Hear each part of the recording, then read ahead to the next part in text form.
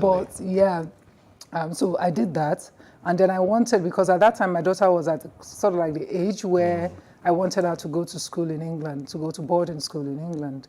And I didn't want her to be there on her own. I wasn't going to leave her in a new culture on her own. So I wanted to also be there with her, because I was particularly wanted to do, because I'd done, New Dawn was very newsy. It was daily, every day. So you have to always react. And for me, with that kind of intensity, I'm reacting with every fiber of my being. I wanted to then write. I wanted to do long form. Because long form allows the kind of reflection that I'm better at. My voice is better reflective than reactive. Which meant I wanted to do like documentaries and films and shorts and things like that. And so that's why I got a partner and we started a company in the UK to be able to do that, with the view that I'll be going and coming. Because I've always seen sort of like the different parts of the creative industry in Nigeria, as at that time, it's becoming better now, kind of worked parallel instead of working together. So you have literature that wasn't coming together with filmmaking.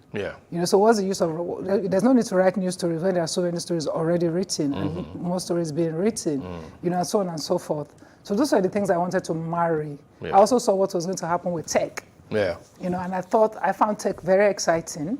Each time you talk of tech, you light up. Yes, because, I don't like to be held down.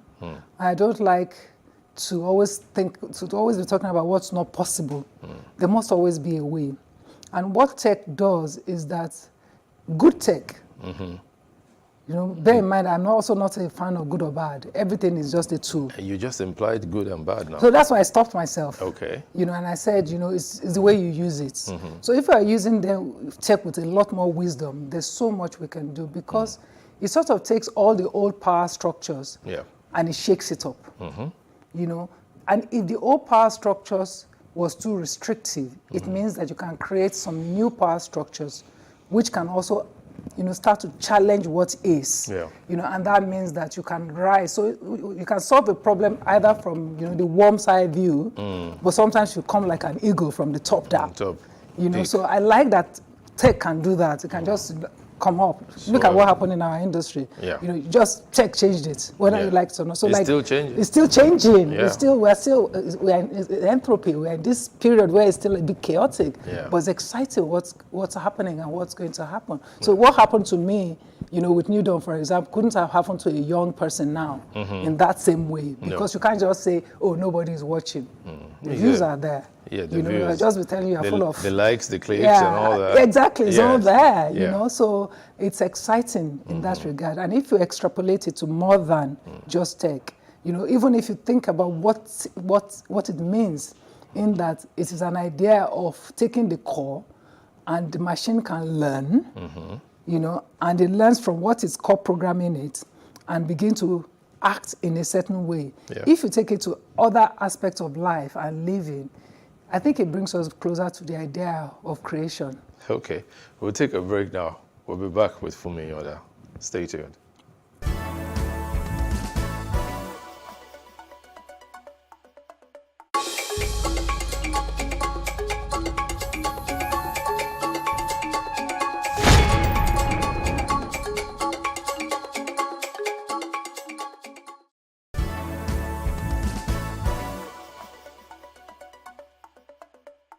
Welcome back. It's still Timeless Conversation. My guest is Funmi Iyoda. Yes, Funmi, we were talking about what you did next after New Dawn, when New Dawn was done. I like the rhyme of that. Yes. Okay. Now, you moved around Nigeria a little bit, made some inroads in terms of having guests, meeting people in their communities, in their locale. But you stopped it again. No, and we must come back to the back end of production in the country. So that was 13 documentaries. It was 13 full-length documentaries. Okay. And that would be one of the first productions. I don't know if there was any other place out of Africa that was nominated at both the Banff Festival and the Monte Carlo Festival in the documentary category of its own, not in an Africa category, Okay. not in a female category, not in Okay. any of the categories. There It you was go. there with the big boys. Okay. It was Bam Bam with these big boys. Do you know what I mean? So critically, it was really successful. I remember flying to SA and being in the mall and people telling me that they saw these documentaries on DSTV at that time. So it was really successful. It's back to the same issue again back here. In that, and that's, we must really think about it at the end of the day. It's the same thing for the tomato seller and the pineapple seller and those of us selling content. If you have a situation where the economy is struggling, and when the way to determine when the economy is not struggling as much is really in terms of productivity, how many products can be made in that country. Because at the end of the day, if you watch Korean dramas, for example, they have all these placements of all sorts of things, from phones to coffee to it's all made there. Or global companies that are operating out of that country. So if you don't have the robust economic back end, it will also show in everything, because at the end of the day, what is the amount of the total advert spend in Nigeria, you know, or media spend in Nigeria, vis-a-vis the number of media platforms in Nigeria. Even those of us who have risen to the top of it and make money, really, how much do you make to make the back end make sense? So do you make enough money? Look at the movies that are being released. What is the highest grossing cost of how much do the highest grossing movies make? There was a point when I wanted to partner with some Chinese investors to set up 200 screens in Nigeria. Yeah. Actually, Lagos alone, because we did the research. And for Lagos alone, if you want to start breaking even, as at that time, you need to have up to 200 screens. Are you kidding? You understand? So actually, for it to make sense, you know, for what we're doing. But that didn't happen. I don't want to go into the stories of why that didn't happen. It wasn't for lack of trying. Okay. You know, that didn't happen. So the back end is key. And the back end is back to the infrastructure of everything. You know, as it is difficult to sell tomatoes, that is how it is difficult to sell content in an environment. Well, for example, even like Netflix has come into Nigeria and all of that, the amount of money they'll commission stuff in Nigeria is not the same amount they'll commission even in South Africa. You know, back to really what your market value is. You know, so there's no shortcut to solving our bigger problems. That said, of course, there are new ways and there are more extensions of ways to make money in the back end for content in Nigeria. I mean, this is not the whole conversation where we can go into that, but really, we have to look at the back end of everything. How much money really can you make from it, and can the money sustain what you are doing and grow it further? But making money from it presupposes that you even have funding to so start that's what I it. say. It's a lot of things, because so what we see and envy in other countries, we don't pay enough attention to how it is done. So, for example, people are always talking about, oh, you know, we should tell African stories. I smile. You know, I'm one of those who says that. You know, I mean, I think that we should talk to ourselves first before we're even worried about what people are thinking about us. You know, we overvalue the opinion of other people. We don't value ourselves. We don't value our people. But isn't that why we should tell our own story? To ourselves. Yes, first. You understand? Yes. So we won't be talking about telling African story, because we didn't wake up this morning and think first and foremost I'm African. I think I'm Nigerian. That's what I'm You saying. understand? So in Nigeria, Yes. first and foremost, we need to talk to ourselves. How do we talk to ourselves? What do we say to ourselves? What's Every our day. reality? So what does reality mean? Reality. And what lens are we looking at reality from? Yes. We have also learned that through what tech has done with media in the world, that everything really can be manipulated. Yes. Opinions can be manipulated. And the challenge with some of that is that once you believe something, especially if you have the collective believing something, you will replicate it over and over again. All of my life, I've known us to do nothing but complain about Nigeria. Not because there are no issues in Nigeria. There are big issues in Nigeria. But I used to think that when we complained about Nigeria, it was because we wanted to do something. I've realized that we have what I call trauma bonding in Nigeria. We truly just, and it's understandable because these things have happened and they are horrible. We just want to talk about them. Oftentimes when we've come to the point of let's do something, I've always seen a sort of pushback. That is not to say there are no people doing things in Nigeria. People doing amazing and excellent things. We don't pay attention to them either. Who is that pushback from? All of us. Yeah, but then we can't keep saying it's all of us. So Some of us may complain and also I offer don't- solutions.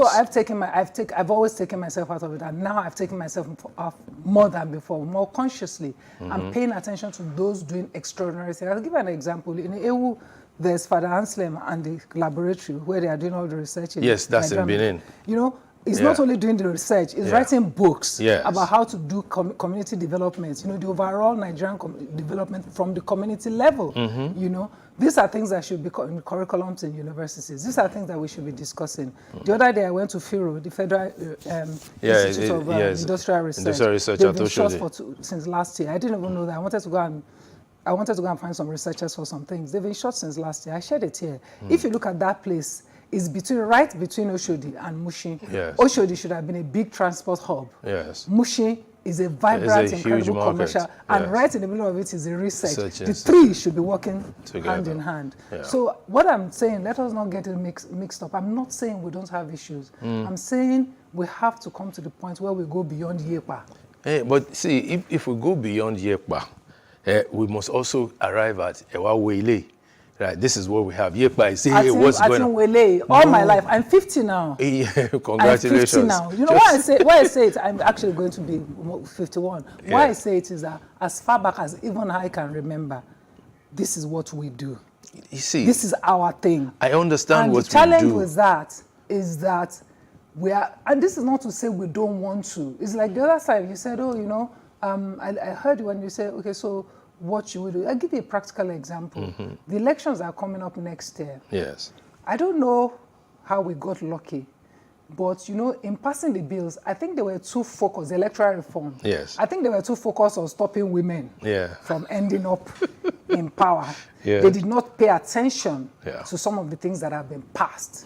It's going to be much more difficult to rig elections in the next election. It will be. This is a big win. It is also going to be easier to register to vote for all of us. It means that to be able to swing the election, you will need to do vote buying. It means that for anybody who is serious, you know, they have to now start engaging people from community level, ensuring they are registered, ensuring they know them, ensuring how it works from word to word. You know, because at the heart of all of this is poor leadership. Behind poor leadership is disengaged followership. You know, I'm not saying we don't have problems. I've used this example many times before, that if I come with you now, Mr. Agumbanwo, and I say, Mr. Agumbanwo, my house is down the road. Come and follow me, let's go and eat a bar in my house. When I get to my house, and my house is a mess, my reaction, if I said, Kole Dafunle, and I just start going on, this house is a mess. Can you see the mess in the house? You are not blind. You can see the house is a mess. Yes. My natural reaction should be, gosh, what has happened here? Okay, Mr. Agumbanwo, please wait. Let's make it another day. Let me clean my house. When I finish cleaning this, I will call you back. Or I should join you in cleaning it because I'm parcel of it. Yes. That's what I mean practically. Yes. That we need to do. The practicality also should include us telling our story where it is positive. We've told enough of the negative. But that's we're what saying I'm the saying. same thing. Yes, we are. You know, so that's what I'm saying. That you know, we cannot continue to trauma bond. What we do is trauma bonding. Every day, they kidnap my mother. You know, the other day they kidnapped my own father too. In fact, they kidnapped 3 people in my family. What I want to hear is, what are we going to do? Because if we as people really change our minds, our leaders will know that we have changed our minds. Yes. You know, I'm not saying it is easy. I'm not blaming us. We're all in this together. It's hard. Yes, I know it is but hard. I'm saying, and I'm not saying, I'm not even, notice I didn't say celebrate or not celebrate. I'm not saying we shouldn't tell our story. I'm asking us, what story do we tell ourselves? Are we talking about the likes of Father Anselm? Are we talking about the boy that's making solar power in Borno? Are we talking about even you that are sitting here? I came for this show because I know who you are, Mr. Agumbanwo. I know who you are. Thank you. I want to tell your stories the way it is. I want to hear the story. If I say to, and I've seen this happen, if I pitch to a bank, for example, that we want to do, you know, development talk in the area of content and all of that, and that the keynote speaker should be Mr. Agumbanwo, they'll say, no, we should go and bring somebody from London. We should go and bring somebody from America. Because that's where they have tilted their attention to. Two things. One is a racket. Yes. Somebody's going to be able to make more Yeah. money that way because Yeah. they're changing dollars. Yeah. The other one, we don't value our own people. That's true. It's a simple matter of not value. We overvalue others. In fact, you see, talking about not valuing our own stuff, right, is actually at the heart of this cry to tell our story. For instance, this is going to be very controversial. Most times, people who come from our society, and I mean generally, right, they have this notion that for someone to come from a polygamous background, as they say, you have missed something. That, oh, you should have been ideal if your parents were one man, one wife. My father had 4 wives. You understand what I'm saying? I relate with all of my siblings. In my family, there's nothing like a half brother, half sister. Is either a brother or a sister? You understand? My mother was the first wife. You get? Now, I have friends whose parents were just my wife and I know what their families look like, right? Their families are not half as close as my family is. I think that we are telling our stories. I think we don't value our storytellers. That's it. I think this example you have given, in any community, people know this. If they say they are backward. Yeah. You understand? Even in terms of people telling stories, if I go back to content itself, remember what I told you about Newton, what our own people said? Yes. That I don't watch NTA, yes. and I don't watch you, and I know this, I get that feedback all the time, you know. The same thing I would say, they would say, oh, so even the music, until recently, nobody cared about Nigerian music. The only reason why they are now making a lot more noise is because other people like it. So everybody's happy because somebody else has told us that, oh, they like it. There are even Not because we Nigerian like banks it. that don't advertise on Nigerian media. Exactly. So when we talk about telling our stories, that's what I mean. We don't lack. It's like when they say, for example, they don't call me anymore because I think maybe I'm no longer a woman or maybe I'm not successful. They don't call me to all these successful women programs to come and talk. You know, and I'm thinking, but I haven't heard you call somebody, you know, maybe not even the Yaloja. In most locality, there will be women in that locality who have done amazing work in terms of, you know, being able to build an enterprise, who are deep thinking. They may not speak English, or they may not speak English the way we want them to speak it, but they are successful women. Why is nobody talking to that one? Because we don't value them. You know, so whether it is in the area of commerce, it is in the area of content or anything, we already have everything we need. We don't. It's the same thing with our food. I can't tell the number of people who say to me, for example, oh, you know, I'm sure you don't eat Nigerian food. That's why you look like this. And I'm like, okay, if you say so. If you want to ask me, and ask me, I will tell you what I eat. You know, I do eat Nigerian food. You know, and the reason I eat it is because somebody was saying to me the other day, oh, I said, do you know have you looked at the science behind some of the food? Do you know how complex it is to make ogi? Yes. It is a fermentation process. Yes. And everybody knows now that fermented food is good for your guts. Do you understand? Gari and fermentation. We don't even know what it is. Yes. What if you don't know it, how can you value it? You know, so I'm just using these practical, so-called smaller examples to extrapolate into bigger things. So even, for example, in the area of leadership, the few people who are even doing good things, we're not able to ascribe them the real value and therefore to support them. Remember what I said about tech again. Yes. You get more of what you do. You get more of what you believe.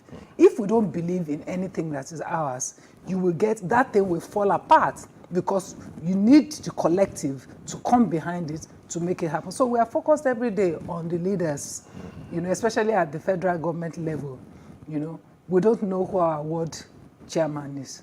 We don't know who our councillor is. We don't know who is supposed to repair the road. We don't challenge the system itself. But we do even understand how the system should work. It's meant to work. Thank you. Do it. So we don't. So changing things going forward involves engagement. And this is not me saying, oh, people should know, because they will say, oh, if people, if people want to go abroad, this is part of our own development plan too. There have been countries, we've seen the example of other countries where their diaspora came to be useful for the country at the right time. Yeah. So everybody should follow their path.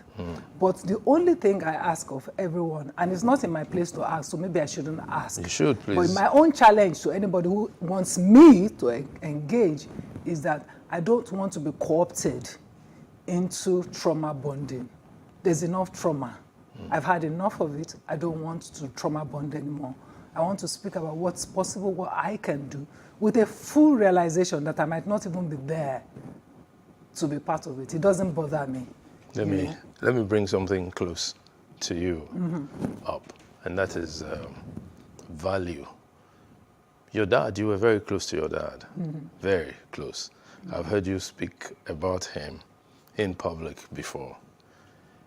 Why did you grow up to be that close to your dad? Or how did you grow up being that close to him? My dad was engaged. My dad was obviously openly loved his children and loved me. You know, we grew up with my dad, you know, myself and my 3 brothers mostly. So, of course, you know, that was the parents. You know, so oftentimes, you know, I'm not a fan of labels. You know, when you hear things like single mother, I always smile as though there were no single fathers. You know, so my father was a single father for many years, you know, and it meant that it was us and him.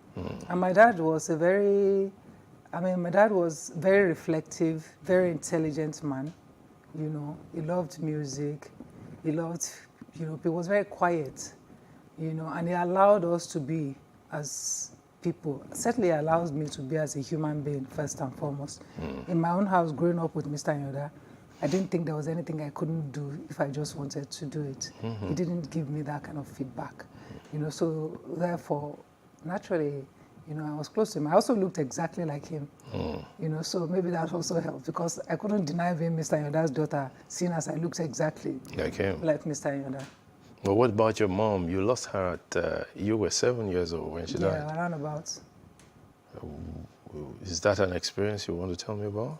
I mean, I've written about it. I've talked about it. I'm not reading a book now. I've written about it. Yes, she did. She did. You know, I will say like some of the things is interestingly there's fuel scarcity today. Okay. But as at the time it happened, you know, this is like 40-something years ago. You know, it was the same thing. We don't know for sure, but we think she must have been in a bus that had fuel, you know, and it exploded and everybody died.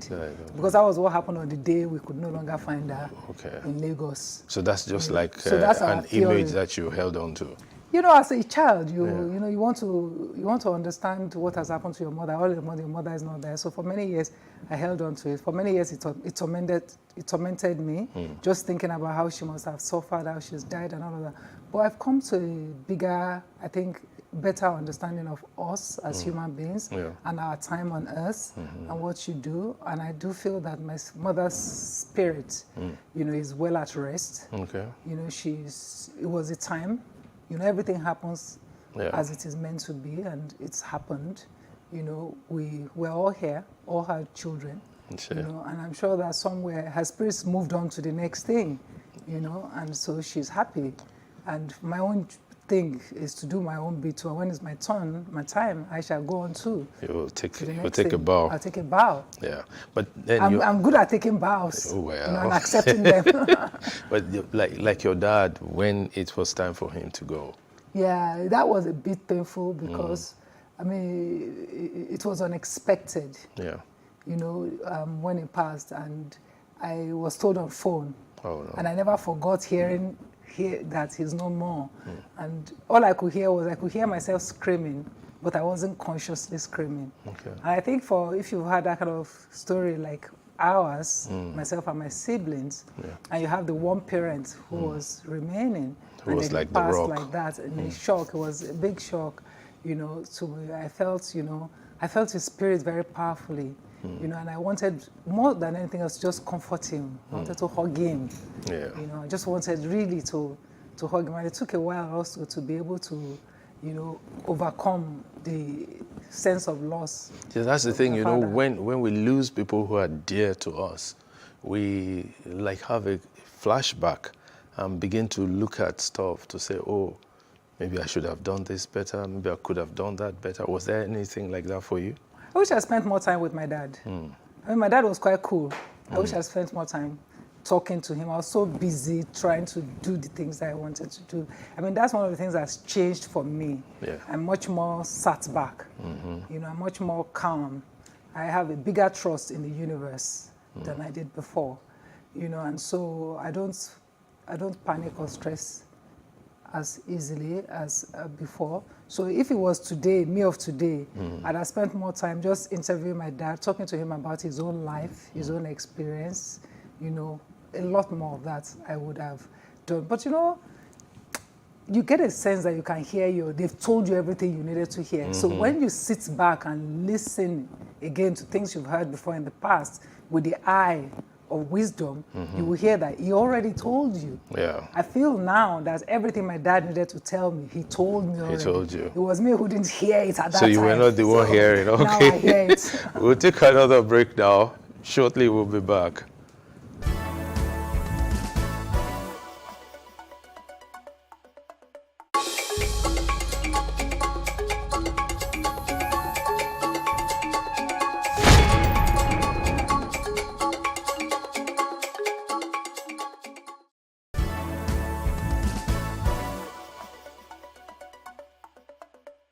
Welcome back. I'm still having conversations with Funmi Inyoda.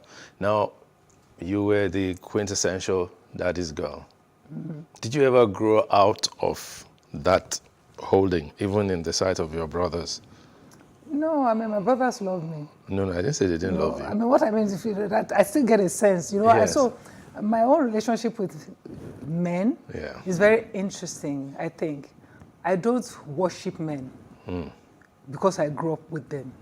That's Do you understand? deep. In a very, so I don't also outsource my own responsibility to men in that regard. But what that does is that I feel that it helps me because I don't have the expectations that society teaches women to have. So you have to clear that. I don't outsource my own responsibilities to men. What does that to mean? men. I mean, usually they teach you that a man must take care of you, a man must carry everything.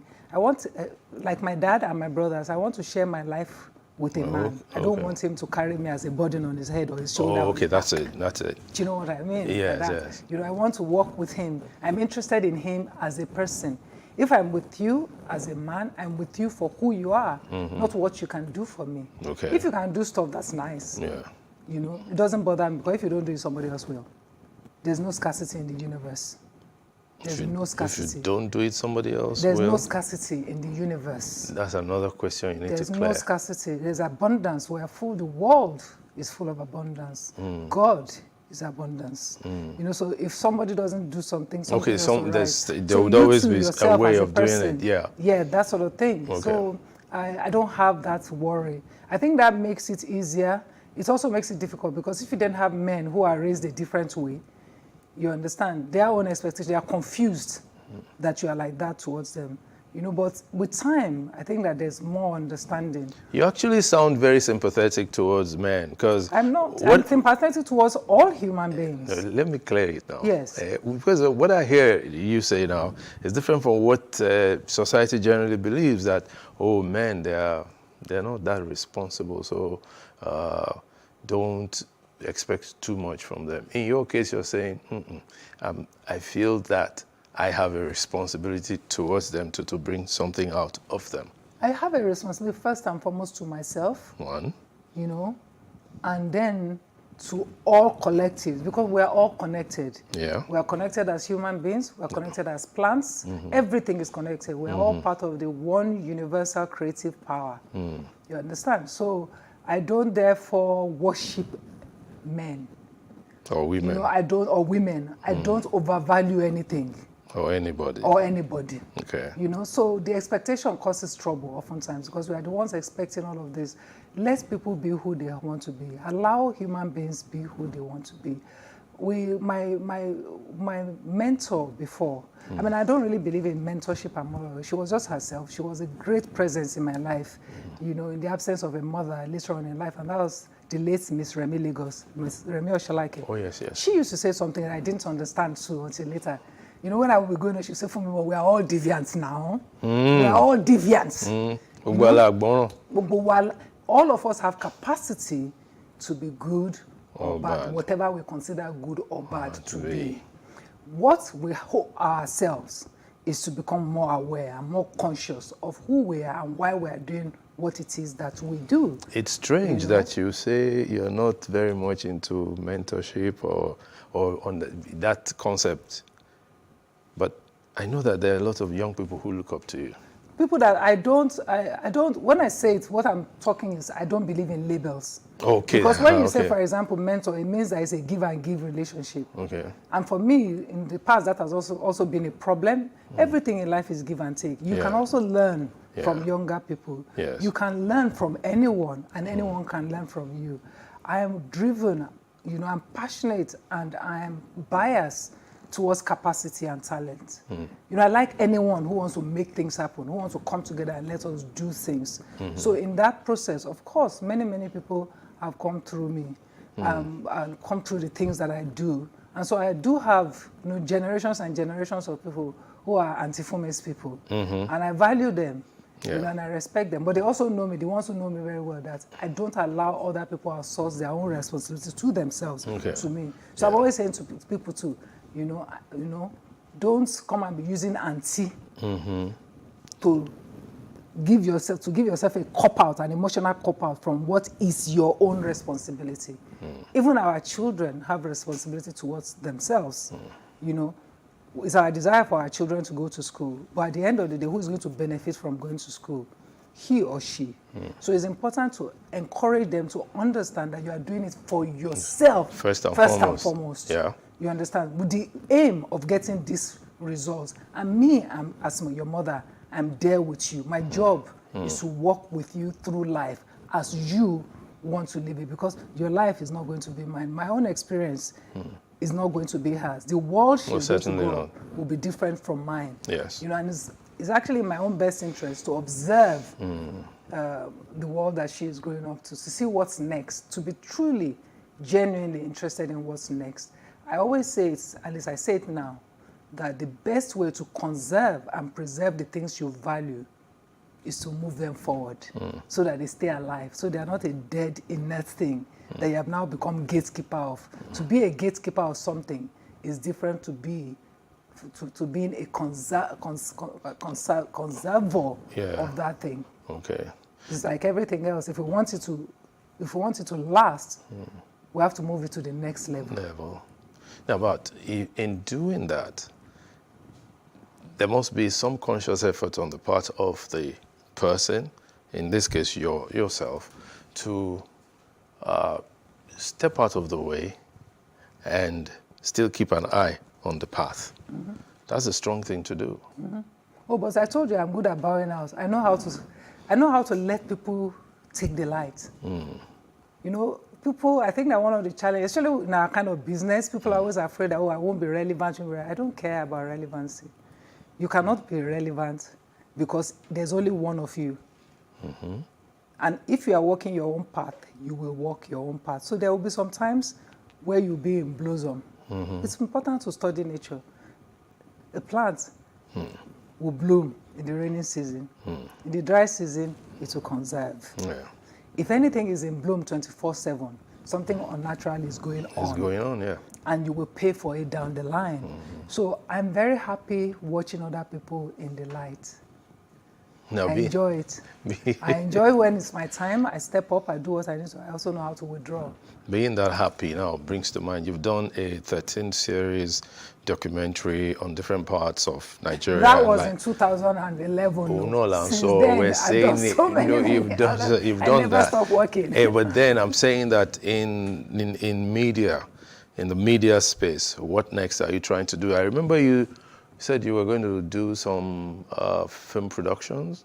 Yeah, I mean, I have Whatever a film happened to that? Yeah, we did. The film is on Amazon, Working with Shadows. We adapted Judibia's book. Oh, okay. You know, it's on Amazon if anybody wants to watch it. You know, eventually it'll be on That's Netflix. Working with Shadows? Working with Shadows. Okay. It premiered at the London Film Festival in 2019, just before the pandemic. You know, before then, You know, as I said, I started a company in the UK, and we do all sorts of things. You know, everything in the media we do, from consultancy to strategy to production, and we've done different, you know, projects and productions, including events. You know, the How to Fix Nigeria conversation with the Royal Africa Society. That was our brainchild too, Okay. and we did it for 4 years.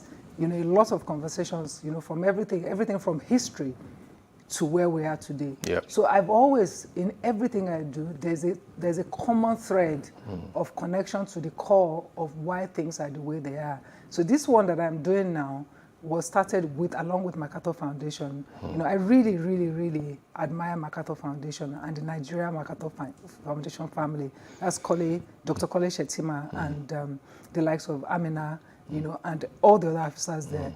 You know, what I like about them, because you know, if you don't have confidence, you know, and if you don't know what you're doing, you cannot be with other people who are intense and are clear about what they want to do. Intensity. You know, they don't have those worries. They are quite clear what they want to do, and they support making that happen. You know, they come up with great ideas of how you can do it. They also show corrections, especially in an area that before now, in terms of the back-end funding, I'd never done anything with, you know, a grant-giving organization. I'd always done the commercial. So now we're doing both mix of commercial grants and all of that, you know.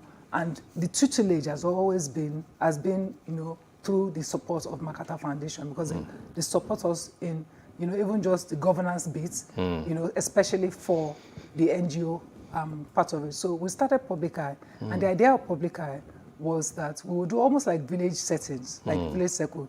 In our society, when something goes wrong, you call everybody, you sit down together, and you say, well, what happened?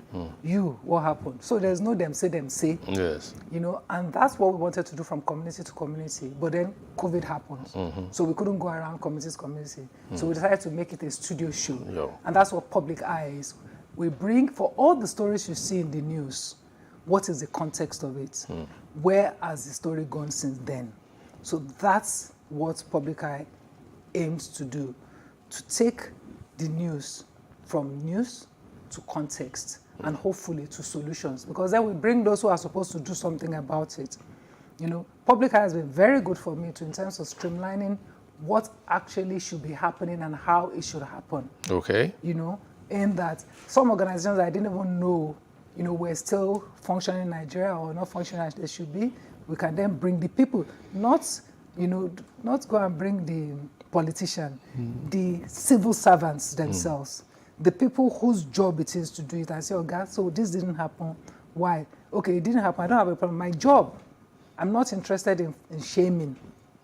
Shaming doesn't work where you are post-shame. We're in an environment that is post-shame. I heard you mention then that, we've become used to all these things. No, what has happened is that we have become helpless, and people have become, you know, that's why we also do the trauma bonding, because we don't know what to do. And once one is in that situation, you know, we won't be able to see the light. I always use a story in the Bible, you know, because it resonates with people, of Hagar, that the well was always there. It was there. She just couldn't see it. In plain sight. Yes, and what happened was that our eyes were open.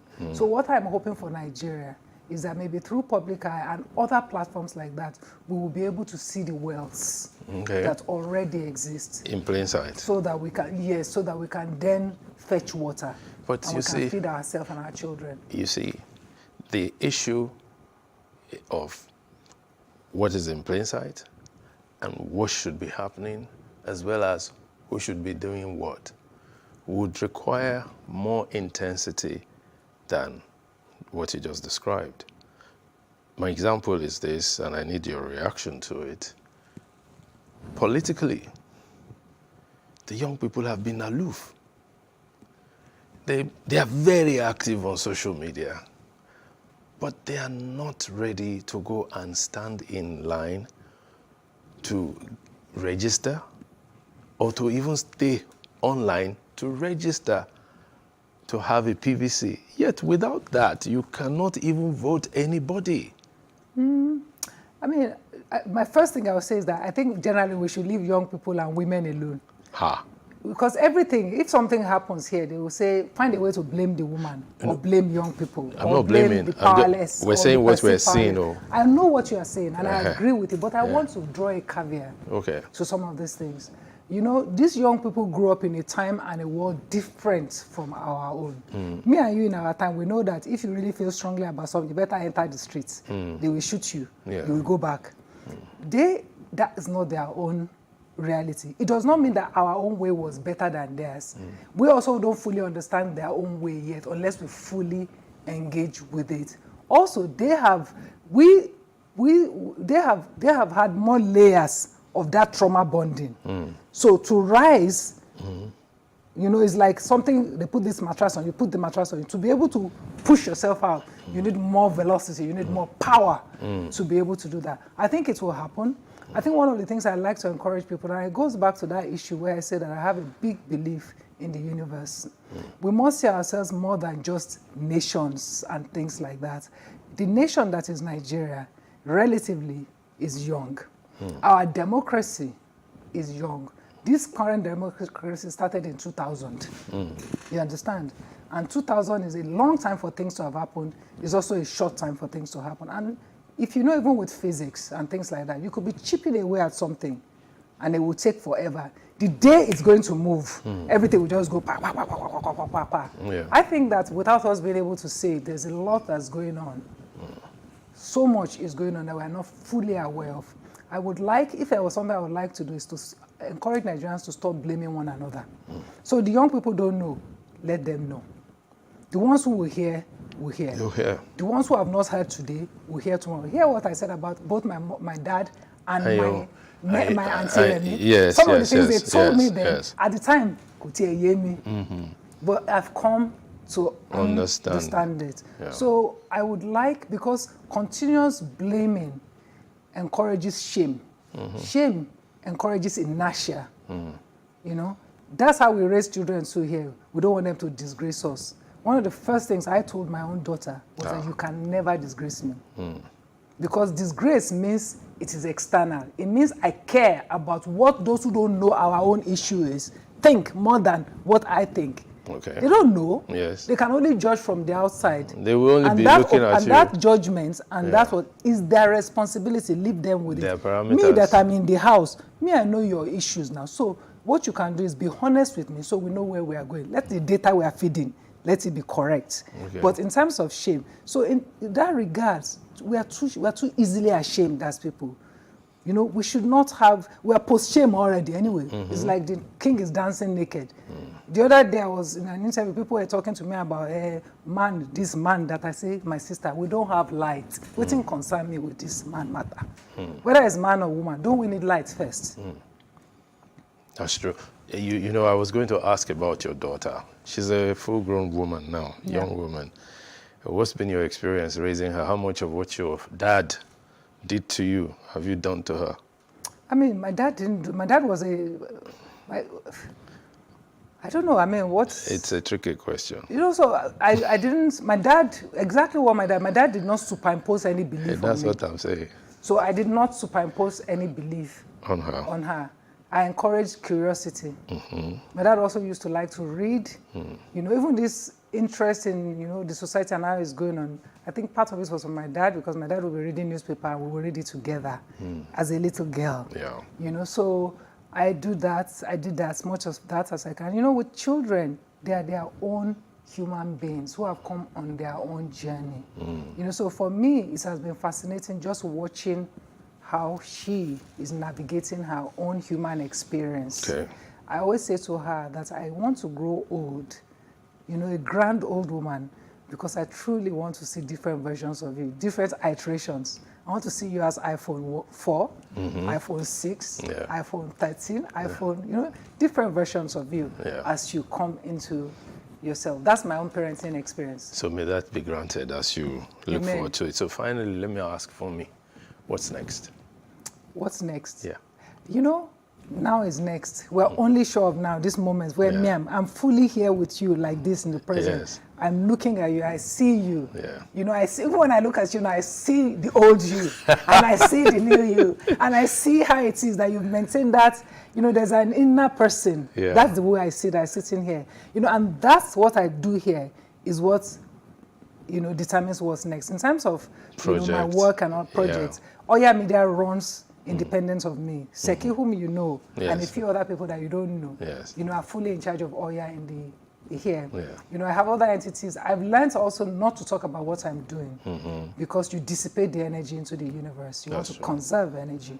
You know, but as you've known throughout my life, I will always work, you know, in one way or the other. Also, suffice to say that I have things that I'm working on that excites me in my belly. Okay. And I just ask all the time that I get the time, the resources, you know, the people, because people matter, you know, the co-workers, the co-visioners to bring it to pass. Because the more each and every one of us actualize ourselves, the more we contribute to the society at large. All right. So Funmi, thanks so much. Thank you. For 1 full hour of gist. I hope I didn't run your ears off. And catching up. It's been nice. Up, yes, know. So it's been... My love to your children, especially Lucky. Lucky, oh yes, Lucky is doing so well, yes. Thank you so much for watching. It's been Conversations, Timeless Conversations with Funmi Iyanda. Funmi, thanks for coming. Thank you. Next time, we'll bring somebody else who will be as interesting. Likon Ogunbanwo. Thank you.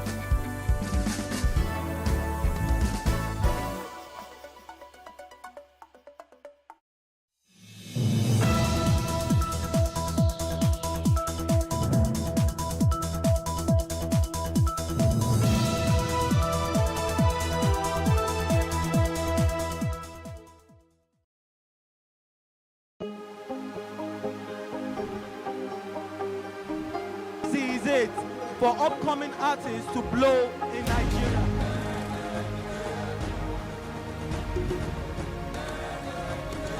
Welcome to Plus Trending.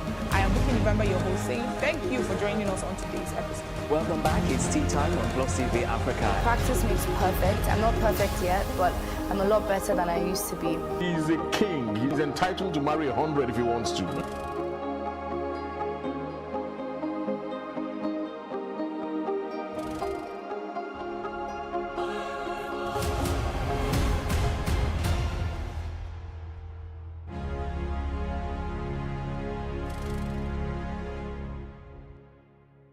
An African girl somewhere is sitting at home, accompanied by dreams that seem so far away. Africa is one of the continents with the highest out-of-school percentage in education, and girls are at an early disadvantage. The sub-Saharan Africa records about 18 million out-of-school girls. This gender gap extends to the tech space with a projection of only a 33% global female workforce representation in tech firms for 2022. Let us help change the stories and numbers. Africa Agility's Project Train a Girl campaign is working to help train African girls in tech. You can donate as little as $2 or 2,000 Naira to help a girl in tech get her heels in the door. Visit www.africaagility.rallyup.com/PTAG to donate.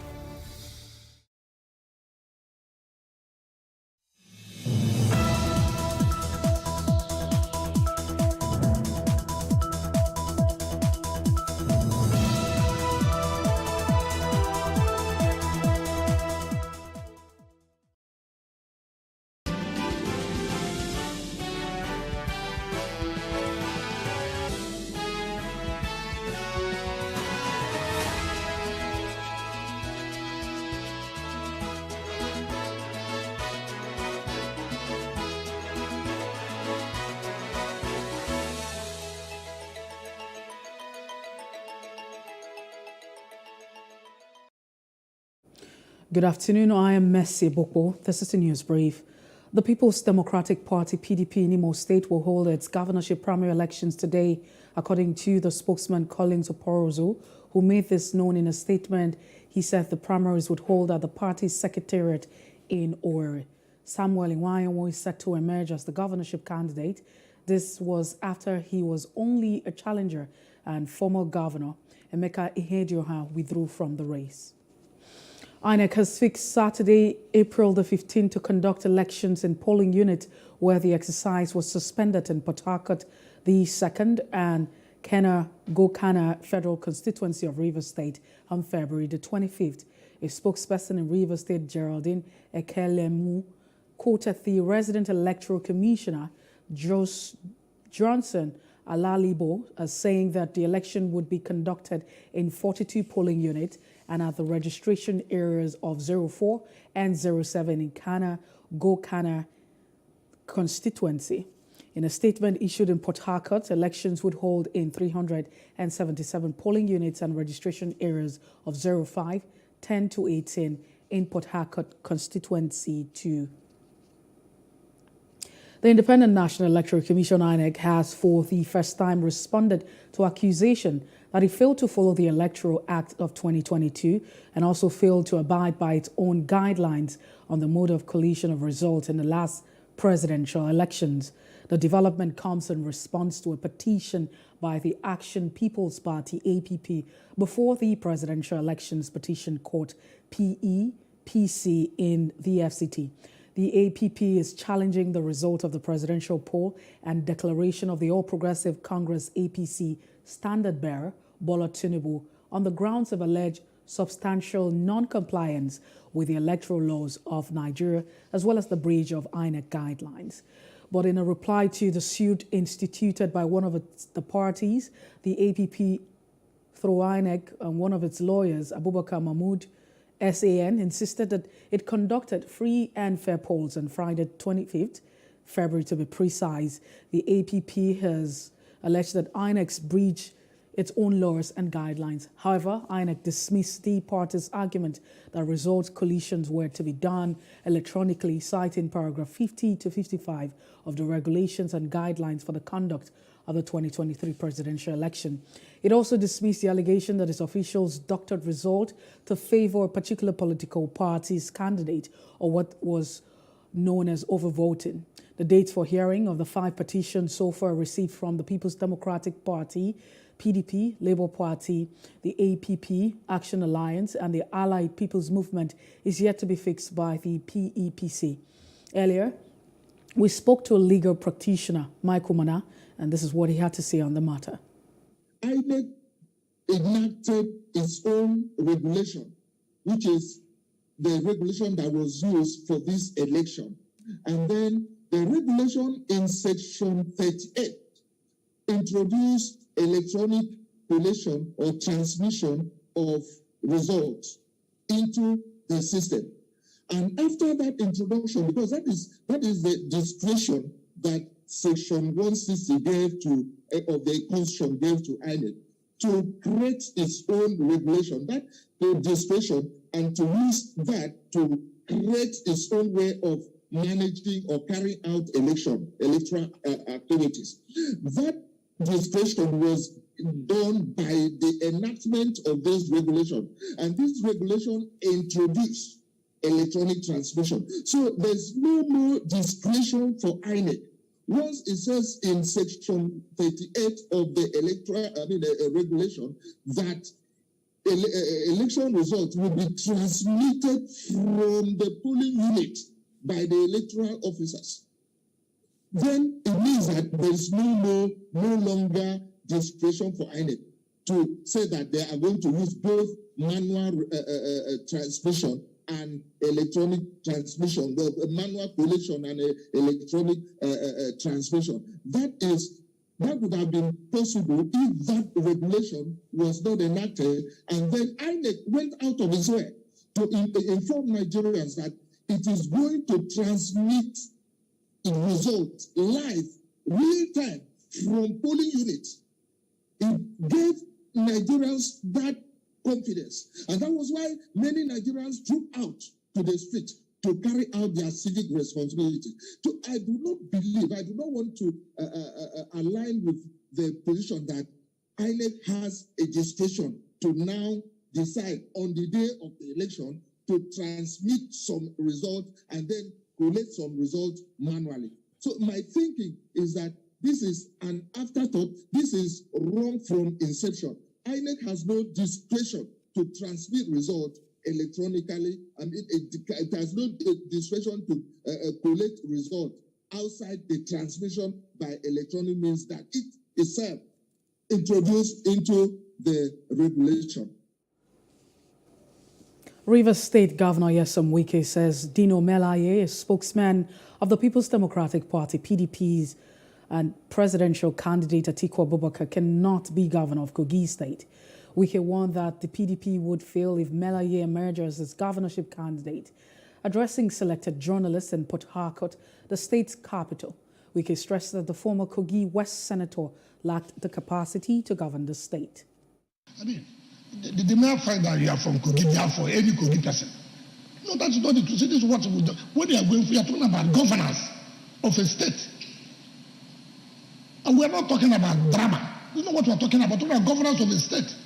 For Christ's sake, PDP presents such a candidate, and you mean that Kogi people want development? You see, let us stop this idea that it's from Kogi. It's okay. Take, for example, anybody from Lagos State, because election, then Lagos people will just not vote for him because you're from Lagos. I mean, that can't be serious. Are you saying Dino doesn't have... Dino does not have what it takes. For Christ's sake.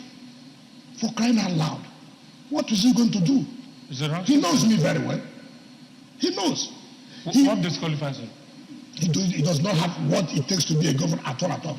It's not by coming to add drama on television. No, it's not that. It's not by coming to arise to abuse Wike. It's not that. It's not that.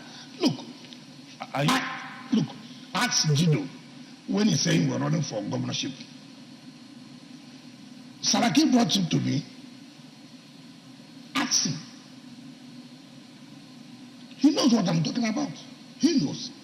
How can you tell me such persons will be governor? In a swift reaction, a governorship aspirant of the People's Democratic Party, PDP in Kogi State, Dino Melaye, has fired back at Governor Nyesom Wike of Rivers State, who laughed off his aspiration to succeed Governor Yahaya Bello. In a statement on his verified Facebook, Dino said Kogi is not Rivers State where Wike determines who becomes governor, explaining that power belongs to God. Wike is a pretentious character, is a liar, and he has no integrity, no iota of integrity. Wike was calling me when Atiku Abubakar was to announce his running mates. I have records, and I've printed it out, and I'm waiting for him. He called me 19 times in 2 hours, begging us to convince Atiku Abubakar to make him the vice presidential candidate. So when I see him lying on TV, because of the south of this country, because of southern Nigeria, the thing of moves to south, you that were lobbying us and begging us, promising us heaven and earth to convince Atiku Abubakar to make him vice presidential candidate, to the extent that he was at the airport. I have a video. He spent hours in the airport waiting for me to call him to say, Atiku, I picked you as he was at the airport here, waiting, calling me.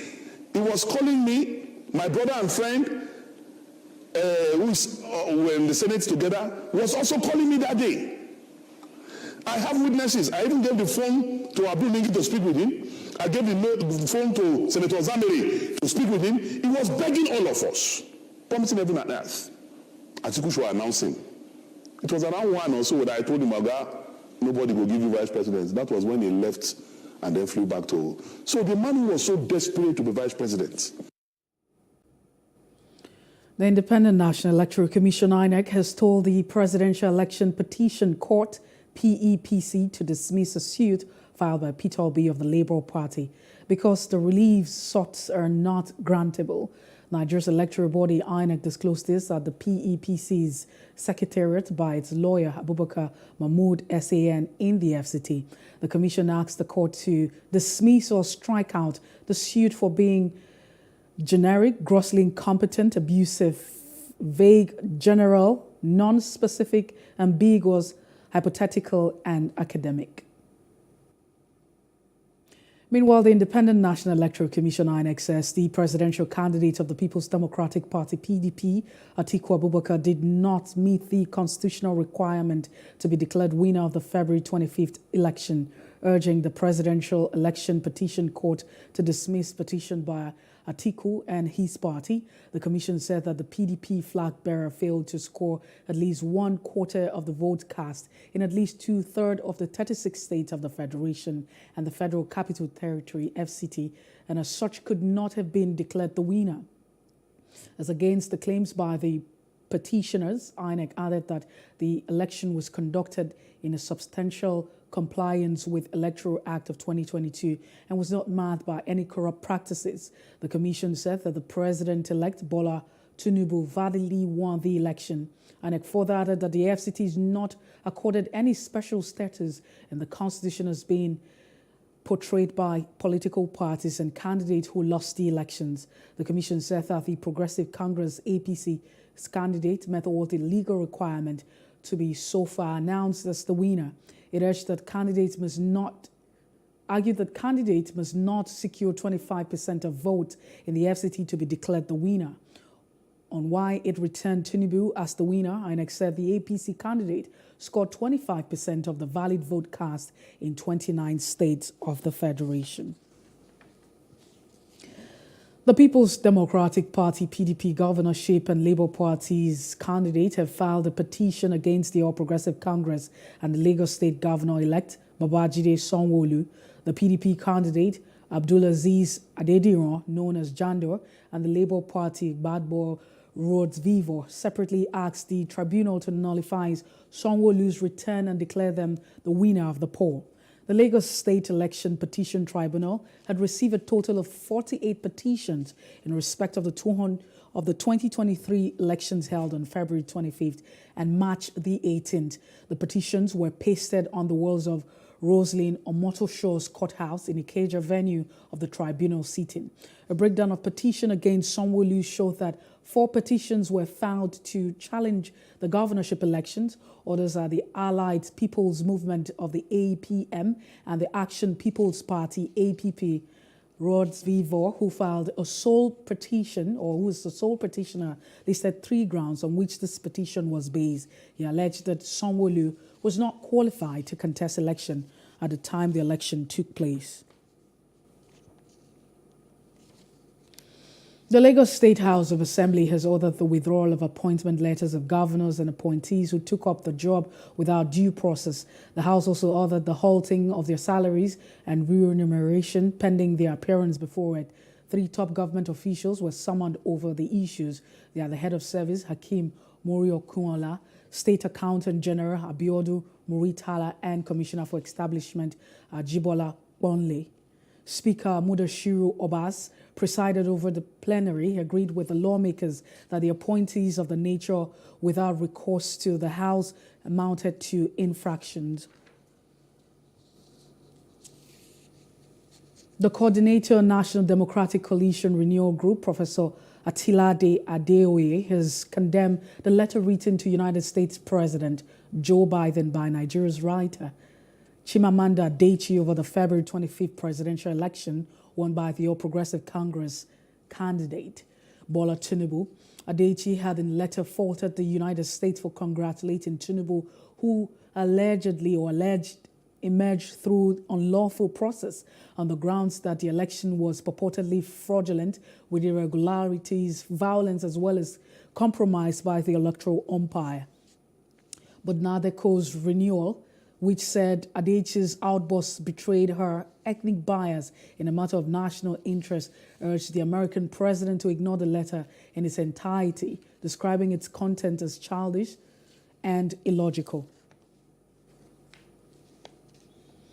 The renowned novelist Chimamanda Adichie expressed her disagreement with the Nobel laureate Professor Wole Soyinka over his comment on Labour Party's vice presidential candidate Dati Baba Ahmed. Adichie stated that Soyinka's description of Baba Ahmed's comment as fascist was a strong word and not appropriate for the situation.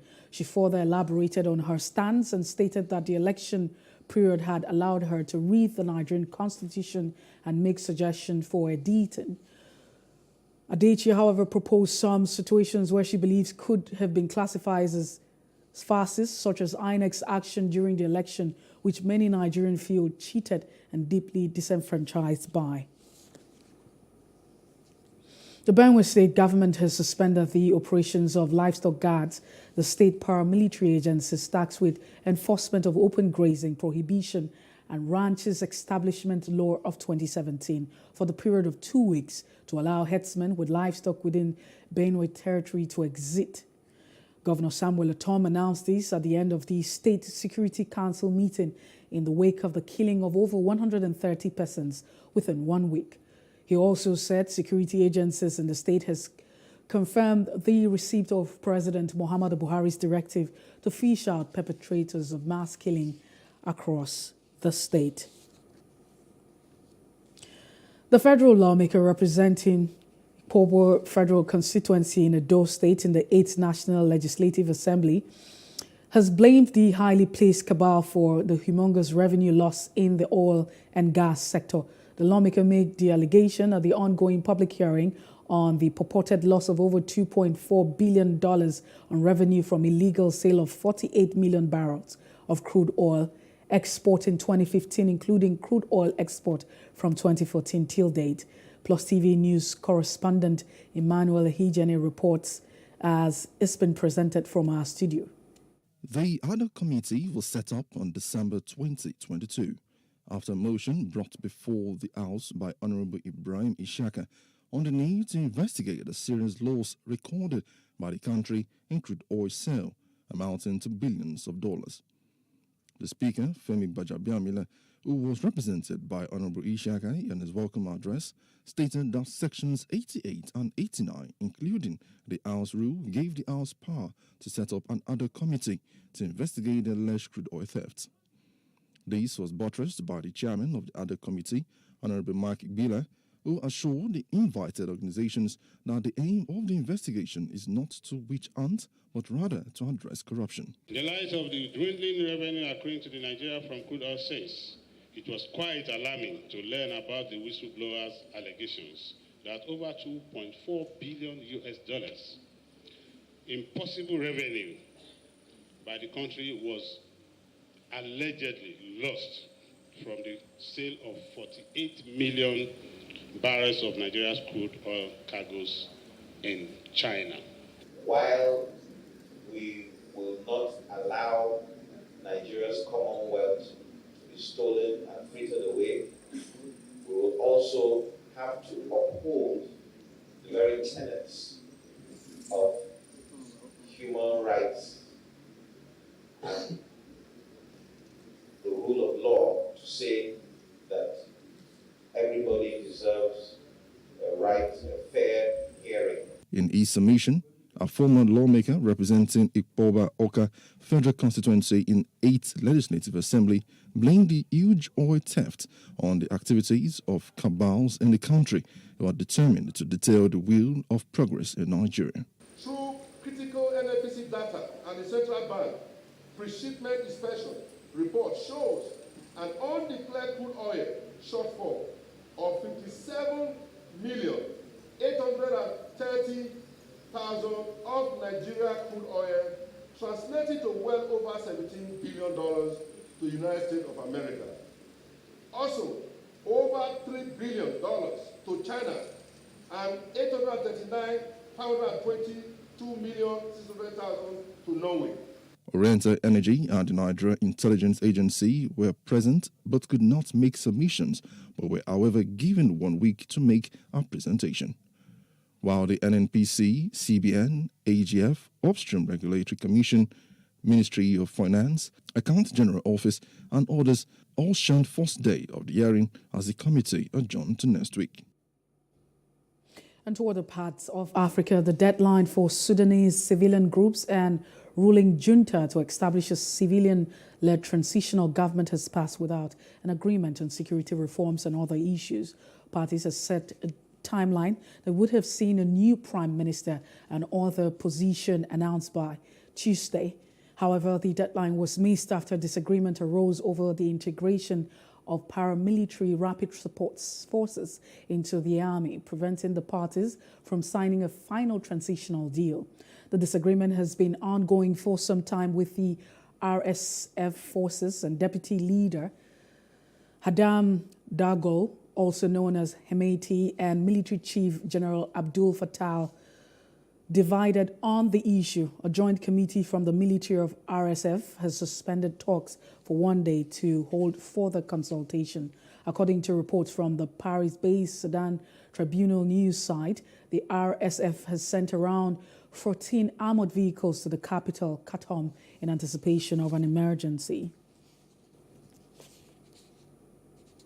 And outside Africa, China plans to close the airspace of north of Taiwan in next week, the self-ruled island's defense ministry said Wednesday, and it could disrupt flights in the region amid rounds of intense military drill by Beijing. When asked about the earlier reports on the airspace closing, Yang Wong, deputy chief of the General Staff for Intelligence from Taiwan's defense ministry, said no fly zone would fall within the country's air defense identification zone about 85 nautical miles north of its shores of China's foreign ministry. Spokesman Wang Wenbin said he was unsure of the situation. Meanwhile, China has recorded the world's first death from the H3N8 strain of bird flu. According to the World Health Organization, it was notified by China's Health Commission of one confirmed case of human infection with the H3N8 bird flu virus. The patient was a 56-year-old woman with an onset of illness on February the 22nd. She was hospitalized for severe pneumonia on March the 3rd and died on March the 16th. According to the WHO, the case is a third reported case of human infection with the H3N8 virus, with all three cases being reported from China. Now, some of the hottest singles released in 2023 have made the list of the most searched songs in Nigeria in the first quarter of 2023. Google has revealed that the top search for the year includes the realm of music of Sparrow's contagious hit, Who Is Your Guy, and claimed the top spot with Ruger's Ashiwaju and Carry Me Go by your boy Spice Khalid, securing second and third places, respectively. Others include Aya Stars, Keys Daniel, and Maven Crew. And in sports news, second seed St. Fasnos Tespes barely broke his sweat to reach the third round of the Monte Carlo Masters with a victory over the French Benjamin Bonzi, who was forced to abandon the match within a wrist injury while trailing a 4-1 in the first set. According to Herbert, however, who faced a stiffer test from Britain's Jack Derper with a 10th seed, eventually prevailing a 6-3, 6-7, 3-7-5 to advance into the last 16. Belarusian's qualifier upset another Brit, Danes Evans, who currently sits 46 spots above the world number 74, 2-6, 6-2, 6-3 to set up a third round match against his brother-in-law, the 9th seed. And that's the news brief. For more stories, please follow us on Facebook, Twitter, and Instagram, and do subscribe to our YouTube channel at Plus TV Africa and Plus TV Africa Lifestyle. You can also view us on Limex and www.limex.tv and Glow TV apps anywhere in the world. I am Messi Bukpo. Many thanks for watching.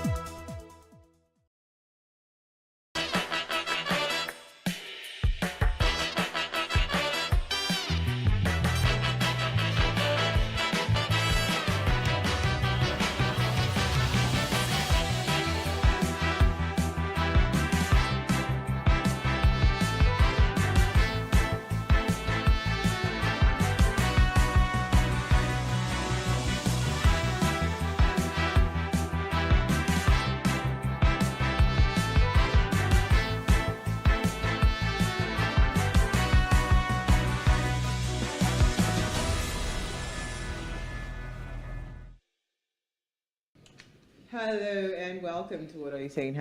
#Ways, where we talk about topics in the news as it affects us all. I am Musayo Mesale, and guess who is back? Our Polish coach. Hello, no, my fan. Hello. We have missed you, Jenny. I have missed you all too. How have you been? That is a very serious question to answer, but it is well. It is well, right? It is well, yeah. It's a whole package unleashing itself. It's for the best. Yes, absolutely. A lot of sacrifices need to be made if we You have can to make say some changes that in our lives. again. Can say that again. So we understand. Hey Jenny, baby, how are you? Hi, I'm fine. She's looking like a baby. Yes, sir. Oh, baby girl. How was your day? It was fine. How was It's the still weekend? a public holiday, so Right? I'm happy. Yes. But yeah. I actually wanted to shelve some things to go do them tomorrow, but I remembered the free road. Yeah. You can't You trade can't it. have that tomorrow. I Definitely. can't have that. So I quickly did at least the majority of what I wanted to do. I ran some errands today, so I needed to do those things. So I'm grateful to God that I chose today to do it because that was an excellent decision you made. I'm telling you, the traffic. I heard the traffic has been monstrous. Very, very. All right, so as we had mentioned, a few weeks back, that in line with understanding what governance would look like or holding our leaders accountable, we're partnering with Enough is Enough to bring issues or bring about information rather to the public to discuss different things. It's going to cut across everything. And this today we want to talk about the Office of the Citizens. We have a few slides we'd like to just share with you. It's just to pass information. I believe that if we know better, we'll do better. So imagine if citizens are a lot more enlightened, because I believe most of the challenges that we faced as a people is, first of all, the biggest one is ignorance. We do not know. So, when you don't know something, you don't even know when the time is right for you to question it. So that's why we're bringing issues around governance, again, in partnership with Enough is Enough. We had Yemi Adamoleko, so she had promised she would be dosing us with a lot of information, and we truly want to shift away from politics and focus on governance and leadership, right? So if we focus on governance and we say, okay, you know what, those people that are now in the seats of power, how do we hold them accountable, to those seats that they occupy, and what are they supposed to be doing? What are they doing right? What are they not doing? Then what's our role as citizens as well in ensuring that they keep up to, their own side of the side of whatever promises they've made. So that's part of why we're having this conversation. So who's going to go first? Will that be you, Jennifer, or Norma? No, I'll go first. Okay, so yeah, just to read your slides, and if they were kind enough to flash the pictures. Let me see if I can pull out mine. I'm trying to find that. Okay. Well, I'm trying to pull it out. It's not pulling out. Why is it not coming?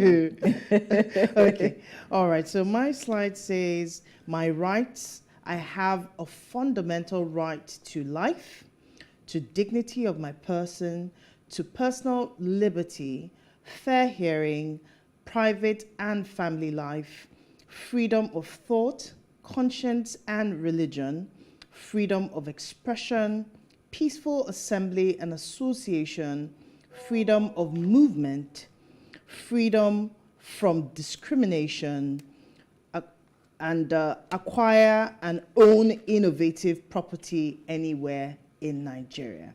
And my second slide says my responsibilities are to abide by this Constitution, respect its ideals and its institutions, the national flag, the national anthem, the national pledge, and the legitimate authorities.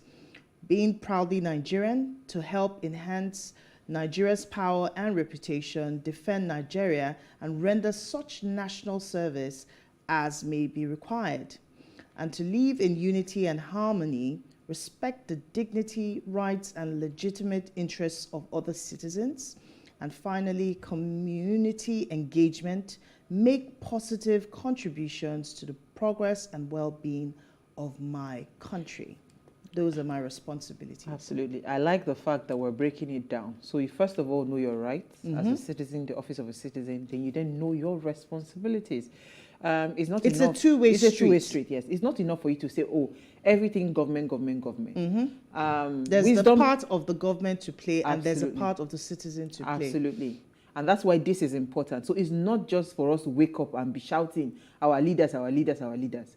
Now there are roles for everybody. For us to cook the soup, make it sweet.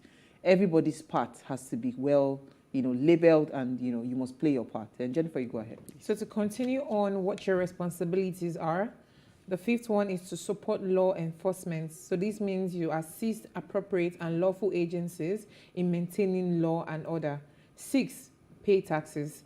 Declare my income honestly to appropriate and lawful agencies and pay my tax promptly. In addition, participate in the governance process, which we already did. An easy guide to participation is the acronym RSVP.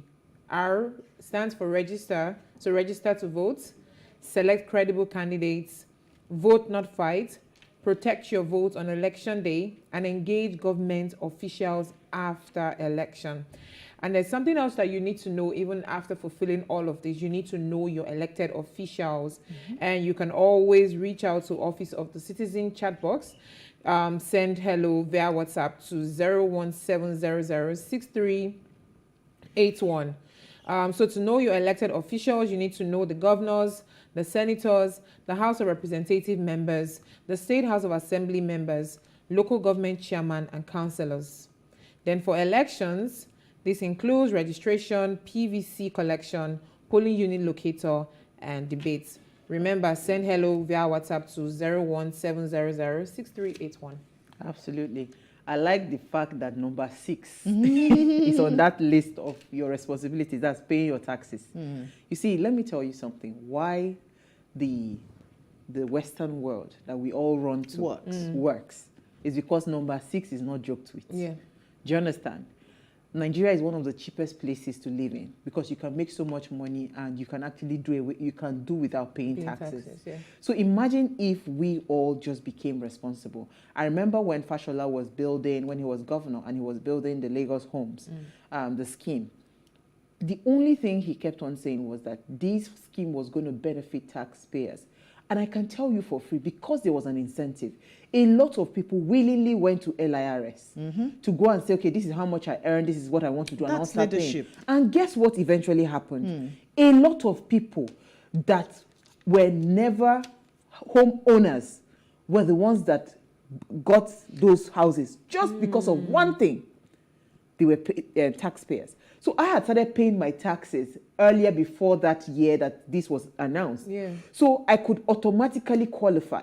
Even though where I was working then, they were deducting money from my salary, but they were not remitting those taxes. But because I had my own private personal business that I was doing and I was paying my taxes, I could qualify for that scheme. So I like what we're saying because, you see, we should know our roles. That number 6 is very important. That is why healthcare is better. That is why a lot of things, they have better road networks, they have better education, they have better cost of living, that paying of taxes. I just want to quickly say that I'll leave you with a quote that says, the security and welfare of the people shall be the primary purpose of government. As simple as that. So today we want to take on a conversation that we would continue, in the course of the week, but we want to start off the conversation, and it is on this, what's it called? The doctors, the bill that's been passed or that has moved to second reading or it has passed second reading on doctors being mandated to stay 5 years after housemanship, just, so that they can, stay back and reduce the brain drain that is happening in the medical field. And here's what we found as today's quote. And we want to tie that to exemplary leadership, right? It is almost impossible to command without being an exemplar and to lead without helping those whom you wish to take into your laps, right? So a bill seeking to mandate Nigerian trained medical and dental practitioners to practice for a minimum of 5 years in the country before being granted a full license on Thursday last week passed second reading at the House of Representatives. Now, this bill seeks to amend the Medical and Dental Practitioner Act of 2004 to address the brain drain in Nigerian healthcare sector. Now, if passed into law, medical and dental practitioners trained in the country will have to practice for at least 5 years before they are granted a full license. Now, today we are discussing exemplary leadership in respect to this bill. But first, let's quickly go on a break. When we come back from the break, we want to see what we found in today's news.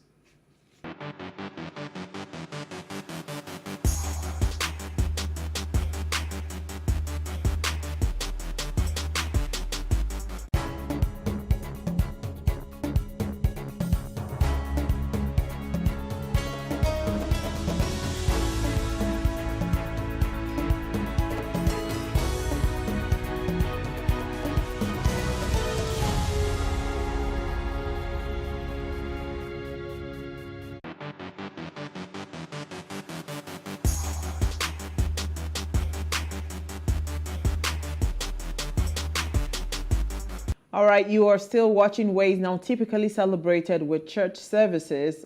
Easter Monday is a Christian holiday that marks the day after Jesus Christ rose from the dead, according to the Christian faith. Now, many people also use this day to be with friends and families and may participate in traditional activities such as decorating Easter eggs or having a special Easter meal. I'm not sure about this egg matter because I read about the history of the egg. I said,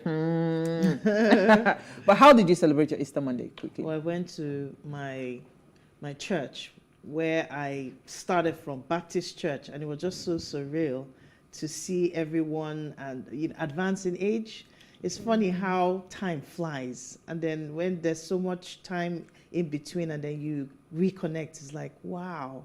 A lot has happened. It was really, really beautiful today, just seeing everyone and living well, advancing in age. But yes, it was good. It was spent in church. 4 hours of service. It's been a while. It's been a while. I was gonna go there. I said, "How we never go there?" Like any service we don't pass 1 hour 30 minutes. I'm sorry, it's not for me. Because I mean, these traditional churches, right? When you go to church, like you practically see people sleeping. Can't you just do chap? As in, I thank God for the new generational pastors that now developed a formula, because it doesn't make 4 hours, 5 hours in doing what?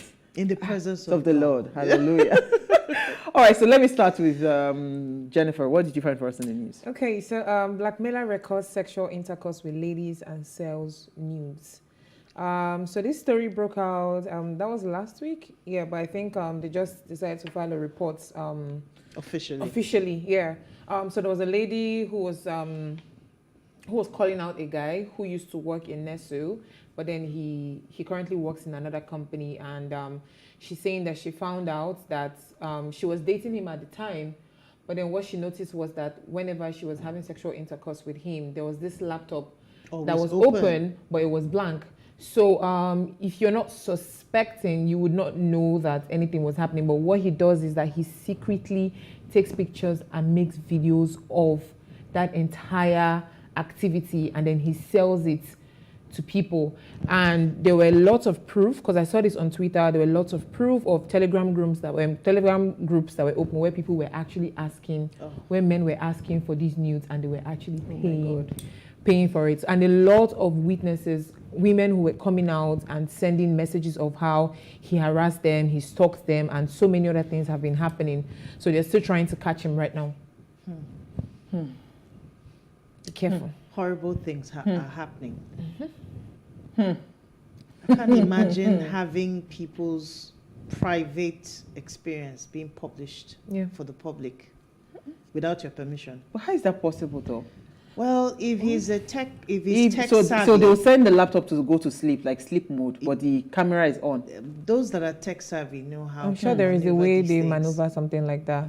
Because I think one thing was, what she said was, when she ended things with him and he was trying to blackmail her, he started sending pictures. So I think someone received a nude picture of herself, and she was like, "I never took this picture myself. I never sent it to you. So how do you have it?" So unsuspectingly, you just be in the room with him, and then he does things like this, and he has done it to several hidden cameras. Yeah, hidden for, cameras, like several women. Several women. Be careful you date you. That's all I can say. Don't mind your story. Okay, mine is still on the story that we're part of what we're discussing this evening. It's about the full list that UK has. UK stops recruiting healthcare workers from Nigeria and 53 other countries. So the red list of countries out. A lot of countries. We have Bangladesh, we have Nigeria, we have Burkina Faso, we have over 53 countries who have currently been banned from being recruited, doctors, nurses, and all.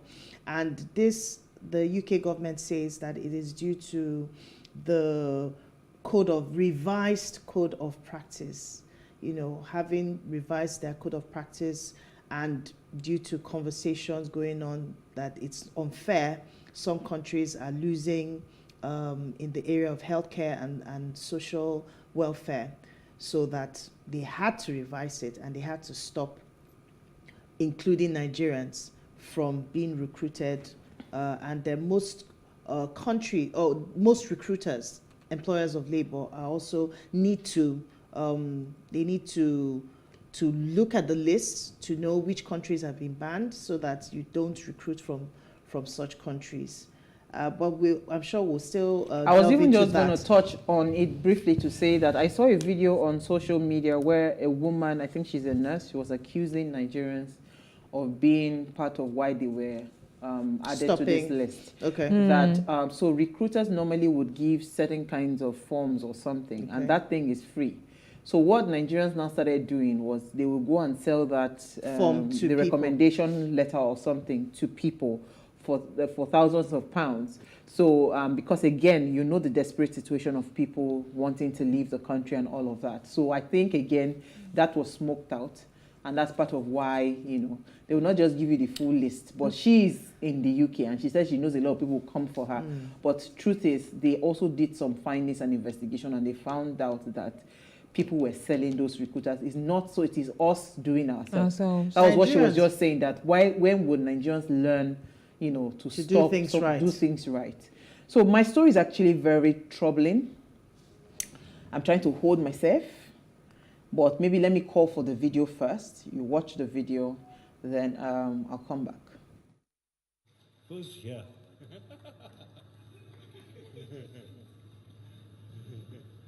Then I think finally here also.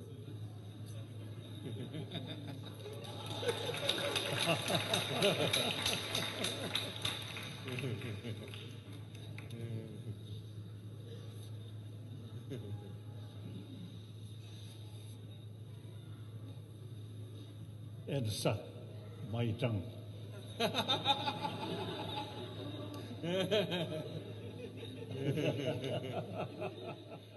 I've been trying to hold myself. So the 14th Dalai Lama, 87 years old, known to his people, has apologized after an unsettling video appeared on social media in which he stuck out his tongue and asked a young boy to suck his tongue. He apologized, saying that normally he plays around and, that he knows that the family, they will feel hurt. This boy was actually the one who asked to come give him a hug. The boy hugged him. It should have finished there. He asked for a peck on his cheek. It should have finished there. The next thing, he asked for a kiss on his lip. He still did not stop there. He then asked the young boy stuck out his tongue and asked the young boy to suck his tongue. You know what? We're going to discuss this matter tomorrow. But I want to say that, you see, pedophilia is not something that people should joke with. And it comes in different, revered, whatever. I have sons, there were just so many things that were wrong for me in that video. You could visibly see this young boy really uncomfortable.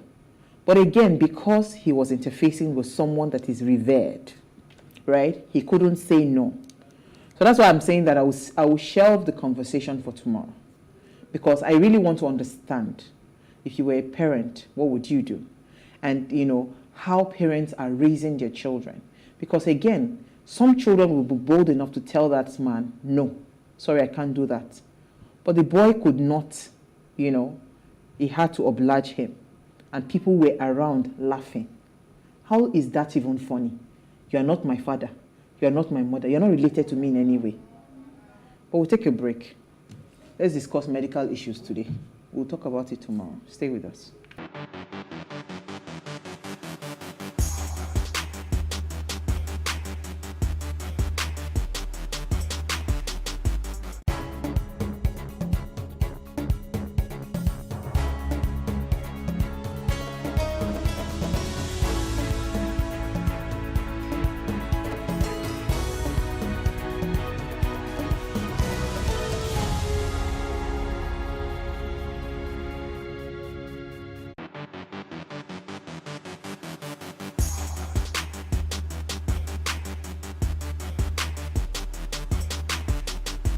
All right, thanks for staying with us. Now, a leader is someone who can see how things can be improved and who rallies people to move towards that better version or better vision.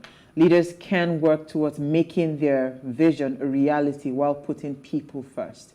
It is universally acknowledged that good leaders change the world, and people don't simply become good leaders. It requires conscious effort and hard work and utmost determination. Now, the brain drain in the Nigerian health care system did not start out of the blues. The doctors and health workers have been dealing with unpaid salaries, declining work environment, and dilapidated infrastructure for the longest time.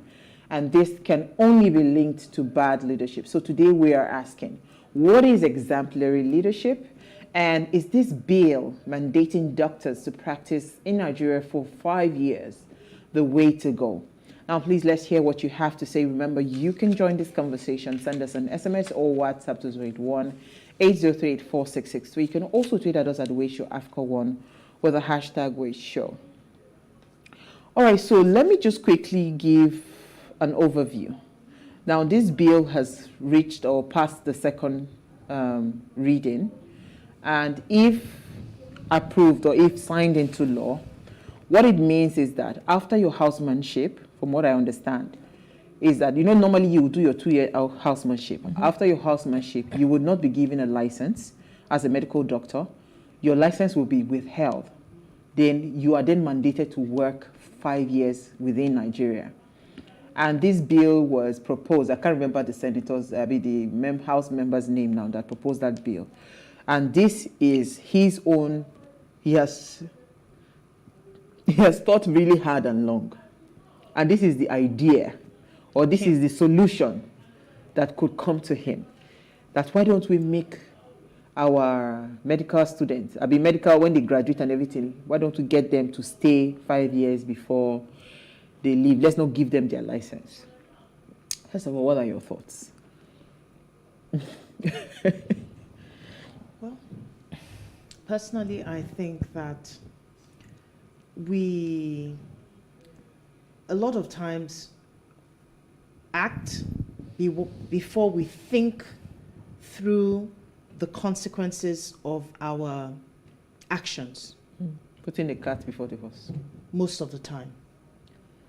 Our leaders, from their actions, show a lot of times that they do not have people in mind when they're making these decisions. When I heard, when I was looking at this bill and the story behind it, I remembered when I was in the university and I did a 5-year course that I ended up graduating 6 years later. And there were medical students who spent up to 10 years in school reading medicine. And then I finished. That was supposed to be how many years? Medical, I think it's 7 years, and then you do housemanship 1 year. So but with strike, you end up adding like 2 years. So say 10 years, and then you finish, and then you go do youth service, and then you tell me to add another 5 years before I can decide to take my life in my hands. And a lot of times I'm asking myself, you will say again, Madam Consideration, if you were the one that spent all that time in school and you wanted a better life, is this the path that you would have wanted to go? Medical students, people who are looking for better, because you've not created that environment that can help me to thrive. Leadership is about creating environments that helps people to thrive. You want to forcefully keep me for 5 years. You have not created a conducive environment for me to be able to thrive. And then you want to enforce what you think is best for me. And that's why, to a large extent, so I feel that this is very inconsiderate of our leaders, because we always like to cut the branches without going to the deep root of the matter. What is causing these doctors, nurses, and medical practitioners to want to leave their country in the first place? What is causing them that urge to move is because the environment is not created for them to thrive. I know very intelligent doctors and medical practitioners, but if they tell you how some of them have not been paid, how what they pay cannot even help them to live the kind of life, not even frivolous now, just basic ability to be able to just. So let me even add, because that's what is being flashed on this end. Let me just add, then you can continue with the conversation. Add a bit of context to what you've said. So it says, as it stands, Abia State government employed doctors are being owed 24 months for those working in the Abia State University Teaching Hospital, right? Now, the resident doctors working in this same Abia State University Teaching Hospital are being owed 22 months, while the doctors working in general hospitals, otherwise called the Health Management Board, are being owed 13 months' salary. And the response to that was that they need to come and work so that they can generate the funds to pay them. I don't know if we think and we put ourselves in the position of the human being who is at the receiving end of these things before we make the comments that we make. If it was your son or your daughter that was put in this position, will you stand up for it? That's the question. And this is about exemplary leadership. How does it show me that you have my interests at heart when you make decisions that do not empower me, that do not help me to thrive? So I feel that they need to really sit down and look at this situation a lot more holistically. Okay, so in line with what you've just said, right? Yakubu Olorigbe, that's the chairman of Senate Committee on Health, described the proposed strategy as inadequate to address the multifaceted drawback, he called it, of the Nigerian healthcare, and incapable of resolving the key issues, like Norma just said, that makes the local terrain unattractive to medical workers. Now, he said that efforts should be directed towards improving the healthcare system, making the environment conducive for workers, that even if at all that medical students you're claiming, because the government's claim is that they have subsidized medical, this, and I'm trying to get the costing of the fee that they are being subsidized, that they've subsidized, highly subsidized medical fees for the students. So he's saying that, you know what, why don't you even give medical students the option to either pay the market rate fee or the subsidized fee? So if I pay market rate fee, you can't come and tell me that you want to tie me down for 5 years. I'd rather pay it and get my freedom. Then if I'm paying the subsidized fee, he then even went ahead to say you must give them two options. One of the options would be that they refund the money upon completion of their training, or they then work for that period of time, which is the 5 years that is being proposed. But you can't just wake up. You know, this is somebody, a medical doctor within the committee there. He said you cannot just wake up and bring this kind of blanket, what's it called? Now let's even go back, because we're talking about exemplary leaders, and I want you to come in. If you really want to lead by example, right, have you in any way encouraged a better healthcare structure in Nigeria? We know that, okay, the other day, Professor Yemi Oshibanjo, our vice president, went to a hospital in Ikeja to go do some surgery. We celebrated them. And we said, okay, thankfully, at least somebody decided to stay within the country. He didn't leave the country. And the hospital actually, you know, they actually did a fantastic job catering to him. But we know how many months our president stayed outside of the country in the bid to get a better medical, healthcare.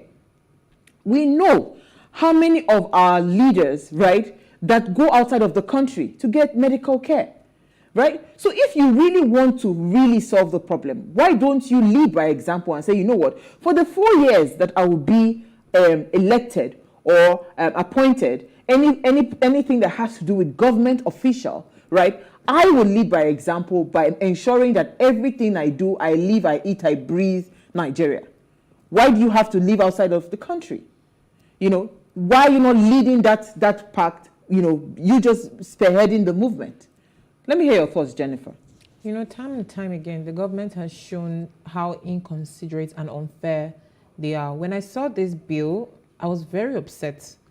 I didn't want to believe that it was true, because if we actually notice, a lot of our governments or governors or house or even the president leave the shores of Nigeria to go abroad to seek medical services or treatment. And then they stay there for a long time. Now you're asking the doctors to stay back for 5 years and work here compulsorily because you don't want them to leave.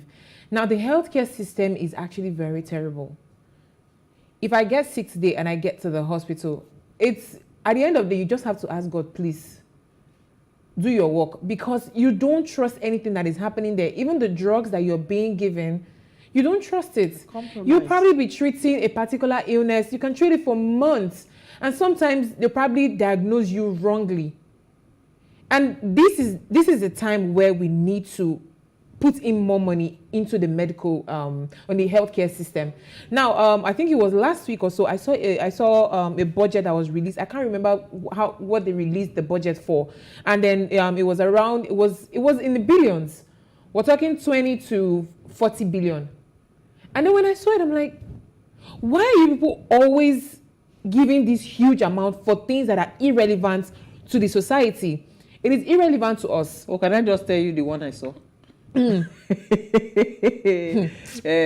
it 12 billion naira to purchase 10 fire trucks? Was that the one you're talking about? Yeah. I saw that. And I was very confused, because I remember a day where they were commissioning a fire service station. When the governor got there, and then they brought out the fire truck, they only had like 5. There was no water. The truck itself was very dusty. It was dirty.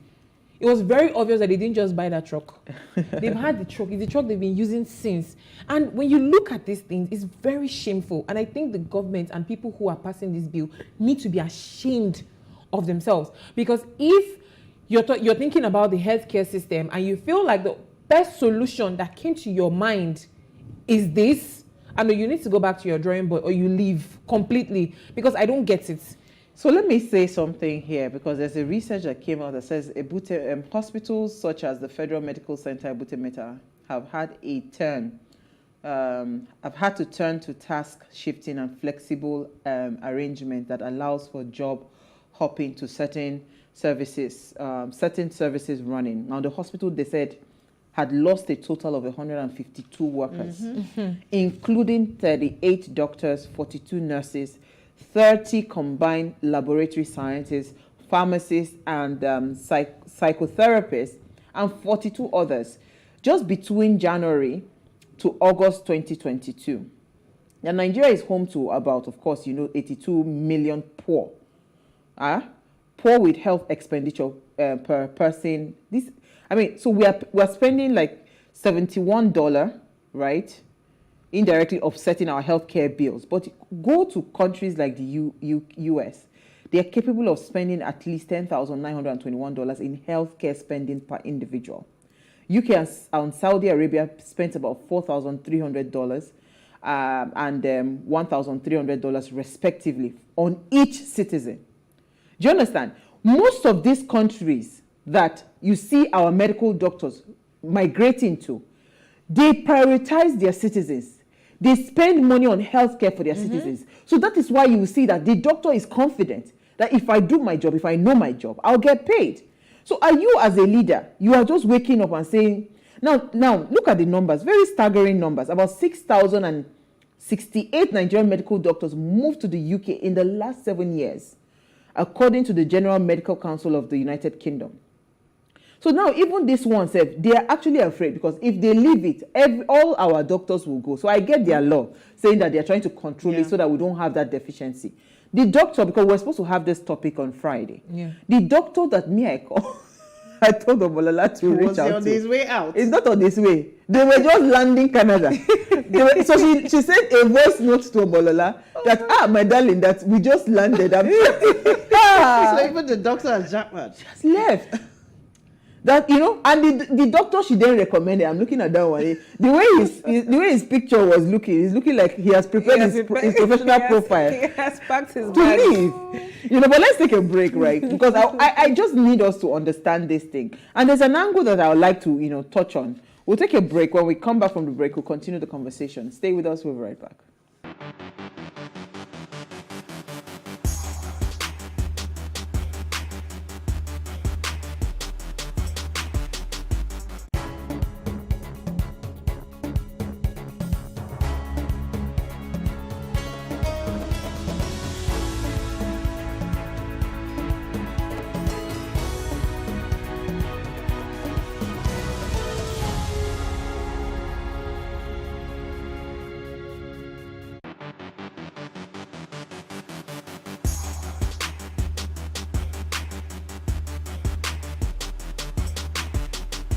All right, thanks for staying with us. Now, if you just tuned in, we're discussing exemplary leadership in respect to the bill mandating doctors to practice in Nigeria for 5 years. Now, please, let's hear what you have to say. Remember, you can join the conversation. Send us an SMS or WhatsApp to 081-803-4663. You can also tweet at us at WayShowAfrica1 with the hashtag WayShow. So, Norma, you touched on a lot of salient points that even me, I didn't even think about it. First of all, I go spend how many months of strike? So you have already taken out, don't forget that some of these people did not go to school early. So maybe, let's say, average, I entered school when I was 25. You come out when you're in your 30s. I come out when I'm in my 30s. I'm required to do NYSC. Then you now mandate me. So because again now, without the license, right? Without the license, would you be able to get what you deserve in terms of payment? Even we know that the payment is not it. But if I am not a licensed doctor, isn't it even illegal for me to be practicing without a license?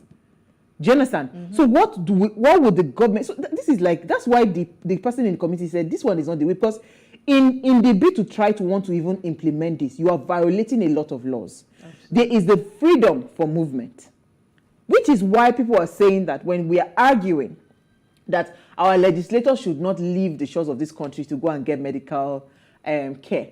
The argument is that there is a law that gives them freedom of movement. And you see, the only thing we can tell them is that when you are going, make sure that you are using your own pocket money, not taxpayers' money. But how would you know which money that they are using? Is it labeled?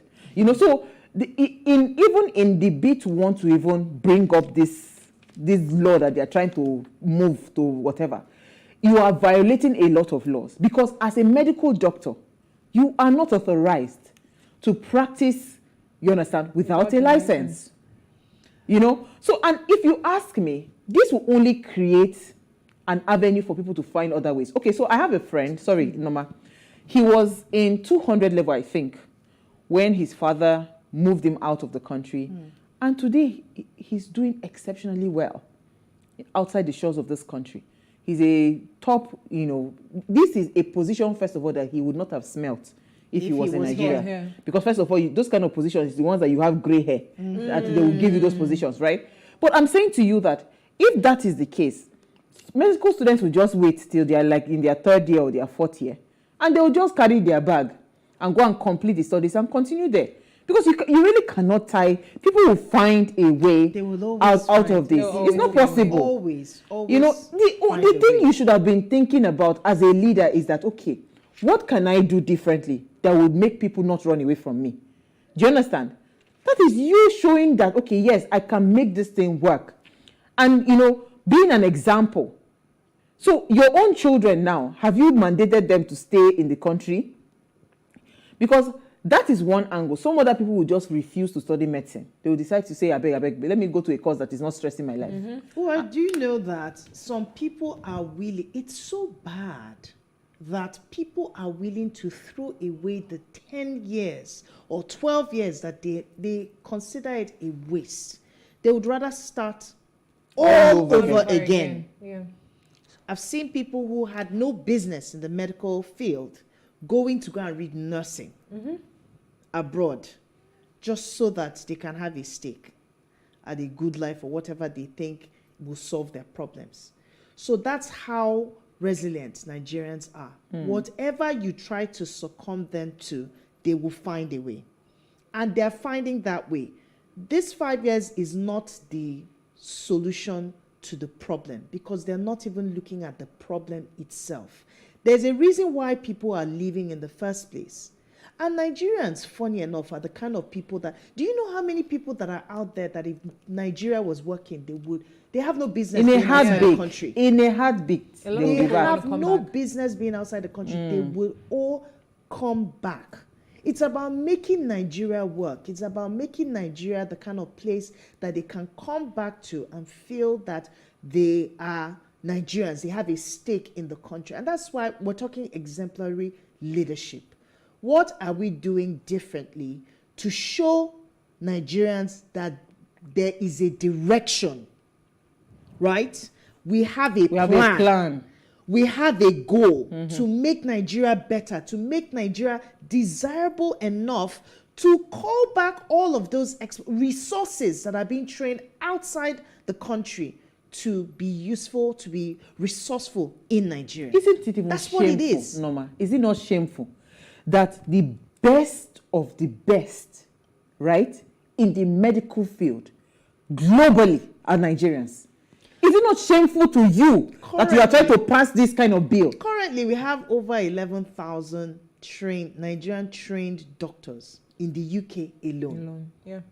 You're not talking about Canada. You're not talking about America. And even if you go to some of those places, you will find out that the top medical practitioners are Nigerians. Nigerians have the ability to thrive anywhere. You just root them in the place that brings out the best in them, and you will see that even the ones that were considered not very intelligent here go outside and they thrive. So it will tell you that the problem lies within. It lies within us and the kind of leadership that is not taking us anywhere. And that's, I don't know, but for future reference, really, is an eye-opener for us. Who are we choosing to lead us in the first place? Because if the person has no vision, no leader, no direction, then we're doomed. I think they need to start thinking more. We've gone past the time of just coming up with things and saying whatever is in your heart or in your mind so you can sound smart. We need to actually put in the work, and people need to start seeing the result. For a profession where they work round the clock, their income is very, very poor. And now in a situation where you have a lot of doctors who are leaving, you have one doctor taking on the shifts of 3 people. 3? So you are exhausted. More than that. So when you're exhausted, they're drained themselves. How do you perform well? On top of that exhaustion, it's not added. Plus, they refuse to pay you your salary.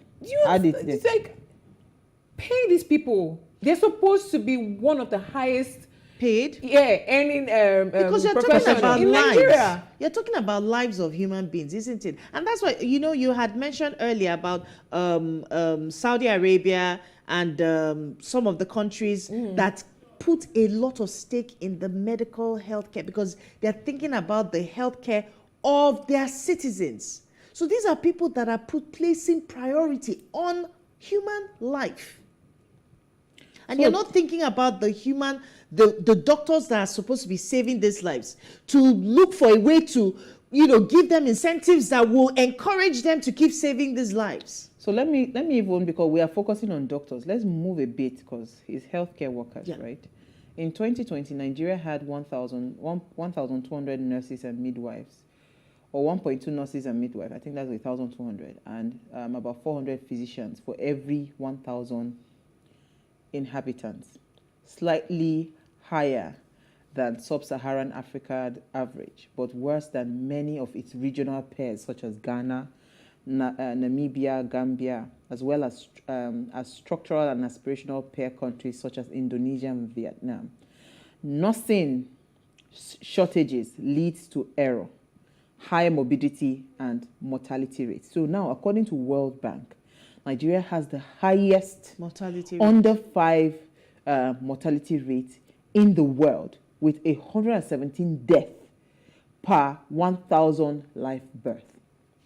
117 children will die in 1,000. So there are problems that we are facing in this country. And if we had leaders that were strategic, you understand, that understood what it takes to be a leader, this would be the, I think this idea would not have even come up in your plan for solution. It's like there is a problem, right? The tree is bringing out bad fruits, and you are saying that, okay, no. Let us find a way to ensure that maybe we take the whatever out. No, there is a root cause. If a tree is not producing well or is not bringing out good fruit, what you're supposed to do is continue to inject that tree with loads of vitamins and treatments and all of that. Just keep injecting the roots. With time, all that thing will blossom and the fruit will start to come out plush and lump. The healthcare structure in Nigeria is very, very poor. I've said this thing several times that I know people that if they were in Nigeria, they would have been dead, buried, forgotten. Do you understand? Because of the health challenges that they had. But because they're in other climes, and it's not to say that healthcare in other parts of the world are perfect. No. It's beyond, it's far from perfect. But what happens is even the problem we're having in Nigeria is actually deeper than just the healthcare. Is the value to human life. Human lives, yeah. That we have not attached.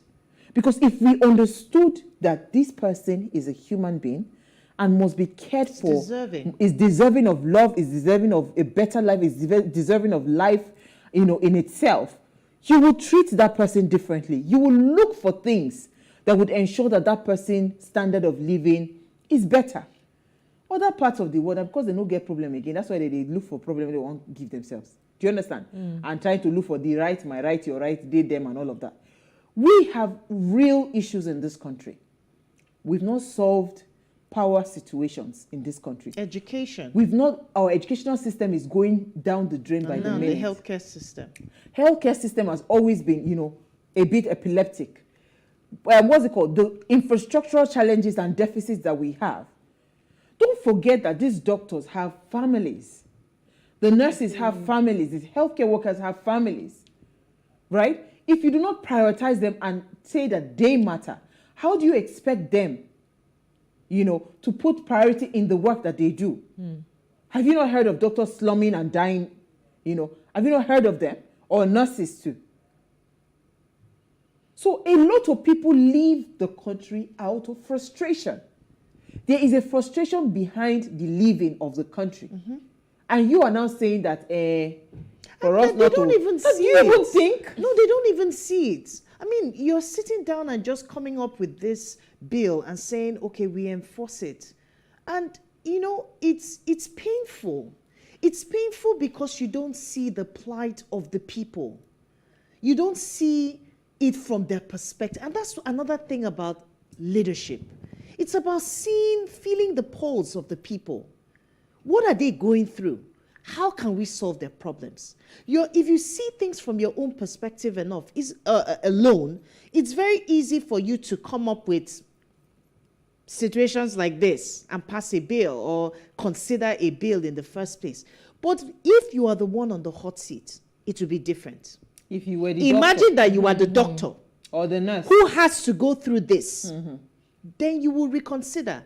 And that's where we want leaders to begin to come from, where you feel place of empathy, the pain of the Nigerian citizen. And if you had listened strongly to what's his name, JRV's campaign, I used to bring it back, and he kept on emphasizing on empathy, right? Yeah. And I think it's the biggest thing we lack in leadership in this country.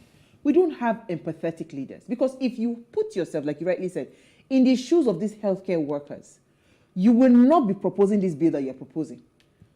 It will not even cross your mind, because you will know that the problem is not because, you think people generally enjoy, living in another man's country, being a second-class citizen. The cost of living in another country, you can't compare it if you were living in your own country. I went to the embassy. You could see clearly this thing was this person's visa fee was a community effort to get that visa, the money to pay for the visa fee. Everybody just wants to live. We're not even talking about healthcare workers alone. We're talking about Nigerians in general wanting to live. And all you can think about is, okay, let us make sure that we seize their license for 5 years. Come on. And sometimes people who are leaving, that was the best thing. Sometimes when people leave, people think that, things are going well for them, that's why they left. No. There are people who have left well and good paying jobs just to go abroad and do menial jobs. They are over there suffering. A lot of them are suffering, but they would rather suffer and toil and be there because they know that there's a light at the end of the tunnel than to be here where every time you walk, the government comes and scatters it. So basically, you have to go back to every square effort one. you make and is in futility. It doesn't make any sense. It doesn't make any sense. I've actually come to believe that sometimes these people have put themselves in people's shoes. They know how other people feel, but they just don't care. I hear some people are trying to call the WhatsApp line. We're sorry, we don't take calls on Mondays, Wednesdays, and Fridays. Just send your messages. But not calls today, please. It is well. So what do we think would have been a better solution if we were to help this young man that is trying to pass a bill? What do you think we should have? What should the proposal look like, or the proposed bill look like? I think part of solving problems is having a dialogue with even the people that have the problem. Part of it is having conversations with the, medical association to say, how can we, you are the ones in the hot seat.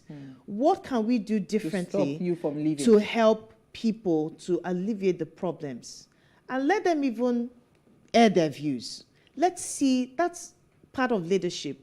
Having a dialogue with the people, having conversations and finding out what is the problem and where did we go wrong? What can we do differently? We're not saying that it's going to happen overnight, but when you start asking the right kind of questions, the right answers will begin to come as well. And that will be a start. They would know and they will have the feeling that, okay, it's like you are now seeing me as a human being. Because a lot of times we make decisions without even thinking about how it affects the other person. So in their own minds, okay, you didn't consider me, you didn't consult me in the first place, so why do you think that I should care? But when they are brought into the situation, they can let them know, these are our challenges, if you can do this, and then you can come to a compromise.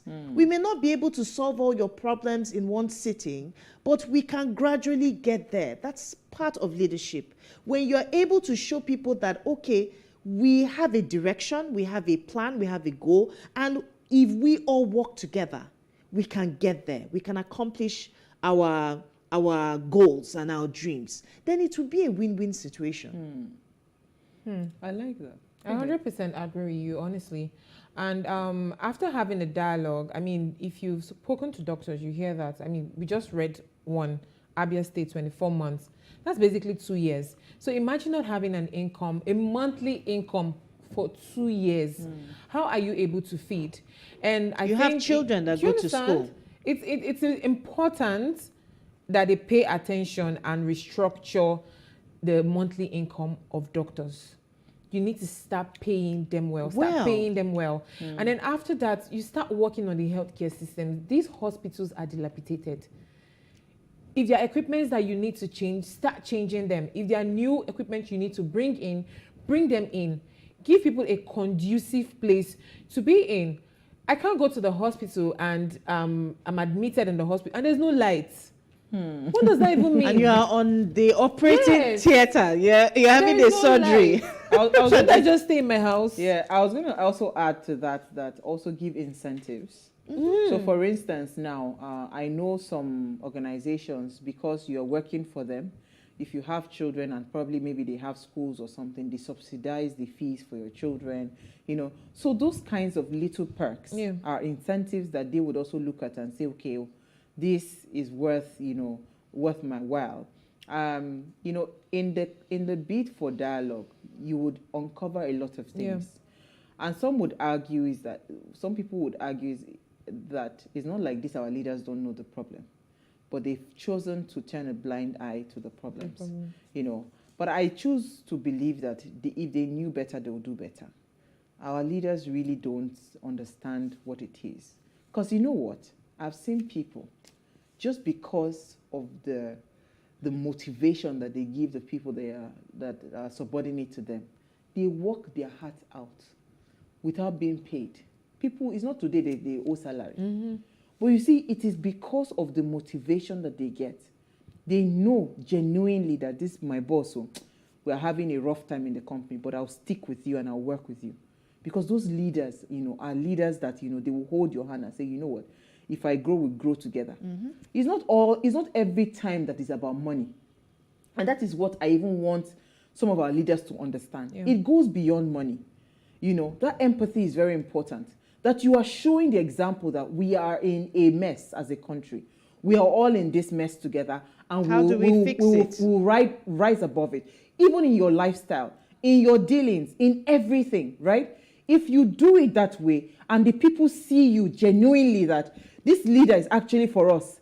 Yes, we might be going through a rough time, but we're ready to rough it up with him.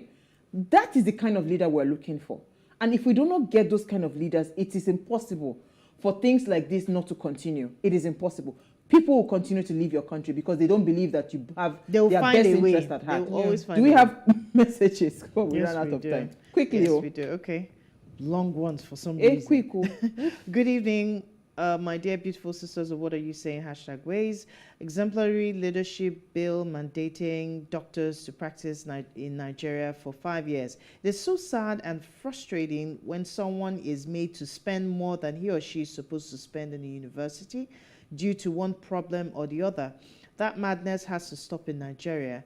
While doctors relocate abroad is maybe because they do not have the facilities to work with, or they're poorly paid and they go to look for greener pastures. We need to encourage them to stay and not go. Sister Ua, your countenance is justified concerning that video. It is really tiring. Disturbing. Even me, I'm tired. I'm so happy and excited to have my dear beautiful sister Norma back. Hallelujah. Bye. Thank you so much, Daniel Ilo. Yeah, and then we have one from Austin as well. We don't have Austin. Okay. We've run out of time. We'll continue the conversation tomorrow. That it is important. It is almost impossible to command without being an exemplar and to lead without helping those whom you wish to take into your laps. Well, sorry, Austin. We're sorry, anybody. We couldn't read your messages. We'll see you guys tomorrow.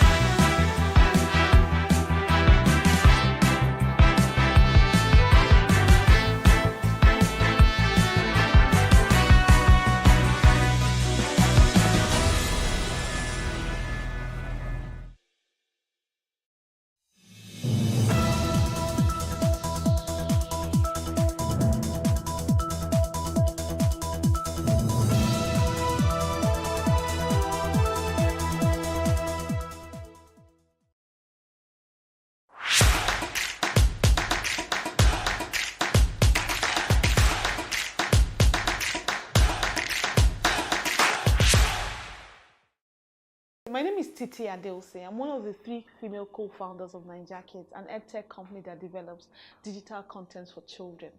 So what we basically do is we provide content.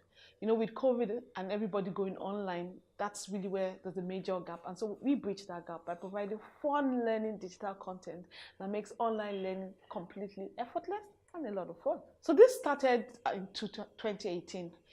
So in 2018, if I take a step back, I'd been saying I wanted to do something for children because my son, my younger son, is a typical digital native. He doesn't like learning. Do you understand? We're always battling, you know, fighting with the laptop. That's all he wants to do. So one day someone said that if that's how he learns, why not provide him content, you know, for that? And I said, wow, okay, that's actually a good thing. So I now started developing content for him to be able to use on the device. And when more people were interested, that's really how Naija Kids came about. So we provide digital content. We take any subject, any topic, and just transform it into something that is fun, that children will want to learn. So now my son is the one that's always telling me, Mommy, have you done a game on fractions? Have you done a game on decimals? You know, when I say go and do your book, say, okay, can I play a Naija Kids game instead? So for him, that's, you know, meanwhile, this is someone that before I'm always battling with. I say, go and read your book. When I say go and read your book, he's coming. I'm going to drink water. Oh, I'm coming. I'm going to the restroom. Oh, I'm coming. You know, and then 2 hours have passed. We haven't done anything. But now, you know, playing something that he likes on a device that he likes was just, you're just excellent. And that's really what brought about Naija Kids. I studied engineering, so not even electrical, you know, and computer. I actually studied mechanical, but my other partners studied computer science and computer engineering. So 3 of us came together. But I'd been an educator because I actually volunteer in church. So I've been passionate about education. I didn't know that I was going to end up here, but it's something I've always been passionate about. And the part that I'm passionate about is creating content that is fun. So I always say, how can I teach this topic in a fun way? I'm always saying, okay, let me create a puzzle. I go online, look for a puzzle maker and create a puzzle out of it. I say, okay, you know what? Maybe this is how I'm going to do it. I'm always looking for the fun angle to teaching the same subject. I don't want to bring it same old, stand in front and just, you know, that kind of thing. Mine is, let's make it fun. Because I think about when I was young, you know, what are the things that made learning fun for me? What are the things I still remember now? The truth is that the things I still remember now are all the things I did for fun. You know, I tell people that, you know, when you think of the Monopoly game and the streets of London, you only remember them because of the Monopoly game, not because someone taught you. So my idea is fun learning, learning that makes it effortless, learning that makes children want to learn and they want to excel. And so when my son is now doing very well in school, he's like, yes, this is the secret, you know, this is the secret. I'm not a genius. That's what he thinks now. Look about how you learned this, you know, various countries, rivers in Africa. If I tell you, remember the rivers in Africa, I'm sure you remember them because we had this fun song. There are 7 rivers in Africa, 7 rivers in Africa, oh now, Niger, Senegal. You know, so those are the things that we remember. Anything that our teacher taught us that was really fun. Years later, if someone asks you, you're just amazed at how much you remember it. And then with technology now, it helps us transform those fun elements, all those gaming elements. And that's really what games do. They transform the gaming element, scoring points, climbing levels. Do you understand? Dressing up, getting things for your avatar. They're all fun things that we associate with the things that we are learning. The fact that I'm doing coins, I'm doing it against, you know, playing against my mates. They're all competitions that we already do in the classroom. So the things that we already do physically, the only difference we've done is that we've made them digital. We provided them as digital content. Even me as a parent, marking my son's worksheets can be tiring. But when he's playing a game and it's a digital content, the answers are already marked. So it's stressless for me. So it's a two-way thing. I'm happy, he's happy, and we're all happy. Before I started, you know, Naija Kids with my 2 partners, what I'd done is I was working in a consulting firm. So I worked in KPMG for over a decade, risen up to the role of senior manager. And then I left and then joined a colleague that set up a fast food restaurant. You know, so that was really my first step into the entrepreneur journey, you know, being an entrepreneur. Before then, I'd been in corporate, but all that while I'd done things in education. So not only that, I sit on the board of an NGO that provides free education to children in poor communities. So I'm passionate about education. So it was just a lot of my loves coming together. My passion for fun, learning. My passion for creating things. creating content. I did that from my consulting background, creating content, and then I just, added the education, the games, the gaming elements, and all those loves just came together to then form what currently is Naija Kids. So what happens is that we have it on the App Store. So we have it online, we have it on the App Store. So you can download the app and then go subscribe to play the games. Select your child's age. The games are not only on academics, because when it comes to development, I believe in development of the total child. So I'm a proud Nigerian. People say, oh, Naija Kids. I say, yes, I'm Naija, proudly so. So I'm always promoting things about Nigeria. So we have games that promote things about Nigeria's culture, Nigeria's food. Apart from Nigeria, I'm also about people being successful. When I look at my career, I'm saying that we need to raise up the next generation of successful people. So financial literacy is key for me. I want my children to know how to spend money. I want to retire early. That kind of thing. So financial literacy is also another thing. So we bring all that together that makes the child complete. And then lastly, values.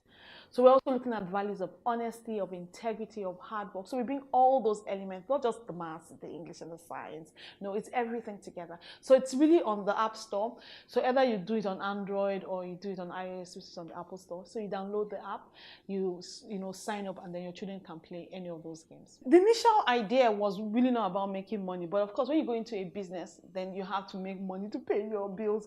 So that was really the plan. So we sat down, we had this wonderful plan. Then we now started meeting the obstacles. What were the obstacles? The obstacle was internet is expensive. A lot of people don't want to do a lot of things, online. So we now had to say, we have to develop an offline version of it. Then apart from that, then people don't have devices. Devices are expensive. So maybe, okay, how do we do it so that it's both on the mobile devices, can also be online? So that was it. It was challenging. So we went to market schools, and schools were like, oh, they don't have the infrastructure for it. It was challenging. Education technology was challenging. Honestly, it was a very slow grind. I think the luck that we have is that because there are 3 partners, when one person is discouraged, the other person comes up and peps up. So it was hard at the beginning. So we had to start balancing with a lot of things. A lot of people wanted things they could take away because they don't have to. We then created an activity book version of our game, something that is hard copy. So that also helped me bring you. In business, you have to pivot, innovate. And then guess what happened? COVID happened. COVID happened, and then suddenly all the schools that were like, no, there's a physical classroom. So they didn't need technology. Technology wasn't a mandatory thing to have. Then COVID happened. And then all the talk about technology just changed.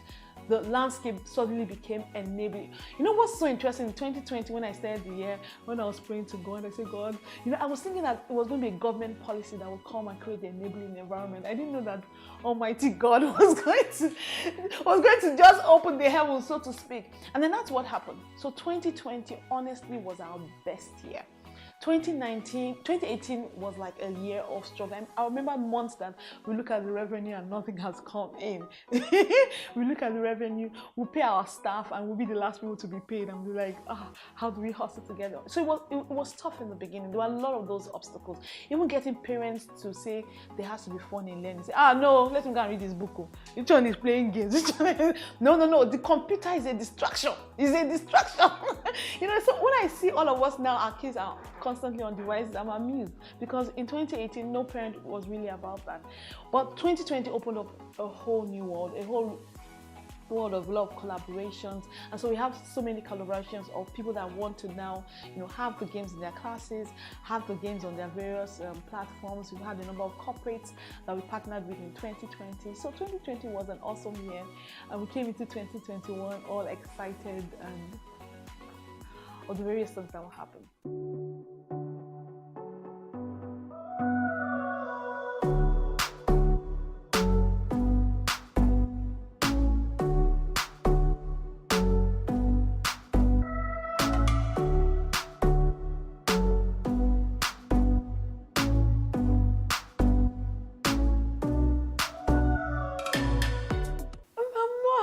there's pandemic, but I'm happy that technology is now, you know, a front burner. We have been saying that, honestly. I tell people that when you look at all the jobs now, technology is such a key part. So you shouldn't bring up children without technology. And it can do so many things. Now, in the last, 6 to 9 months, the schools have implemented all sorts of technology, apps, learning management system, and they can see the difference. Of course, there's also the other side to it. But they can see the difference in terms of the learning. We had a library before in the school, but now with the digital library, they have access to thousands of books that you don't even have in your physical library.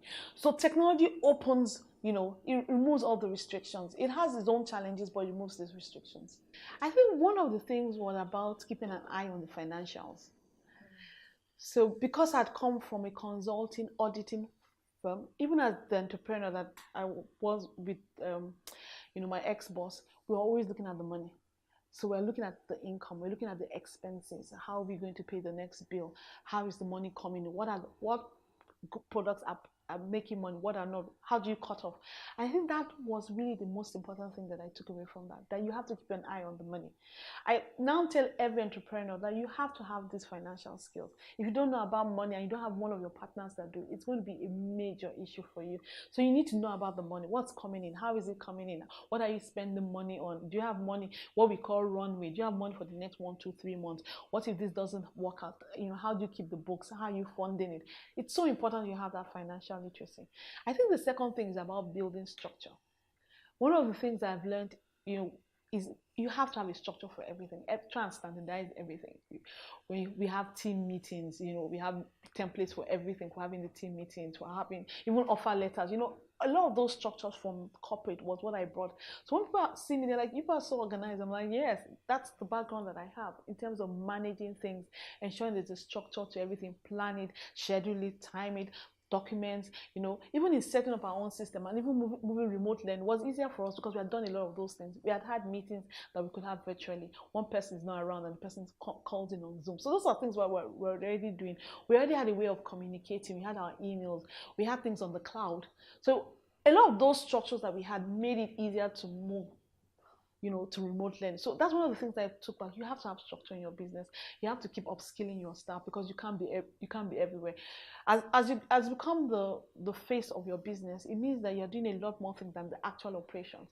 So when you're attending interviews, when you're going for all the marketing, you're not there in the operation. So you need to build that operation into a lot of documentation. We take time to document the process so that whoever is there knows what they need to do. And then we're always seeing what skills the staff need, how do we train them, how do we help them improve. So those are, I would say, 3 key things that help, and then just make it easier when you hit it big or when you're in the process of hitting it big. But I tell people that whatever you want to do, just start. Don't think about the money, just start. In hindsight, I converted a little store in my house to my office. So I brought out everything from the store, cleaned it up, put 2 tables and put 2 chairs, and that's where we started. To get to a place where you're going to pay rent. So I'll say start with what you have. Look for your first customers.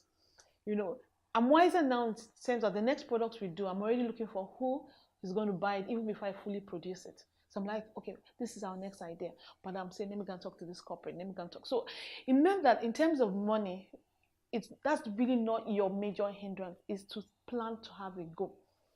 Start with your family and friends. The first people that I sold anything to were my family and friends. I still do it now. I write a list of 50 people that are my family and friends, and I'll start sending them SMS messages. I said, are you interested in this? Once you have that interest, then you already know the people. And I said, okay, can you prepay for it? Can you prepay for it? So that means I already have the money for it. Keep your expenses low. So when you do that, where you're not, going large, you're always looking for what's the cost-effective way of doing this thing. In the beginning, people can go and order people to come and do the videos. In the beginning, you do the videos on yourself. You get your husband or your son to hold the camera. Mommy wants to do a marketing video. So my advice to people is that don't think about the money. Think about the idea. Look for the first group of people that you sell it to. Ask them if they trust you enough to pre-market, to pre-order. So you have some of the initial money. And you know that, okay, worst comes to the worst, I have the people that will help me break even if I don't make a profit. I think keep good records. You need to keep good records. Separate your personal money. So you know everything that is coming in and everything that is going out, and see that it's balanced. But I would tell people, just start. Don't think It's not the money. If you say you want to start a salon, don't start with go rent a salon. No. Go and say 7 people that I'll be making their hair for. Who are these 7 people? Let me start to them. So I'll come to your house. Don't worry. Hey, madam, you need to buy the attachment. Send me the money. So that way you don't really have any cost. The only cost is the transport, which will be catered for by the person that makes, that pays you. So I say money is not an issue for any idea that you want to do. It's just start. It will not be perfect, but just start. When you start as an entrepreneur, you don't have all the skills. So you have for the core thing, but you don't have all the things. So you start collaborations from. I remember that in the beginning, I'll call a friend of mine who's working in a company. I said, you want to do some PP? Okay, you help me with the graphics, So I'm saying the collaborations can be something as simple as that in terms of when you don't have everything, who are the people that can work with? And then the collaborations that we now do are other education technology companies that already have the market, but they don't have the gaming element. So recently we partnered with Gradely. Gradely is another ed company, but they prepare videos, learning videos for children. So we provide the games. We've partnered with Edvis. Edvis also provides a school management system. And we say, okay, can our games be on your platform? We keep partnering with various people that we say, okay, these people already have a platform, they already have a market, but they don't have what we have. Can we partner with them? Currently, we're partnering with Glow to have our games on, and we went live this week to have our games, on there. So we keep on looking for those partnerships. Sometimes the partnerships are not even that we are having our games on. So sometimes partnerships are, can you just garner the visibility? Our main clients are parents that have children within the ages of 3 to 13. When we first started, we were looking at parents that had the ages of primary school, so between 6 and 10. But as you have more demand, that people come and say, oh, I have a 3-year-old, so we went down to people that are in nursery school. And someone says, oh, but my child is in GSS 1, GSS 2, do you have something? Then now we've gone up to, junior secondary school. So it's really driven by the demand. And that's one of the things that we need to be careful about. When we first started, it was driven by my passion, what my son likes. But I had to sit back, get the feedback of saying, okay, I like this, but not everybody likes this. So I think one of the things that's important is that you're always evaluating who are your target market and what do they want. So a number of things are driven by what their demand is. So when we started with some of the games, people say, what about in maths, in science, in values? We have the ones that we are passionate about. We also have the ones that are being driven by the customer. So increasingly get feedback from customers, and that's so important in your business. Your business is not for you. It's something that you need to always remember. It's for your target market, and what are they saying? What are their demands? So even concerning the games, when I look at where we started to where we are now, people will say, okay, the games are too heavy to load, so that means I need to share some of the excessive graphics that I've put in there. So your customers are key. So we started with parents, and now we've moved to corporates. A lot of corporates, especially during this COVID period, saw, there was suddenly children could not go to school. They wanted to give back. They wanted to give back in providing, like a stopgap. And that opened up a new well of partnership with both, corporate organizations and NGOs. The Nigeria element is that making the learning have local context. If my child is doing an exam and they ask him, choose the odd one out, and Orchard is there, you most likely would not know what it is, because the examples are made from people that those examples were relevant to that context. So that's where the Nigeria is, that we are teaching Nigerian child, even though we are now moving to Africa, but we are teaching the child, let's use the examples that are local.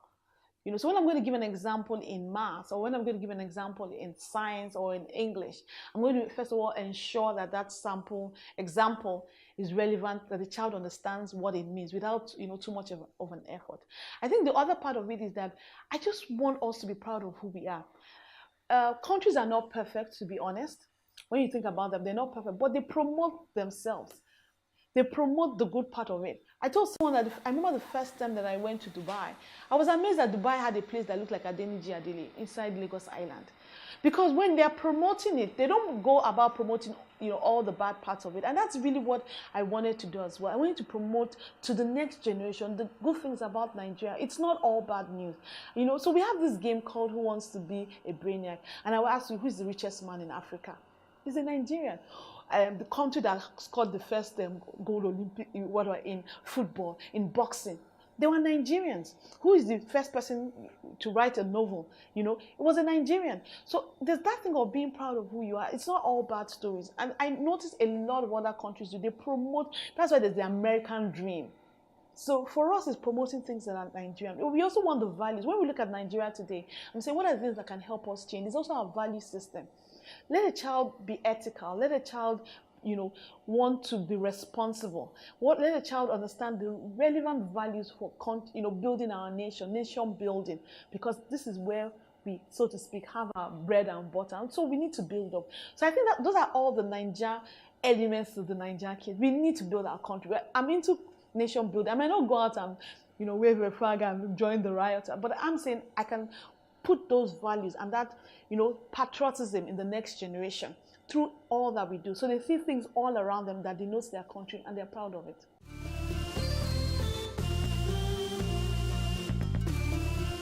Teaching online takes creativity. Online environments can be challenging to master at first, but with a little effort and time, your students will be getting the best experience possible. With the home environment being surrounded by potential distractions, keeping students engaged, motivated, and interested in their lessons can be one of the biggest challenges online teachers face. Teaching online requires you to use completely different skill sets compared to those used in teaching in person, and it's also important to keep the process as fun as possible. The following are some tips that will guide you in making learning fun for children through digital content. 1. Present your best online self.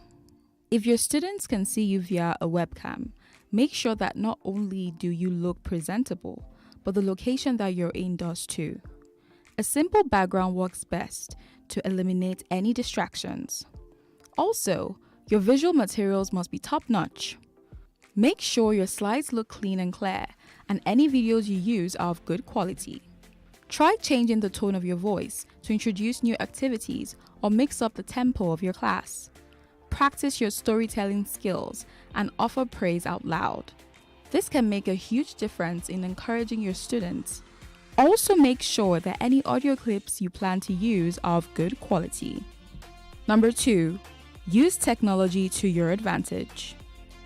Teaching online comes with its challenges, but it also puts a whole load of really cool tools at your fingertips.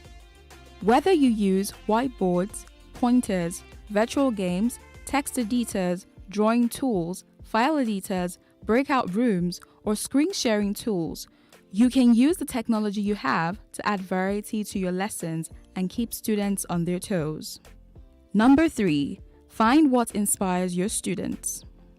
The good news is, just like in any face-to-face classroom, the real key to getting your online students involved is to find out what inspires them and give them reason to be engaged in the classroom. Number 4, keep it interactive. In a face-to-face class, it's typical to give students some quiet reflection time to work alone or read a text. But these kinds of activities don't translate well in online classrooms. Planning activities that keep your students actively clicking, typing, or talking throughout the lesson is the way to go. You can do this by asking lots of questions, including games, and making sure learners have to physically do things like use drawing tools or type in the dialog boxes. Number 5, break down the lesson. It's a good idea to keep a fast pace and break down information into small, easily digestible chunks. This means to steer clear of lengthy explanations and slides with too much text. That thing of the grass is always greener on the other side. I have a lot of people that have relocated, that's jackpot, so to speak. But they tell you the truth. They tell you how hard it is. They tell you the fact that yes, they will never be looked on for the promotion because they are black skinned. They have the passport. But in the end, when we go to our offices, it's not you don't actually bring out your passport, let me know what country you're from. It's your skin color that immediately tells you where you're from, so to speak. So it means that the grass greener on the other side, it's grass greener on the other side with commas. Meanwhile, I know people here in Nigeria that have done awesome things. I know people that have a lot of, grass to riches stories that have made it in this country. So for me, I'm like, we can make it here. It's tough. Yes, it's tough, but it's not easy anywhere else. It's not easy anywhere else. It's tough everywhere else. But people that make it against the odds. I mean, look at the story of Tyler Perry. He's in the same great American, but when you listen to his story, it's a story of against the odds. So Nigeria too is a story of against the odds, to be honest. But are people making it? Yes, people are making it. We have outliers. We have the outliers of the likes of Dangote, but we have other people that started. Look at the banks. When I was growing up, it was only First Bank and Union Bank. Then a new generation of people came and built banks. Look at telecoms. When I started work, I was so junior, I didn't have a mobile phone. Even when mobile phones came out, because it was 30K. But look at it now. So people are building things in Nigeria, making a difference, building the economy. Financial, all sector is now not the only major thing. Financial sector is reigning, telecoms is reigning, because people stayed here to build. And that's what I believe, that if each of us take our own corner and build, then there's hope for this country. If we all run away, then, but this is the place where we are home. This is the place where we are first-class citizens all the time. This is where your money matters when you've arrived. Do you understand? With no comma. So let's stay and build it. I believe that if we stay, we build it, it will be a Nigeria that we're proud of. Like I said, when you start, it's tough. You need to start and say, what do I need? The things I don't need money for. So like I said, when I started, it was the one storage in our house that I sorted out all the stuff, through all the things, just got 2 tables and chairs and started that way because I didn't want to pay rent. So even when I started renting, so this place that I rented, the first year, because we actually live in the front part of our house, so my office is at the back. The first year, I told my husband, I'm not going to pay you no rental. So what's my business? He says, no, he's lost income. I said, that's your business. Your investment in it. So that was, but I said I wanted to be an ethical business. I want to do everything right. So I found a list of all the things I need to do.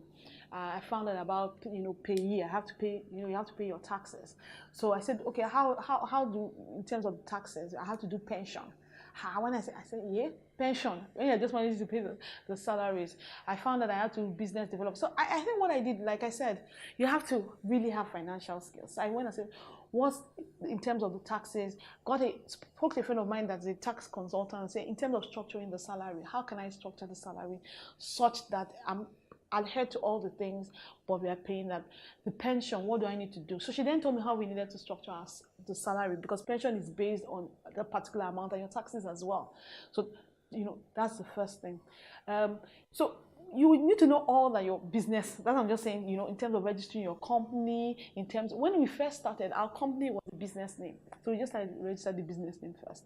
And then when you register the business name, it means that there's some taxes you don't have to pay.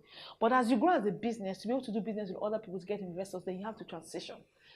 So you need people to help you. That's the point I'm very. Don't go for anyhow. My friend was a consultant, tax consultant, PwC. I'm not.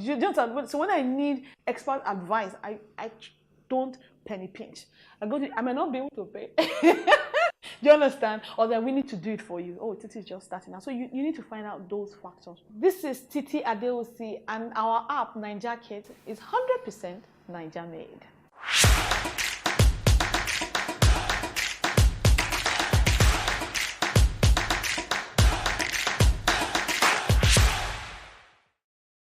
An African girl somewhere is sitting at home, accompanied by dreams that seem so far away. Africa is one of the continents with the highest out-of-school percentage in education, and girls are at an early disadvantage. The sub-Saharan Africa records about 18 million out-of-school girls. This gender gap extends to the tech space, with a projection of only a 33% global female workforce representation in tech firms for 2022. Let us help change the stories and numbers. Africa Agility's Project Train a Girl campaign is working to help train African girls in tech. You can donate as little as $2 or 2,000 naira to help a girl in tech get her heels in the door. Visit www.africaagility.rallyup.com/PTAG to donate.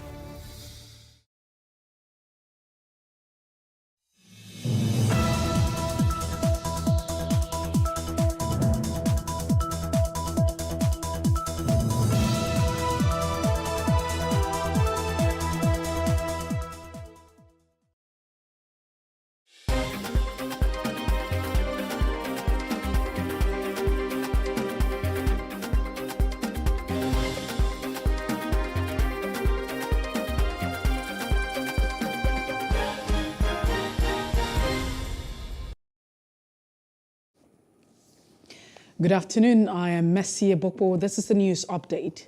A federal high court in Abuja has voided the February 7, 2023 list of delegates submitted to the Independent National Electoral Commission (INEC) by the All Progressive Congress (APC) in Kogi State for its forthcoming governorship primary elections. Justice James Omotosho, in a judgment, held that there was no evidence before the court to show that the valid special ward Congress were held from which the said delegates emerged. Justice Omotosho also noted that the party failed to provide credible evidence that INEC monitored the said Congress or Congresses from which the names on the delegate list were derived. The judge who restrained INEC from accepting and acting on the delegate list said the APC in Kogi State still has an opportunity with the existing time frame to conduct a valid special ward Congress to elect delegates who will elect the party's candidate for the governorship elections. Meanwhile, Rivers State Governor Nyesom Wike says Dino Melaye, a spokesman of the People's Democratic Party (PDP) and presidential candidate Atiku Abubakar, cannot be governor of Kogi State. Wike warned that the PDP would fail if Melaye emerged as the governorship candidate. Addressing selected journalists in Port Harcourt, the state capital, Wike stressed that the former Kogi West senator lacked the capacity to govern a state. I mean, the mere fact that you are from Kogi, therefore any Kogi person. No, that's not the truth. This is what we do. What they are going for, you are talking about governance of a state. And we are not talking about drama. You know what we are talking about? We're talking about governance of a state. For Christ's sake, PDP presents such a candidate, and you mean that Kogi people want development? You see, let us stop this idea that it's from Kogi. It's okay. Take, for example, anybody from Lagos State, because election, then Lagos people will just go and vote for him because you're from Lagos. I mean, that can be serious. Are you saying Dino doesn't have... Dino does not have what it takes. For Christ's sake. For crying out loud. What is he going to do? Is it right? He knows me very well. He knows. What disqualifies him? He does not have what it takes to be a governor at all. It's not by coming to add drama on television. No, it's not that. It's not by coming to arise to abuse Wike. It's not that. It's not that. Look, ask Dino when he's saying we're running for governorship. Saraki brought him to me. Ask him. He knows what I'm talking about. He knows. How can you tell me such persons will be governor? In a swift reaction, a governorship aspirant of the People's Democratic Party (PDP) in Kogi State, Dino Melaye, has fired back at Governor Nyesom Wike of Rivers State, who laughed off his aspiration to succeed Governor Yahaya Bello. In a statement on his verified Facebook page, Melaye said, Kogi is not Rivers State where Wike determines who becomes governor, explaining that power belongs to the people. Wike is a pretentious character, is a liar, and he has no integrity, no iota of integrity. Wike was calling me when Atiku Abubakar was to announce his running mates. I have records, and I printed it out, and I'm waiting for him. He called me 19 times in 2 hours, begging us to convince Atiku Abubakar to make him the vice presidential candidate. So when I see him lying on TV, because of the south of this country, because of southern Nigeria, the Muslim moves to south, you that were lobbying us and begging us, promising us heaven and earth to convince Atiku Abubakar to make you vice presidential candidate, to the extent that he was at the airport. I have a video. He spent hours in the airport waiting for me to call him to say, Atiku, I picked you as he was at the airport here, waiting, calling me. He was calling me, my brother and friend, who were in the Senate together, was also calling me that day. I have witnesses. I even gave the phone to Abu Mingi to speak with him. I gave the phone to Senator Zamberi to speak with him. He was begging all of us, promising heaven and earth. Atiku should announce him. It was around 1 or so that I told him, Oga, nobody will give you vice president. That was when he left and then flew back to... So the man who was so desperate to be vice president.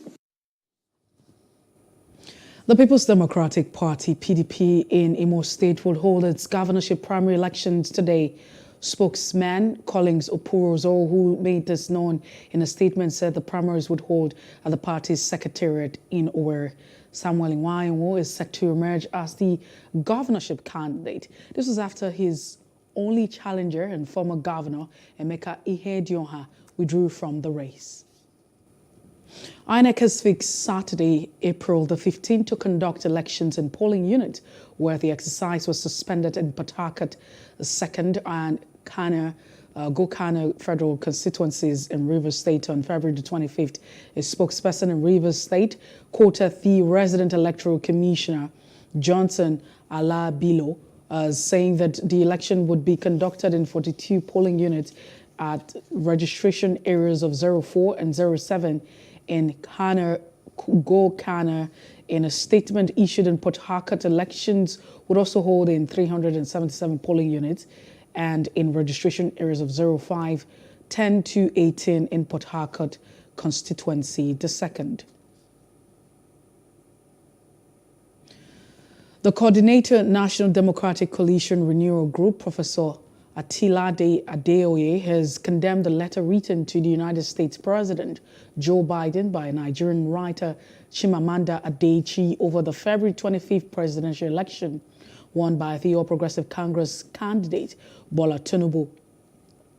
Adichie had in a letter faulted the United States for congratulating Tinubu, who she purportedly said emerged through an unlawful process on the grounds that the election was also fraudulent with irregularities, violence, as well as compromise by the electoral umpire. But Deco Renewal said that Adichie's outbursts betrayed her ethnic bias in a matter of national interest and urged the American president to ignore the letter in its entirety, describing its content as childish and illogical. Now, a renowned novelist, Chimamanda Adichie, has expressed her disagreement with Nobel laureate Professor Wole Soyinka over his comment on Labour Party's vice presidential candidate, Dati Baba Ahmed. Adichie stated that Soyinka's description of Baba Ahmed's comment as fascist was a strong word and not appropriate for the situation. She further elaborated on her stance and stated that the election period had allowed her some time to read the Nigerian constitution and make suggestions for editing. Adichie, however, proposed some situation she believes could be classified as fascist, such as INEC's action during the election, which many Nigerians feel cheated and deeply disenfranchised by. The Benue State government has suspended operations of livestock guards, the state paramilitary agency tasked with enforcement of open grazing prohibition and ranches establishment law of 2017 for a period of 2 weeks to allow all herdsmen with livestock within Benue territory to exit. Governor Samuel Otom announced this at the end of the State Security Council meeting in the wake of the killing of over 130 persons within 1 week. He also said security agencies in the state had confirmed the receipt of President Muhammadu Buhari's directive to fish out perpetrators of mass killing across the state. We have also noticed that majority of the people who are victims are people who knew nothing, because some are infants, some are women, some are old, and some are young.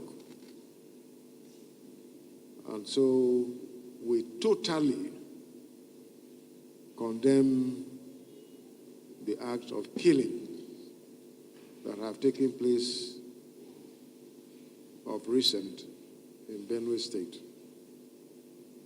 Within a short period of 10 days, we have recorded over 130 killings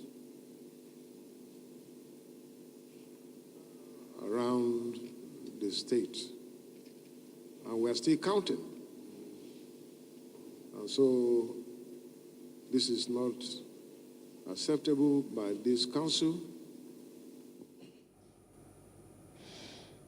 And outside Africa or to the other parts of Africa, a deadline for Sudanese civilian groups and the ruling junta to establish a civilian-led transitional government has passed without an agreement on security reforms and other issues. The party had set a timeline that would have been very feasible and viable to have a new prime minister and other position announced by Tuesday.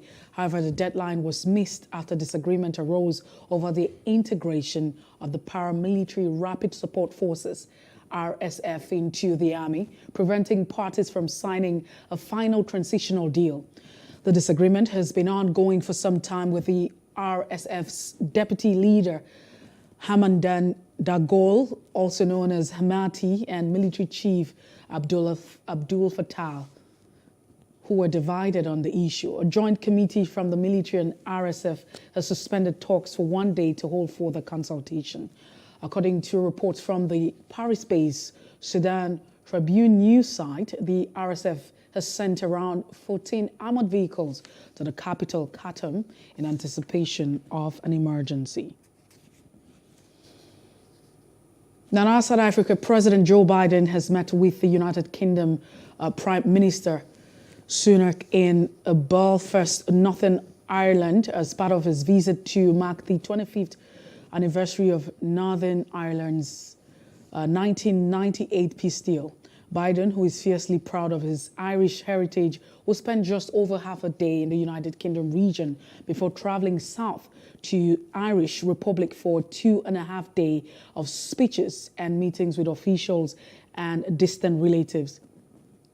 The brief Belfast stops comes after the backdrop of the latest political stalemate in which the devolved power-sharing government, a key part of the 1998 peace deal, has not met for more than a year due to a row about post-Brexit trade agreement. China has recorded the world's first death from the H3N8 strain of bird flu. According to the World Health Organization, WHO, it was notified by China's Health Commission of one confirmed case of human infection with H3N8 bird flu virus. The patient, who was a 56-year-old female, was also on set of illness on February the 22nd. She was hospitalized for serious pneumonia on March the 3rd and died on March the 16th. The WHO said the case is a third reported one of human infection with the H3N8 virus, with all 3 cases been reported from China. And in business news, World Bank Group President David Malpass says global growth is expected to weaken in 2023, slowing to 2% from 3.1% in 2022. Malpass said this in his opening address at the ongoing spring meeting of 2023 media call. He said several factors were weighing on the second half of the outlook. The concern is that slow growth will persist for years for many developing countries, including Nigeria, increasing the fiscal strength and debt problems. Malpass said the second major problem was that the available global capital was being absorbed by a narrow group of advanced economies that have extreme high government debt levels. And that's it on the news update. Many thanks for watching. I am Messi Eboko. You can also follow us on Facebook, Twitter, and Instagram, and do subscribe to our YouTube channel at Plus TV Africa and Plus TV Africa Lifestyle. You can view us from our Limex platform on www.limex.tv and Glow TV apps anywhere in the world. Do have a great afternoon.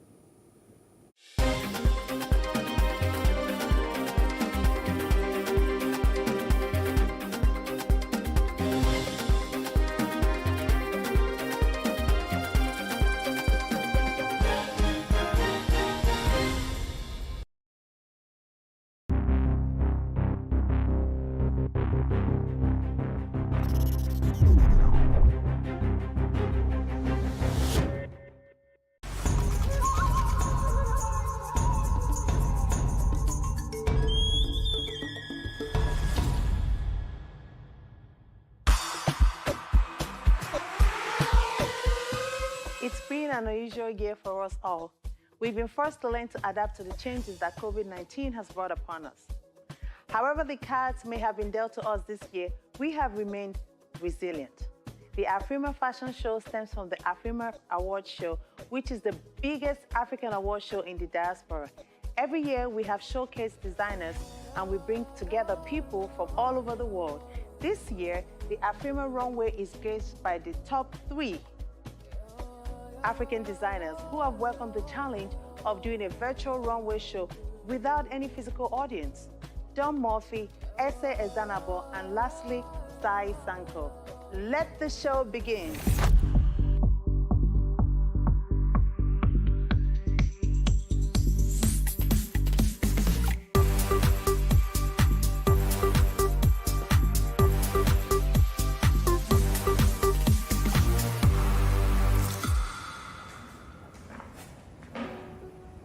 Hi guys, my name is Sai Sankar and I am a luxury resort wear designer and I make the most amazing and fabulous kaftans and everything that you desire for traveling.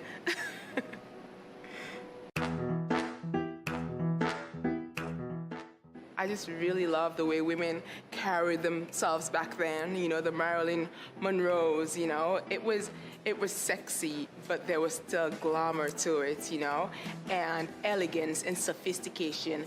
And I feel that's what my designs are about, you know.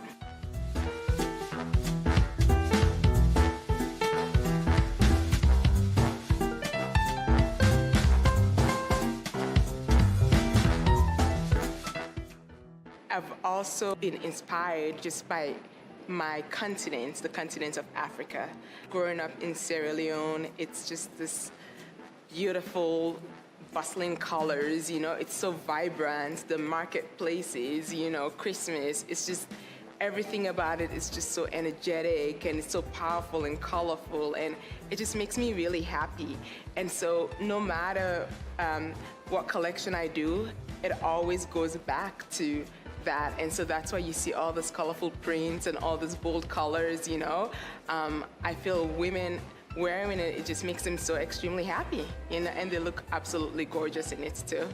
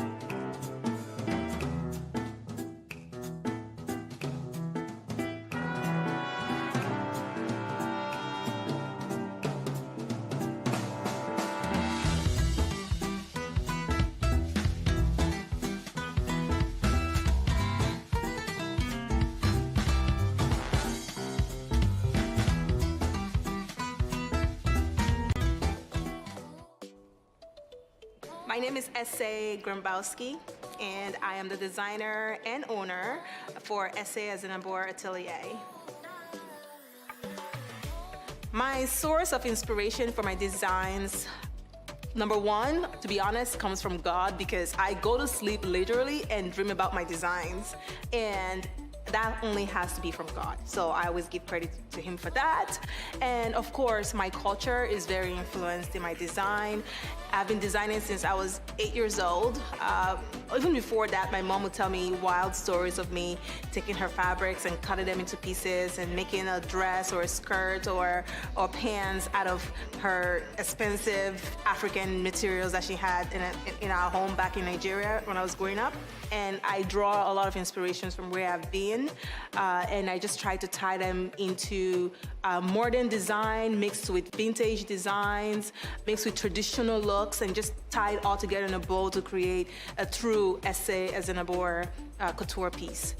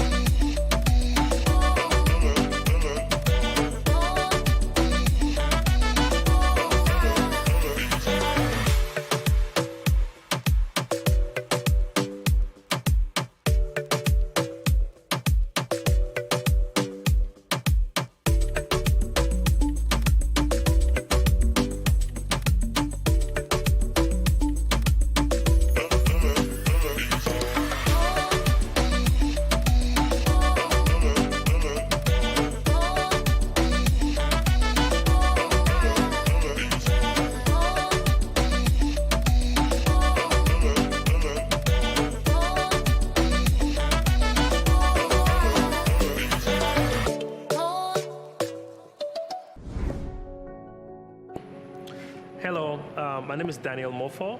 I'm the founder and designer of Don Morphy, a men's luxury custom suit clothing in Dallas, Texas. Fashion is color. In the past, men were all very scared of, the colors. They were used to the blacks, the grays. But now, if you look at fashion, men wear almost bolder colors than women, You see men in red suits, men in yellow suits, men in pink suits. So for me, fashion is color.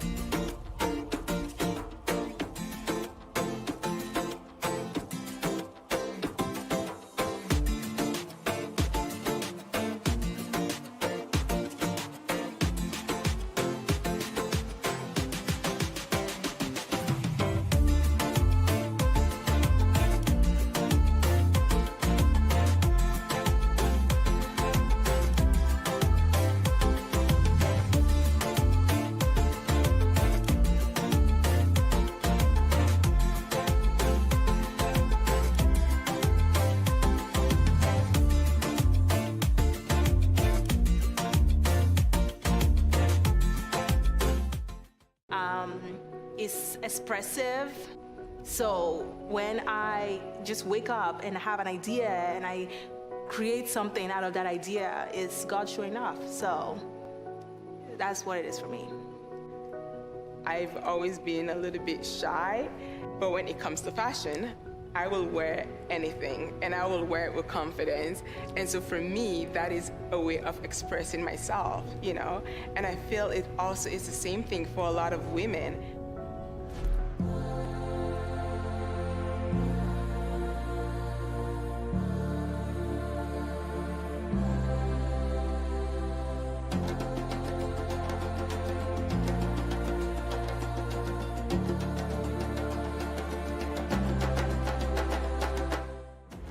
African for me means community. It means living together. If you look at Africans, they're all talking about the different countries in Africa. You know, it's all about our community. So for me, Africa means community. It means living together.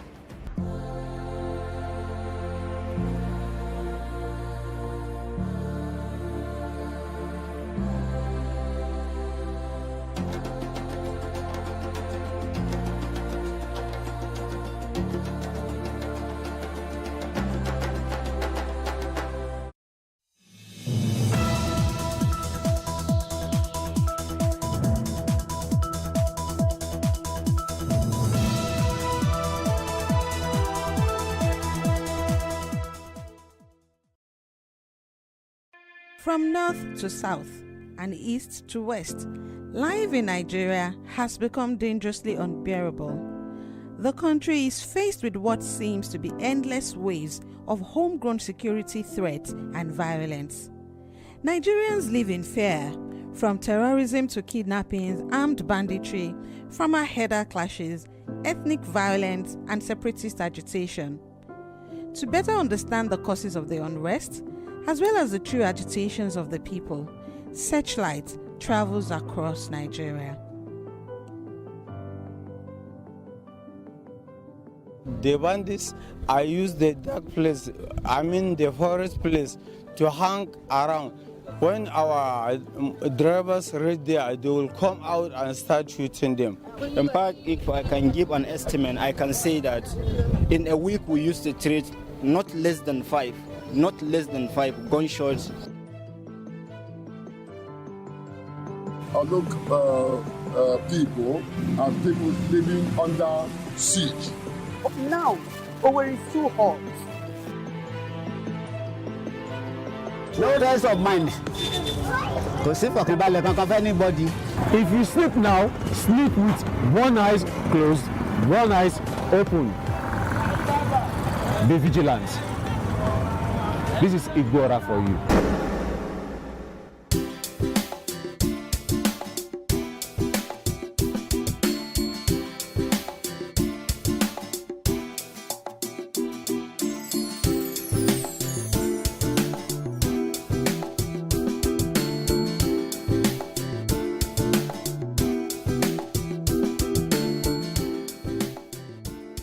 Igbora is one of the 7 communities that make up Ibarakwa land.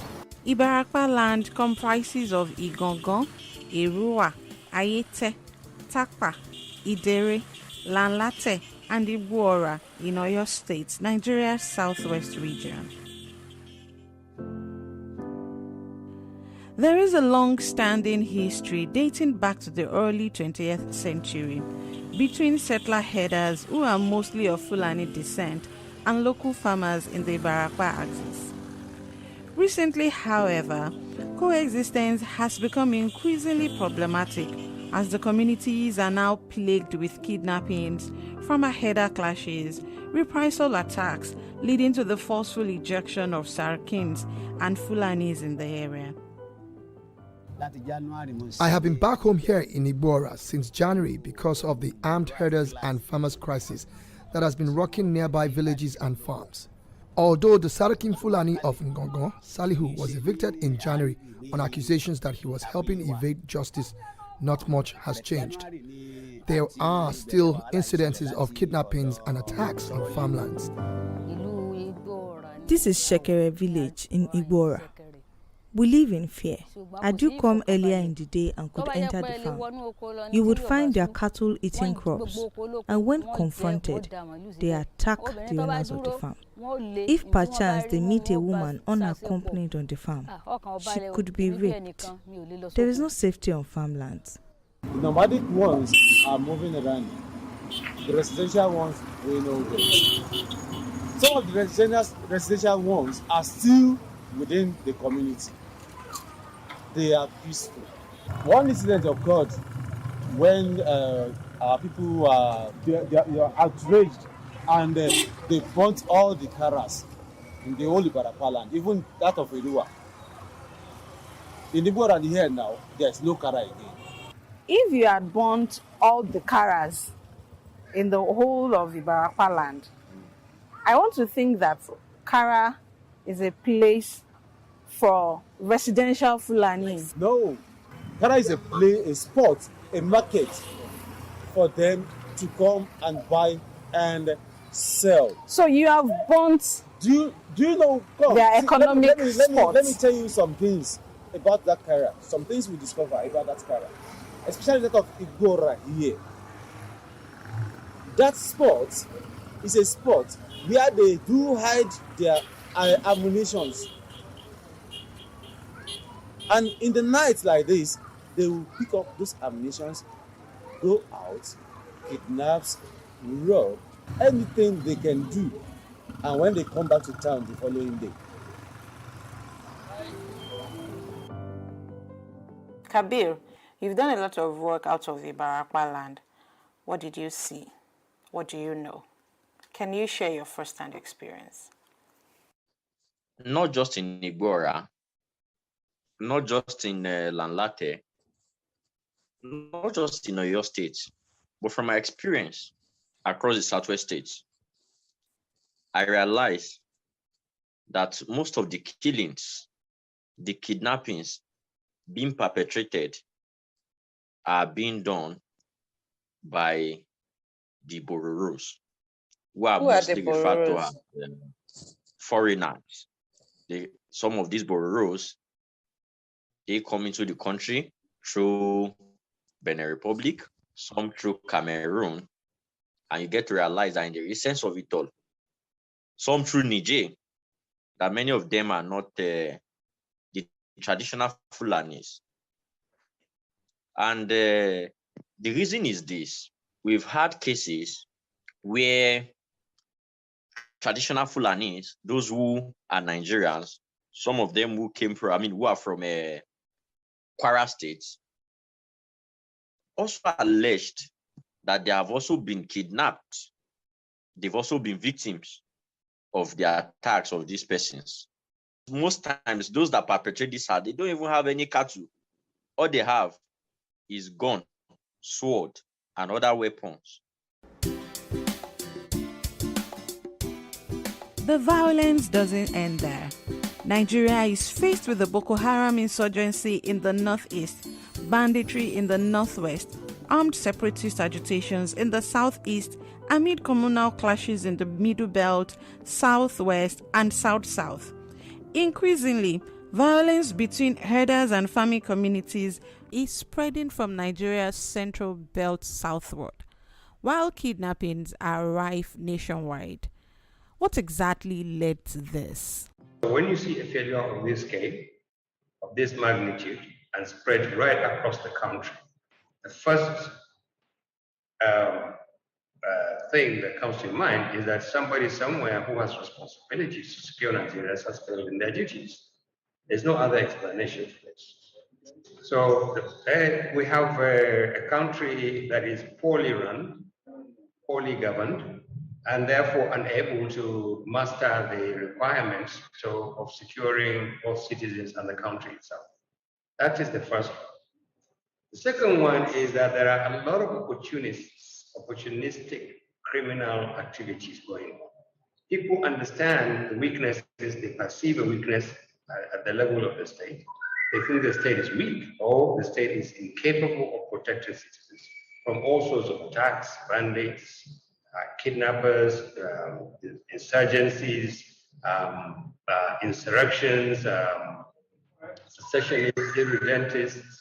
All these people actually exist because the state has not been able to assert its obligation and responsibilities to protect citizens. And they are emerging and increasing by the day. The third one is the failure of the Nigerian elite to get together and demand that the Nigerian state does what it's supposed to do. The leadership does what they are supposed to do, that is to protect citizens. The voices that are supposed to be heard are not being heard. Too many people are quiet, either out of fear or because they think that they are not likely to make any impact if they don't raise their voices.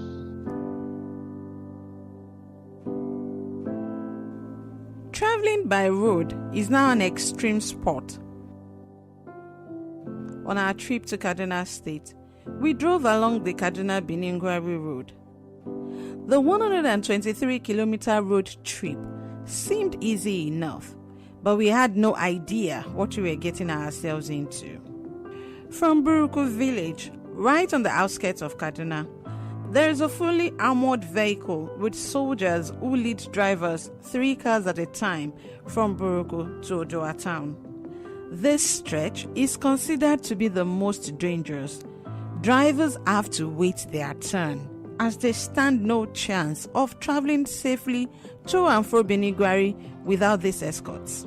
From Ojoa, the journey to Biningwari is considered safe from the kidnappers and terrorists, whose victims are not just travelers but also villagers and farmers in and around this long stretch of road. Our major problem in this area is insecurity. These terrorists have wrecked our town and destroyed our source of livelihood. Nobody sleeps in this town anymore. We take refuge in the neighboring community and come here every day at 8 or 9 a.m. and then leave at 3 or 4 p.m. Look at me. I'm the village head of this community. I used to own a car, but these criminals made me sell it to pay ransom for our children. I can't estimate how much we have paid to bandits as ransom because this community has been attacked more than 25 times. We have a lot of problems in terms of insecurity on our road, more especially in between Burku and Udawa. So we have a lot of insecurity. We have only one vehicle, which is mobile police. They are the one escorting our members to carry them to Burku. Let's say from January up to now, at least we lost more than 30 of our members as a result of the bandits. Forests in Nigeria are now hideouts for cattle rustlers, highway robbers, kidnappers and terrorists due to the absence of state capacity or political will to exercise control. From Biningwari Forest in Kaduna to Rugu Forest in Katsina and Zafe in Zamfara, these forests are now referred to as ungoverned. Erena is in Niger, Shiroro. From there you cross over to Folware. What security measures have we put in place for farmers and the indigents that are easy prey to these bandits? Well, I have explained to you that Kaduna is very vast. The state is so huge. We had over 46,000 square kilometers. And I have also explained to you that we are having this problem mostly in locations that are remote. You know, boundaries with Niger State, boundaries with Zamfara, boundaries with Katsina State. You know, the locations are very remote. Even if there's a distress call, before you get there, it takes you time because of the terrain, mobility problem. But the Air Force is complementing the ground troops and the police as well. Once we receive a distress call from a location that is very far, what we do, the Air Force move while the ground troops and the police form a blocking force, and it is really yielding positive mark. We don't have enough boots on the ground. There's a need for us to scale up recruitment. There's a need for security operatives or our security agencies to outnumber the criminals.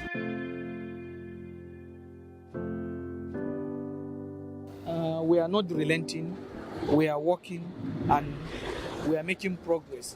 In the first quarter of 2021, we were able to neutralize 64 bandits. Our schools, just like our roads, have become hotspots of violence. Across northwestern Nigeria, from Zamfara to Kebbi, Kaduna and Niger, about 1,000 students of primary schools, secondary schools and even universities have been kidnapped since December 2020. Most have been released after payment of ransom, while scores are still being held in forest camps. Some of these students have died in captivity and some killed during the abductions. Earlier this year, after the kidnapping of students at Government Science College, Kagara, Niger State, I asked the governor, Malam Abubakar Sani Bello, if a state could guarantee the safety of school children. No one can guarantee that unless we have the numbers, the manpower of security personnel required. The Niger State, for example, during the military administrations, Niger State had 14,000 policemen. Today we have 4,000. Same Rafi local government where this kidnapping took place, Kagara town itself has less than 10 policemen. So how will it work? How? What magic could you do? We don't employ or employ policemen. I understand in the past, the state police command had the powers to employ policemen from the states, but it is no longer like that. And that's probably the reason why we're having problems. That was back in March. Not much has changed since. Many have said that the present centralized structure of the Nigerian police is too detached from local communities. A vote conducted by NOI polls indicates that many Nigerians are in favor of state policing to bring security closer to the people. Experts say there is a need to reflect on the current security approach across the country. The various institutions need to sit back and reflect that the current approaches that we are deploying to address security concerns, are they adequately addressing these issues?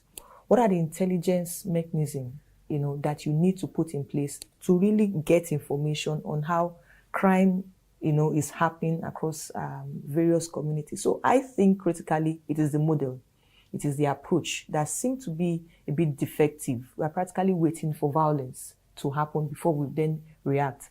We talk about community policing, especially for the police especially. I keep making reference to the police because they have the mandate when it comes to internal security. Community policing is very important. Then intelligence-led policing. We are not emphasizing that so much. Intelligence-led policing is that strategy through which you just want to get intelligence of what is happening in a certain community. In the southeast, insecurity takes a different dimension. According to authorities, agitators for the indigenous people of Biafra, IPOB, a separatist group campaigning for Biafra independence, have been responsible for a spate of attacks on security forces and innocent people since December 2020. Olu, a local government in Imo State, has become a flashpoint of trouble in the region.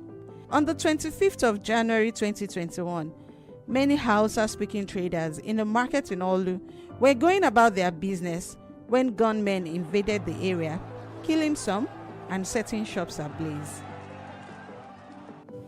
It is very, very unfortunate that this kind of thing would happen in 21st century Olu, 21st century Imo, 21st century Nigeria. People are not happy with the things, with the way this country is being run. When you talk about security, there is no security in Nigeria anymore. We are here at the Islamic Central Mosque, Amafeke, and this is the third Friday without holding a Jumat service here because of insecurity issues. There is a lot of apprehension amongst the Muslim community. This is my third year living in Olu, and I have never had any ugly experience living here until recently. During the NSAS protest, they burnt our mosque and killed some of our members in some part of Olu town. For 3 weeks now, we have been unable to observe our Jumat prayers in this mosque. We now live in fear. More worrisome is the absence of security operatives in the town. Despite all these incidents, the governor has not visited us to assure us or condole with us. Since the January attack, Olu has had no peace. The people are in constant fear as these gunmen, time after time, unleash violence, destroy shops, kill, and even behead people in the community. In the southeast and south-south regions at large, dozens of security officials have been killed. Biafra agitation and the violence going on in the southeast have been said to be an untoward way of expressing dissatisfaction about leadership failure on the part of all tiers of government. Well, I feel that there are many voices in the conversation to deal with the disaffection that people have about the Nigerian state. There are many voices, and evidently his is just one of those voices. But that may not be the optimal route to go. There are so many benefits of a functional, democratic, sound constitutional state. But where there are imperfections, you will now begin to see the voice that Nnamdi Kanu echoes or propagates. War is terrible. Sometimes you think about it from a more glamorous point of view, but it's bloody, it's heinous, it's damaging, it destroys families, societies, and so on and so forth. So my preoccupation is for peace. Okay, peace arrived through legitimate constitutional routes. That is what is most paramount. No society can develop without peace. And in terms of the disaffection of those of us who are from the southeast goes, there's a need to hear us and to look at our grievances and to consider them on their merits. The southeast substantially mirroring Boko Haram. We have not been able to understand and deal with the issue of IPOB. The Igbo leadership allowed IPOB and ESN too much ground to take too much ground to control what is going on in the southeast. So they misread the threat of organizations like IPOB. There was opportunism, crass opportunism. People thought maybe this IPOB will do for us what we want. They will get for the Igbo what the Igbo didn't get through the political process. And eventually now we are creating a monster. And it's a monster that is eating up the local environment, the same way Boko Haram ate up Borno and Yobe and parts of Adamawa. IPOB and ESN are eating up the southeast. The federal government is throwing the military at them, the same way they threw the military at Boko Haram, rather than trying to understand the real issue. What is behind IPOB? Who supports them? Why do they support them? What is the issue that has made IPOB attractive to a large number of young people? Can you do something about it? Is it something you need to do about it? I would say that the Southeast governments can do a whole lot better. The state governments, they can do a whole lot better in delivering services to the various constituent parts of the Southeast. We don't see enough of government in our rural communities. in the local government. We need to raise the bar as per the effectiveness of subnational entities. All right. Once we've gotten to a point where we can say for certainty that the state governments are operating optimally and delivering their own share of the governance dividend, then we can look elsewhere to seek inputs. But state governments in the Southeast need to up their game. The Nigerian police force, on whose shoulder the responsibility of protecting the nation lies, is unable to perform its basic functions, forcing the Nigerian military to step in. A society gets the kind of police that it pays for. Over the years, successive administrations have not made the connection around policing and development. So they just see the police as, oh, that is the police, and not critically putting it in a position of primacy, because people need to be safe internally first. You need to take care of the internal enemy before you begin to look at those ones that are threatening you on the outside. So over the years, there's been consistent underfunding, which is very, very critical. You want to undertake police operation, it has to do with funds, it has to do with state-of-the-art technology, equipment, and all of that. And then the manpower, less than 400,000 police personnel currently police a country of over 200 million. So what it means is that there is inadequacy somewhere. The police right now is overstretched. The country is very big and diverse. And then if you look at the scale of insecurity that is happening, it changes rapidly. So what it means is that the security landscape is not constant. You understand? So the police is trying to really grapple with all of this in the midst of very meager resources in terms of training, in terms of equipment, in terms of manpower, and every other thing. Government's approach in trying to address some of these inadequacies by the police has been to set up committees, police reform committees. But the question again is that each of these successive government that comes in set up a committee, do they make reference to the last committee to say, okay, what did my predecessor, found when he talk about policing challenges? How can I build upon that and actually implement this to make the police effective? But no, our approach has been that, okay, I get into office and then I'm setting up my own committee. Though the carnage isn't over yet, in more recent times, the joint military effort of the Nigerian Army and the Nigerian Air Force has recorded more success in combating terrorists and criminals. In the last few months, the synergy and jointness among the three services has been cordial and overwhelming, which has resulted in the decimation of most of the criminal elements we have in this country.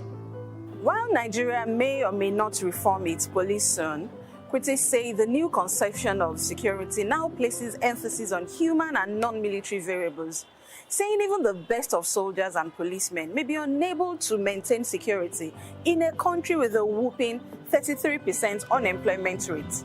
Nigeria cannot solve its insecurity problems in isolation of other developmental issues. Where we go from here depends on our ability as a people, a government, and a nation to make the urgent steps needed to pull our country, Nigeria, from the brink.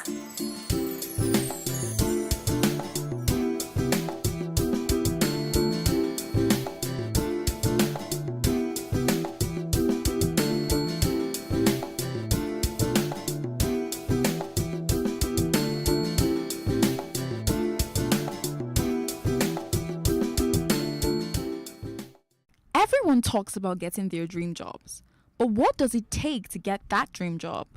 In a religious society like Nigeria, some people resort to prayer, but did you know that sometimes the only reason you're not getting the job isn't because you don't have the credentials? Many times about how well you can defend your credentials through your presentation and communication skills during the interview. According to the National Bureau of Statistics, the rate of unemployment in Nigeria rose to 33.3% in December 2020 from a 27.1% in 3 months. Interview phobia is a major issue that contributes to unemployment in the country. Some individuals are employable but don't know how to express themselves properly, present their resumes, and network effectively. An expert spoke to us about interview phobia and how it has increased the rate of unemployment within the country. Okay, so I mentioned I struggled. I went to Lagos State University, public university. Nobody taught you any of these things. And so I thought that if I come to the interview space, I would do well because I know I'm good enough. But coming in, it was difficult. I got plenty of rejections. And I made up my mind that if you can get past this thing, you would help other people who are also like you. And so sitting down in that space, I also see people like me, and I feel for them. According to Student Graduate Report, more than 50% of graduates in Nigeria disclose that communication skill is the least skill their academic education prepared them with. Like we have a compulsory NYSC every year. I believe the government or the educational sector should do something like when they know somebody's in their final year, maybe they allow them go through a month or so, or they introduce a course and make it mandatory for them to be able to go out there and face the outside world when it comes to interviews, when it comes to networking and all of that. I've seen super amazing, intelligent people lost opportunities because they were not confident, and those who were not so smart but have built their confidence are able to get the job and get these networks and get these opportunities. Especially when you come from a Yoruba or Igbo family where you don't have to look at your dad in the eye. You get that kind of thing. So you have to learn to look at people in the eye when you talk to them. It makes them believe that you are not up to something. You're not hiding anything in your cupboard. We're going to school or having to attend different schools, all right? They just teach us, we only have syllabus on what they've been doing so far in past years, and there's no trend of bringing in new things. So the next time you complain about not getting a job, think about how well your CV is prepared. Assess your communication skills during the interview and think about how well you presented yourself.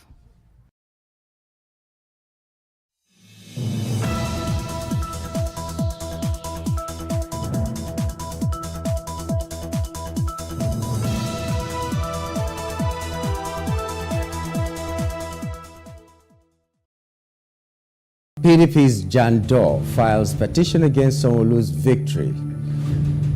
Ondo APC Ward suspends chairman over abuse of office. Clarify position, federal government tells Peter Obi over leaked audio. 16 Ogun PDP assembly candidates drag APC INEC to tribunal. Tonight on the program, we'll be discussing ways of settling the tension that may have come up before and after the 2023 elections, just ahead of the inauguration of the president-elect Bola Ahmed Tinubu, expected to be on May 29th. This is Plus Politics. My name is Nyamgul Agaji.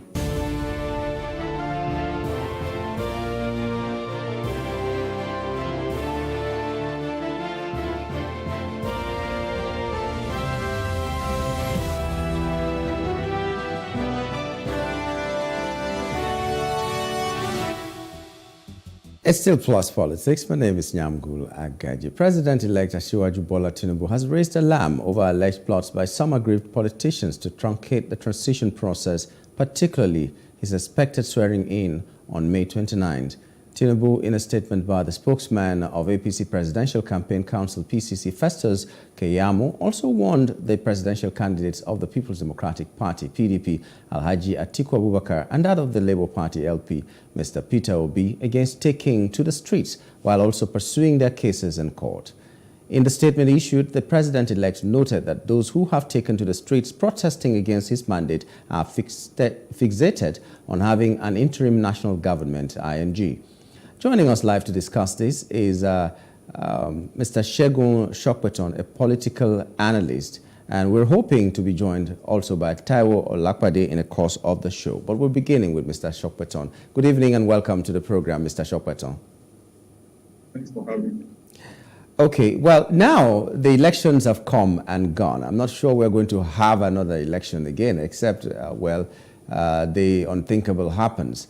And now that we are at this point, May 29th is just around the corner, and we need to mend we need to mend the bridges, mend the fences, or whatever it is that we need to do to come back as one and move on as a nation. But it doesn't seem to be happening, especially within the political parties. We've seen where PDP here in Lagos has filed a petition against the victory of Sanwo-Olu, and even, in fact, the Labour Party, that they did not keep to the guidelines of INEC. We've seen in Ondo where APC ward has suspended the chairman over abuse of office, as they are calling it. We've seen where APC's accusing Labour Party presidential candidate that there was an audio that was leaked and he needs to clarify that and this and that. Every small issue is either going to court or is becoming a very, very serious talking point within the parties and, you know,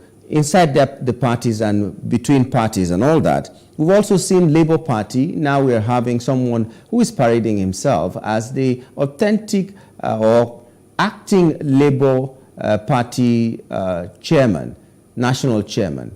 And we're just wondering what is really happening. How can we heal and move on as a nation? Let's first of all just look at what is happening within the parties. Why do you think there is this rise in suspensions, anti-party, and all those other things that the parties are accusing themselves and other parties of? What is giving rise to all of this after an election has been won and lost? Well, thanks for having me again. Good evening, Nigerians. Look, yes, the elections have come. Yes, we can say they have gone, but it would appear as though from everything that we see, in the country now, that the elections are far from over. And that is unfortunate because it should not be so. The reality, no matter what anybody might say, that the elections are not over. We've had elections of different colors, different flavors in the past, especially in this Fourth Republic. Just limit ourselves to that time frame.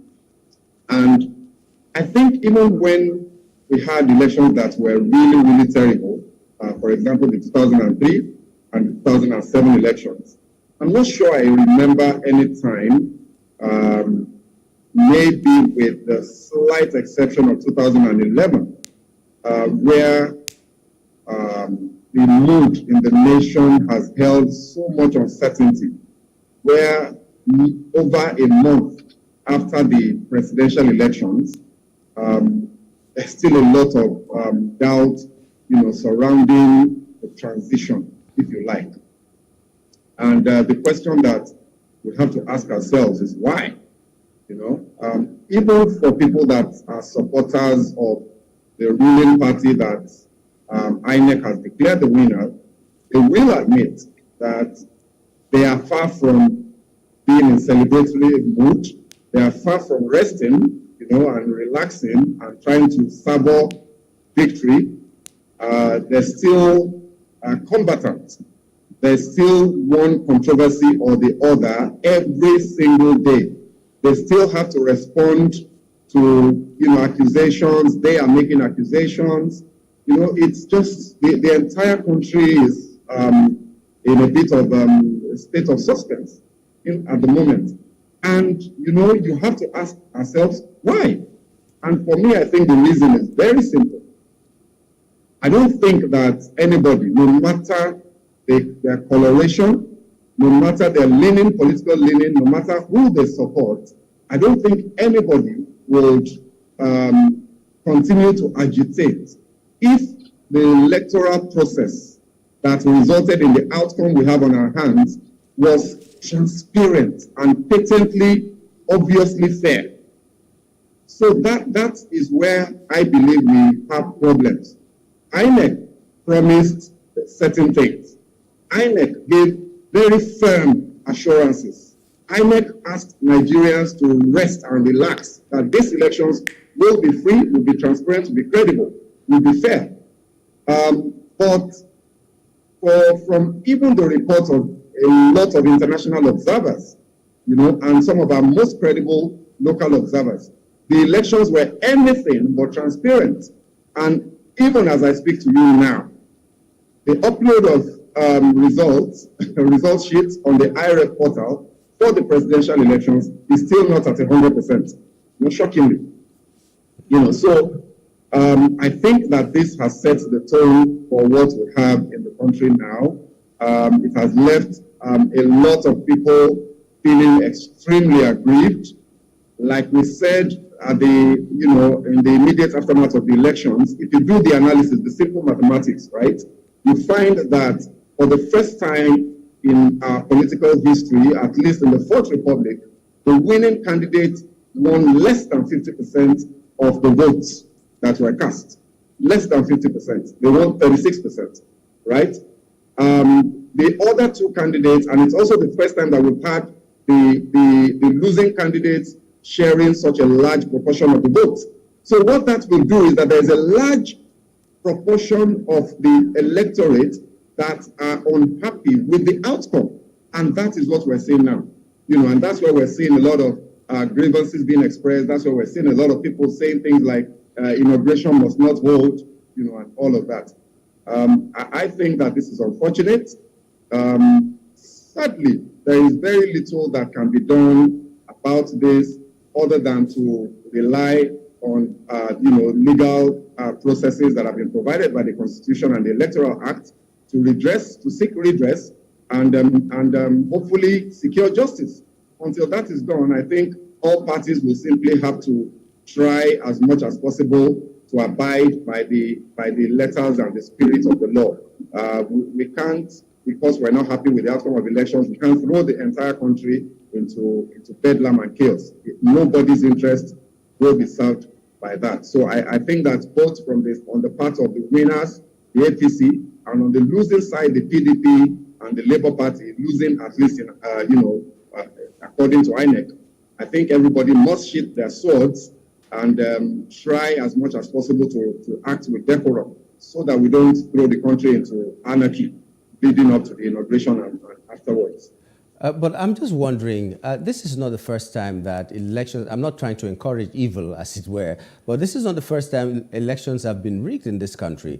This is not the first time INEC chairman has promised us a very, very free and fair election. Morrissey Wood did the same thing, Jega did the same thing, and now Yakubu did the same thing. They all promised us. So why is it like this is one of a kind?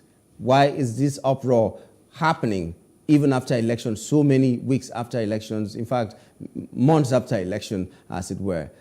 What is so special about this one? Well, look, what's special is that hopes were raised. Before this election, I belong to civil society, and I know the amount of work that we put in terms of voter education, public enlightenment, and all of that, encouraging people to go get their voters cards, PVC, your PVC is your power, and so on and so forth. We did that primarily because INEC, especially the INEC chairman, was very reassuring in his body language, in his mannerisms, in his words. The Electoral Act itself presented a scenario that appeared to be potentially rigging-proof. If you look at the provisions of the law, when you combine the voter accreditation by BVAS, the method of accreditation by BVAS, the fact that we're moving away from the card reader where cards could fail, we're moving to biometric verification that depended on either your fingerprint or your face, recognition of your face, your facial features, combining that with transmission of results directly from the polling unit. This is very key. Transmission of results into the central server from each BVAS, and upload of result sheets into IREM from the polling unit, and then you continue from there with the old process of manual collation. Now, those three provisions that technology was going to introduce give a scenario that assured people, and people believed so you saw 10 million new registrations before this election. It was unprecedented.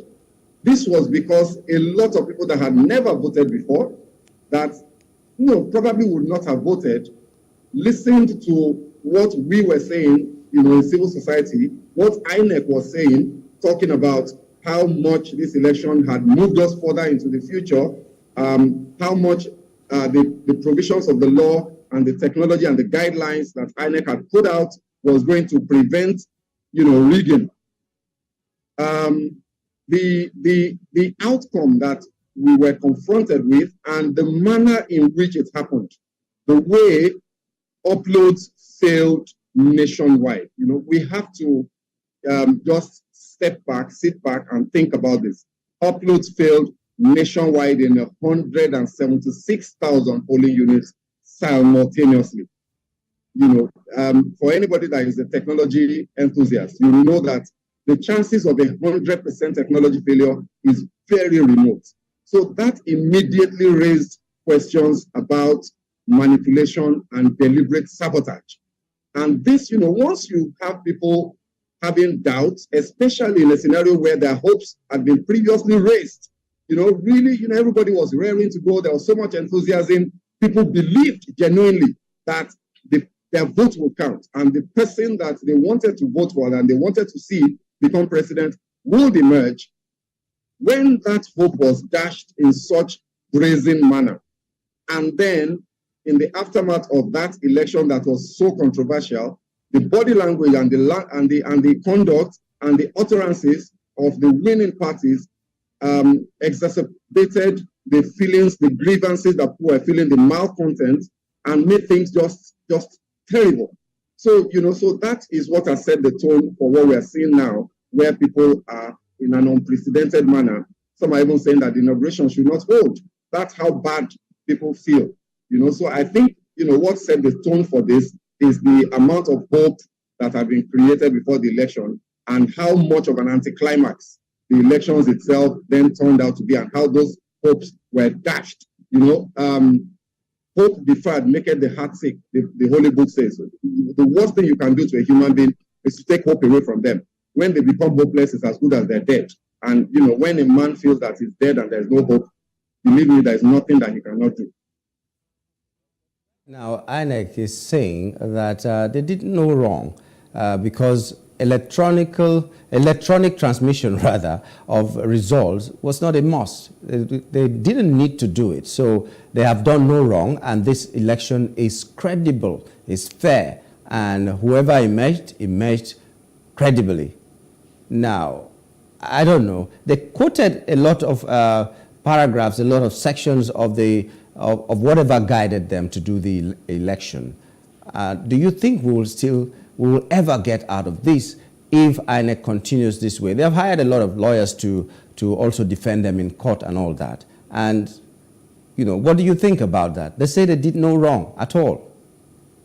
I think INEC has bungled these elections badly. And to say they did no wrong is, you would expect them to say that, but I think it's very unfortunately not true. And I also must say, I've heard this argument so many times, and I laugh. Look, INEC is under compulsion. It is compulsory for them to transmit elections electronically. Their own guidelines said so. We have to understand this. It's not optional. I've heard a lot of people say that, it's not compulsory. The Electoral Act did not specifically say that. The Constitution also did not specifically say that results must be transmitted electronically. But they fail to recognize that, when you are making laws, every law derives power from somewhere. So the Constitution derives its power from the people, from the mandate, from our franchise, right? We vote for the National Assembly, and then they enact the Constitution, and that Constitution begins to guide us based on the franchise we gave to the National Assembly. And then every other law that we operate derive their power from the Constitution. The Electoral Act derives its power from the Constitution and lays out how INEC is supposed to conduct our elections. Now, that Electoral Act specifically stipulated that INEC shall, that's the word the Electoral Act said, shall prescribe the method for which elections shall be conducted in the country. It's a must. Now, INEC then, following that law, released the guidelines. By that token, the guidelines have attained the force of law. The guidelines are an extension of the Electoral Act, which is an extension of the Constitution. The guidelines are a law. The guidelines in INEC's guideline stipulated clearly that the results will be transmitted at the polling unit. It is very clearly spelled out in black and white, right? The transmission of results and upload of results, two very distinctly different things, were stipulated in those guidelines. It is the law. It is not optional anymore. INEC cannot change that rule midstream, just at their convenience. Now, those guidelines also specifically make provisions for collation of results. Please, let's make a distinction between transmission and collation. The transmission of results and the upload of results were supposed to be a control for the collation of results. Collation of results was meant to be manual. Now, the collation of results, the guidelines stipulated clearly that results were going to be collated from the result sheets that had been uploaded already. That is the stipulation of the electoral, the guidelines of INEC. Now, Section 93 of those guidelines now made provision for situations where uploads failed or where electronic transmission failed. INEC is then required to go to the police and collect copies of the result sheet, EC 38A, I believe that's the number, from the police. And that is what will be used for collation at the collation centers. So that is the only provision within the law where INEC would be expected to deviate from using the uploaded and transmitted results. INEC had or has to show the world that they did that.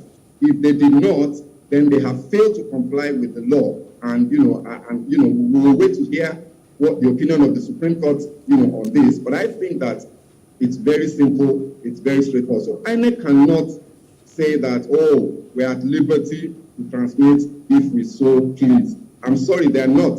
If that were to be the case, then it simply means that INEC can just do whatever they want based on their own whims and caprices, and then we would no longer have the rule of law. We would have the rule of chairman of INEC or the rule of INEC. So it doesn't work that way. Okay, well, we will just take a short break, and when we return, we'll still be looking at what is going on right now.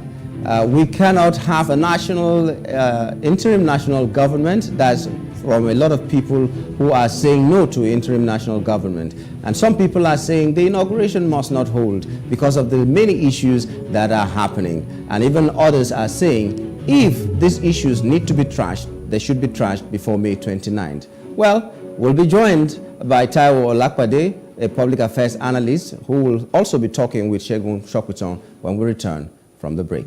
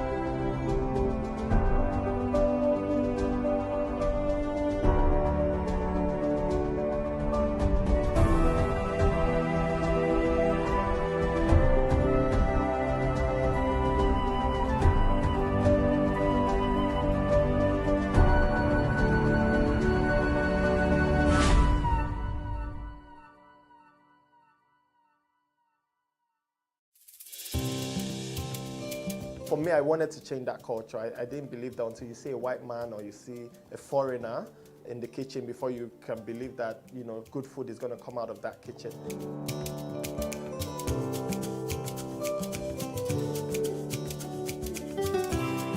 you can leverage on each other's spaces and, you know, sell. We believe in Nigeria, right? We believe that Nigeria can get better. We, the youth, are the ones that can make it better. And my products are proudly made in Nigeria.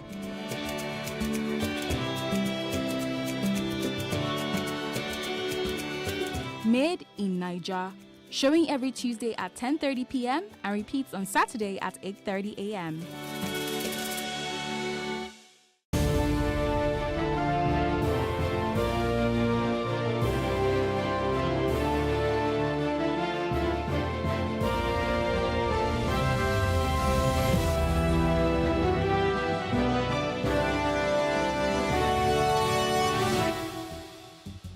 You're welcome back. It's still Plus Politics on Plus TV Africa, and we're looking at what is going on in the political space and how feasible it is that we're going to have a May 29th that will have peace, that will help us move on as a nation.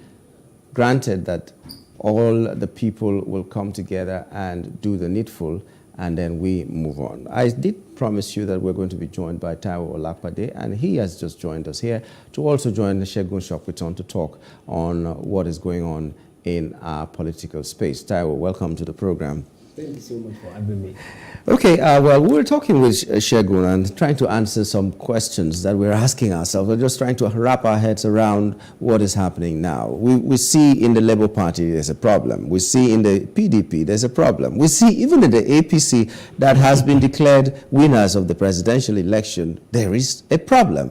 Some ward excos are suspending some people, some things. A lot of things are just happening within the parties and between the parties. And we're looking at how we can solve these problems before the day of inauguration and then move on. Why do you think these things are happening now? And what is the possible outcome you think will be out of all this thing?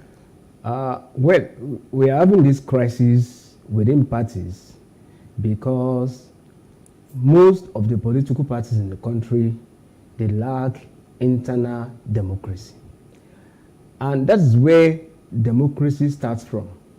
If within your political arena, you cannot organize a free and fair election where a winner will emerge, then how will it be possible for you if you contest against another political party and you lost at that election? How will you, accept, the conduct of that exercise if within your own political party you lack internal democracy?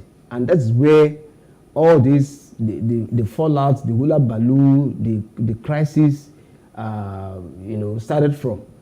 You will see a scenario where a candidate that people think is the people's choice, declaring intention to contest for a political party, a ticket, say governorship ticket, is a popular candidate. But the leadership of the party may not want that candidate, at that point. And in the other way around, you see another candidate emerging as the candidate of another aspirant, imagine the candidate of that party going into election. And maybe by peradventure, they may lose at that election because they have not fielded the choice of the people. But the leadership who is in charge of the party's machinery, would take a decision and say, this is the person that we want. Maybe because money has exchanged hands or for another reason that we may not know of. But basically, the reason why we have challenges across party lines, there is no party as we speak now that does not have one challenge or the other. Now we are talking about electing the leadership of National Assembly. And we know that by the arrangement, the leadership of the National Assembly, particularly the President of the Senate and the Speaker of the House of Representatives, the arrangement we have is the party with the largest number of elected representatives. We have about, of course, We have had majority of the House of Reps election during the February 25th, but we still have some staggered election because of the fallout, the crisis, here and there. But as we speak, APC have about 160 elected House of Rep member. PDP has about 106 or 100, and other political parties. But if you look at it, this is not the kind of scenario that we had in 2019. In 2019, APC won the majority that nobody will contest with them, when it comes to choosing the leadership. But this one, if you put the opposition political parties together, they have more elected representatives than the 160. House of Rep is made up of 360 members. But as we speak right now, there is possibility that if APC does not put its house in order, opposition party may become the Speaker of the House of Reps. But for the Senate, 109 senators, we have about 50 APC senators elect at the moment. We have about 20-something, for PDP, Labour, NMPP, Social Democratic Party, ABGA, sharing the remaining, and we have about a few number of Senate seats to be also filled in the coming staggered election. But I'm just saying that because we lack internal democracy, and we have close to about 7 senators, 7 top-ranking senators that are jostling to become the Senate president, including Ahmed Lawal, who is about also finishing his first term as a Senate president. How come that this political party cannot agree and support one candidate among them? So that's where the crisis starts from. And I said that because they lack internal democracy, and we continue to have this problem until we get to a point that the party will agree maybe a consensus candidate, or if possible, they could also organize a primary election that will be not just be seen to be free, but free and fair in all ramifications, so that there won't be any rancor going into a general election. But in the case we continue to have some people being foised on other members of the political party, definitely there will be crisis. The crisis within political party is more than crisis between APC and PDP. The one within, the crisis within APC or PDP or Labour or ABGA, as the case may be, that goes beyond the crisis APC is having with Labour or PDP is having with APC or NMPP is having with PDP. The crisis within is more. And if you don't resolve the crisis within, how will we be able to forge a common ground to fight the enemy? Now, it's a worrisome thing. Let me just ask both of you now, because when we talk about democracy, we'll be looking at, trying to iron out a lot of things, the way the people behave, not just political parties and all that. And we're trying to build a democracy that will be built on ideology and so many other things that are globally accepted.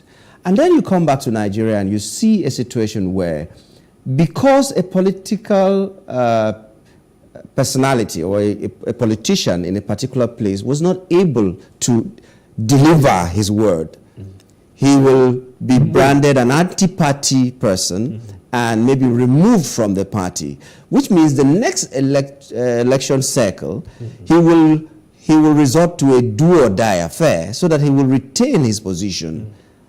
What will that do to our democracy? We need to begin to talk about what kind of harm that kind of a thing is to our democracy, and what needs to be done to both the parties and the people who make these as a yardstick. To belong to a party, you must deliver your word, whether by crook or by any means, just deliver your party. Let's just know the implication of actions like this to a democracy that we're trying to protect. Let me start with you, Shokwitson.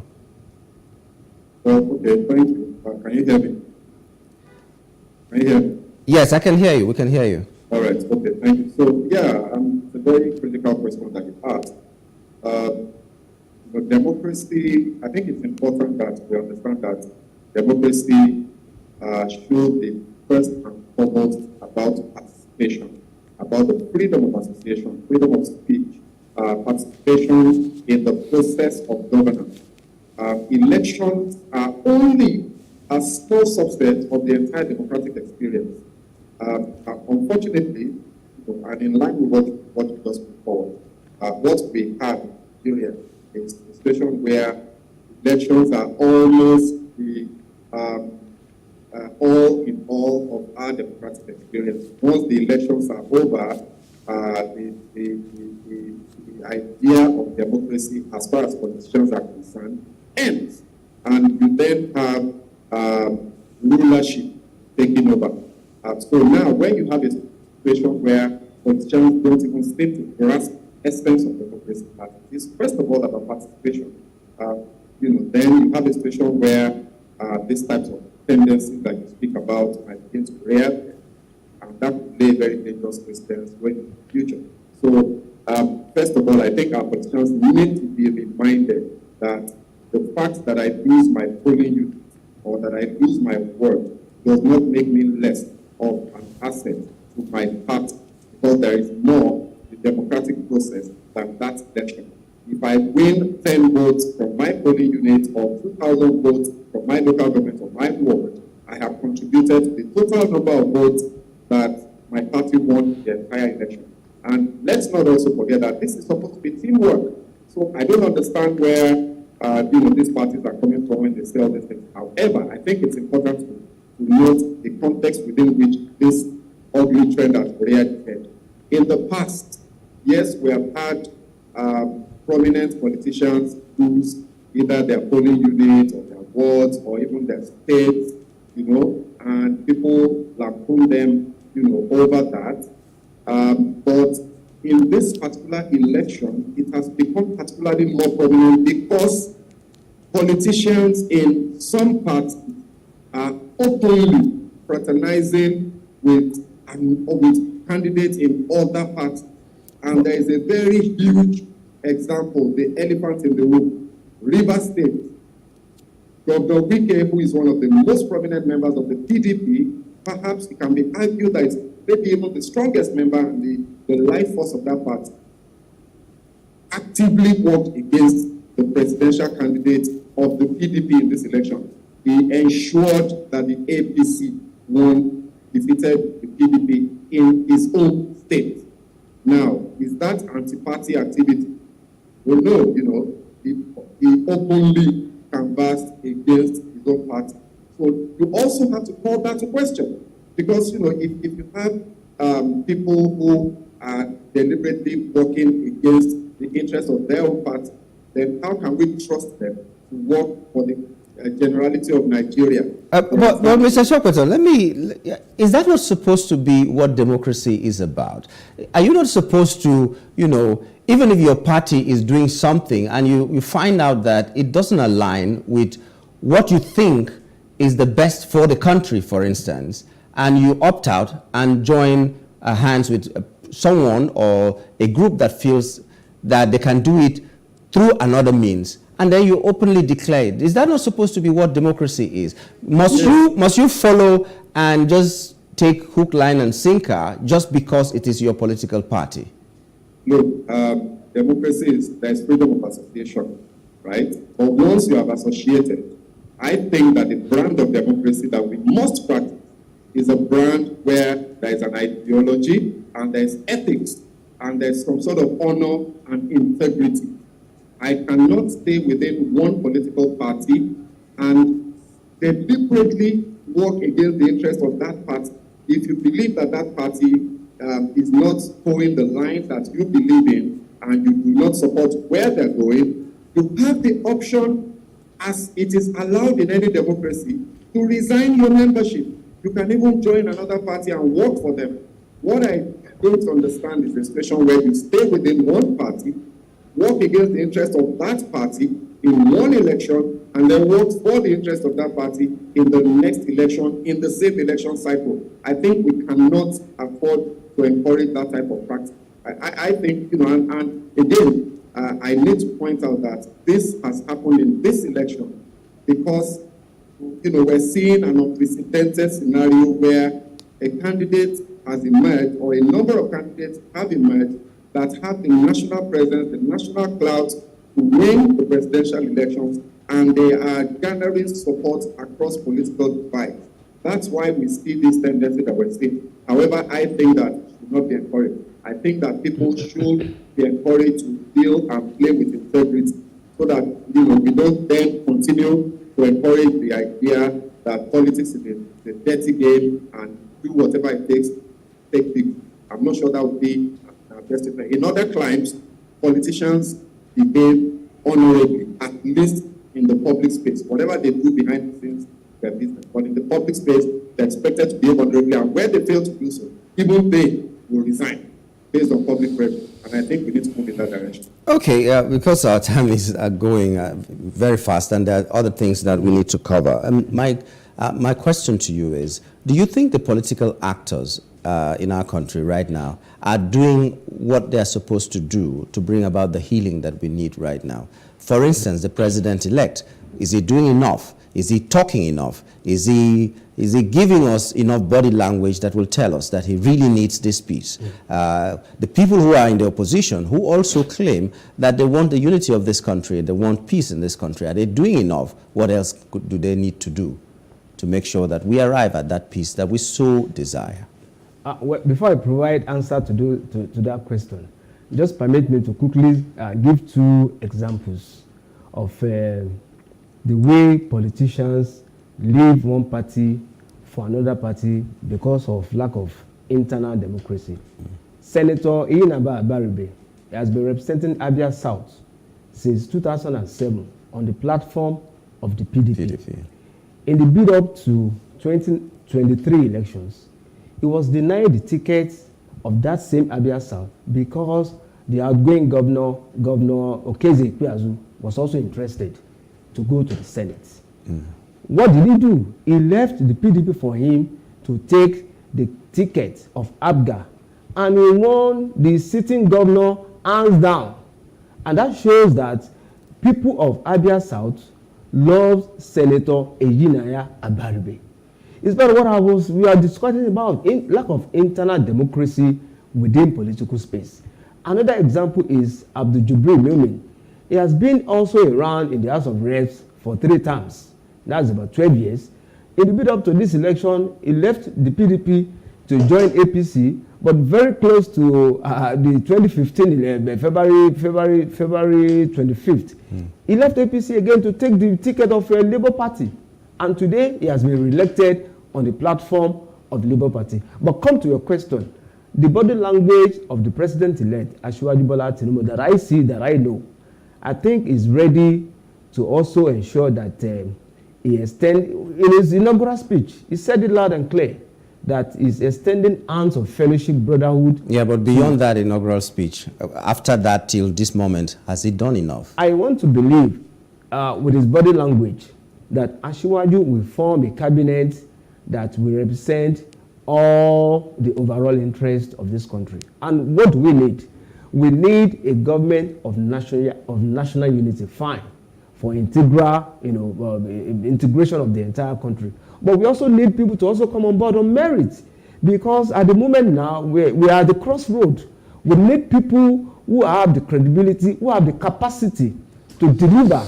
Okay. And not just on the basis of man knows man. Yes. We need people, the people should be selected on merit, and not because I know you know me.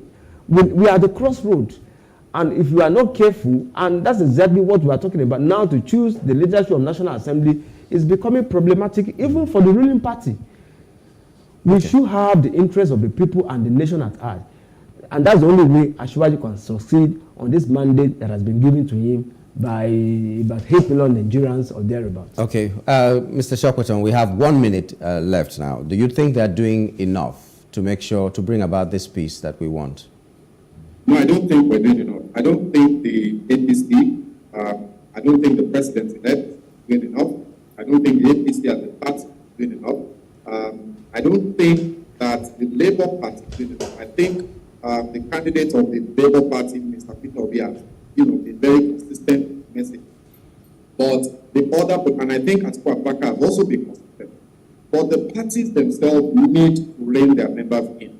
The APC and Asiwaju Bola Ahmed Tinubu needs to ramp up the message of reconciliation. What we have now is a situation where people like Festus Keyamo and people like Femi Fani-Kayode and people like Bayo Ononuga are in the social media space and on air, on national TV, basically stoking up sentiment in a situation where people are already feeling aggrieved. So I don't think that the APC in particular is sending out enough of a conciliatory message. I think we need to do better than that. And I also want to say to the people, especially Labour Party supporters, that we should not continue to project a message of Armageddon, that it is Peter Obi or there is no Nigeria. There is no such thing. We are in court, and I think that we need to rein our emotions in and hopefully continue to put pressure on the Supreme Court and the judiciary to ensure that justice is served, and then hopefully, can navigate these delicate days ahead. So I think we need to do more across the board. Okay, there's been calls that whatever the problem is, all the litigations, everything should be resolved before May 29. Maybe that is not a possibility, but we do hope that we will still have this Nigeria standing and we will be united even more than ever before to build our country to the El Dorado of our dreams. Thank you so much, Mr. Segun Shokpaton, for coming on the program today. Thank you for having me. And also, Mr. Taiwo Olapade, thank you so much for being a part of our program. Thanks so much for having me. Okay, we do hope that we'll return tomorrow with yet another edition, another topic to discuss. Until then, on behalf of the entire team of Plus Politics, my name is Nyamgul Agaji. Thank you for being there.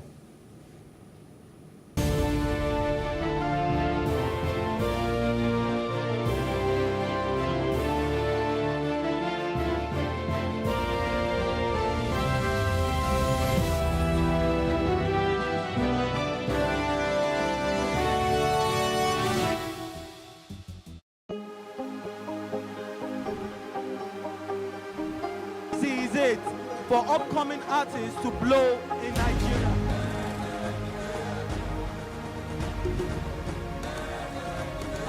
Welcome to Plus Trending. I'm Vicky November, your host, saying thank you for joining us on today's episode. Welcome back. It's tea time on Plus TV Africa. Practice makes perfect. I'm not perfect yet, but I'm a lot better than I used to be. He's a king. He's entitled to marry 100 if he wants to.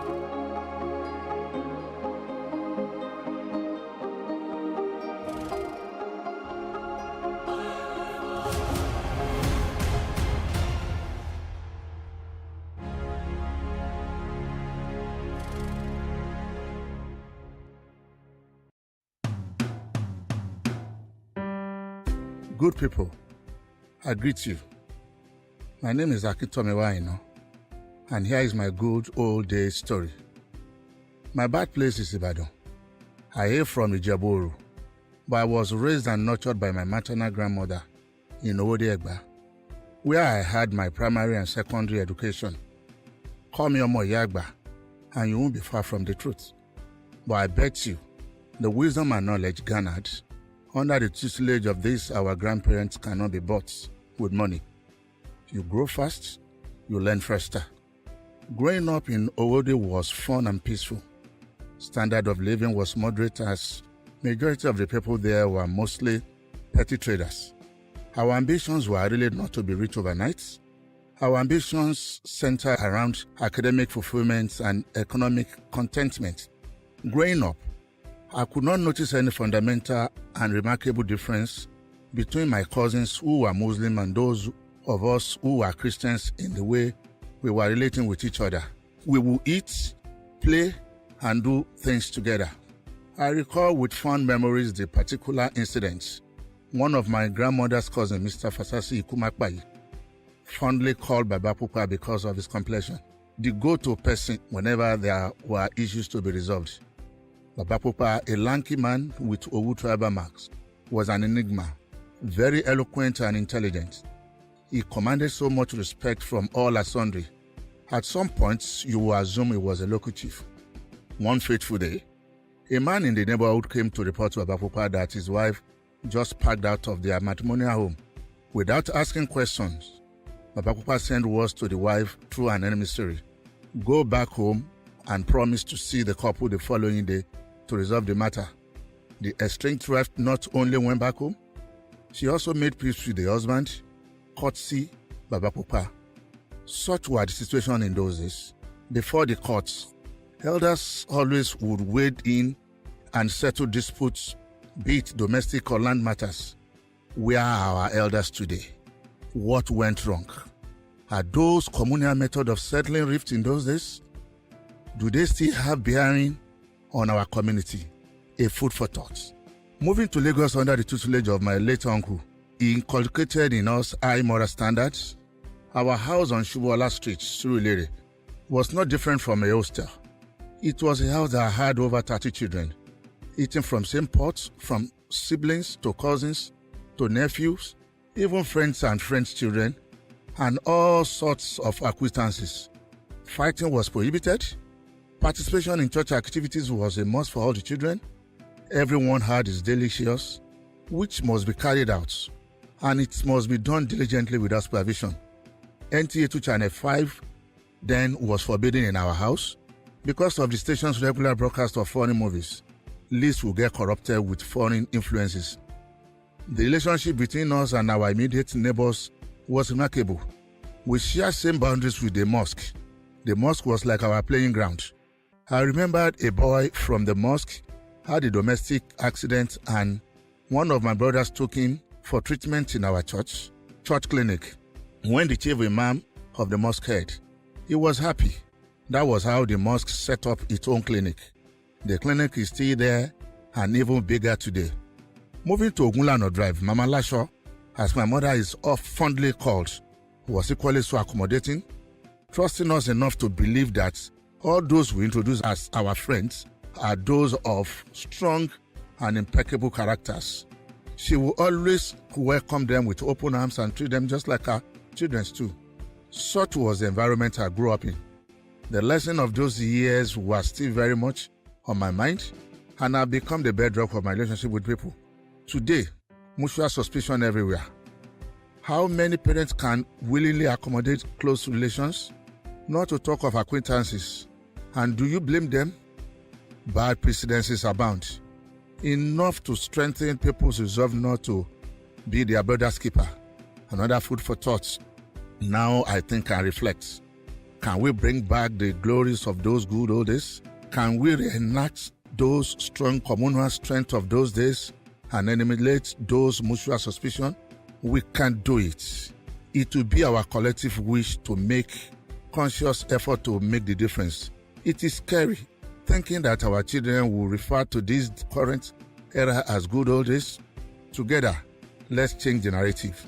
Our children desire and deserve a better future, not the good old days. I therefore join sign Shemode Badejo in this collective drive towards a greater tomorrow. Thank you. Lagos is home to many. But before you think of making Lagos your home, I'm sure you must have heard things about housing in Lagos. Things like housing is expensive, how landlords are gender and tribe biased. Different stories really ranging from funny to just sheer unbelievable. The house rent is too expensive. It's double times two. You know, some landlord, they can be something else. So many funny rules that you just begin to wonder, like, what is going on?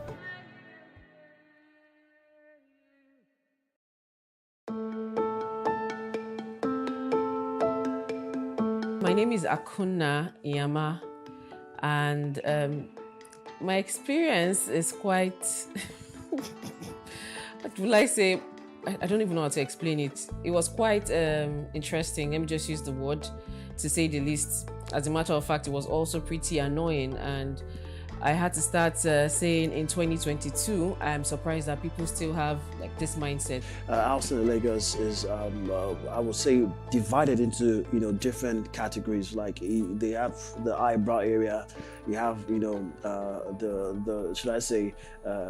I don't know, maybe shanties or trenches or, whichever way you want to describe it. But I think if you have the right set of, the amount of money, you know where to stay. And if you're struggling, you know where to stay. And if you don't really have, you know where to stay. So Lagos accommodates everybody. But at the long run, it is expensive, whichever category you pick. When looking for an apartment in Lagos, you have to dira, like the Yoruba will say. You have to be very, very intelligent. You have to be very smart.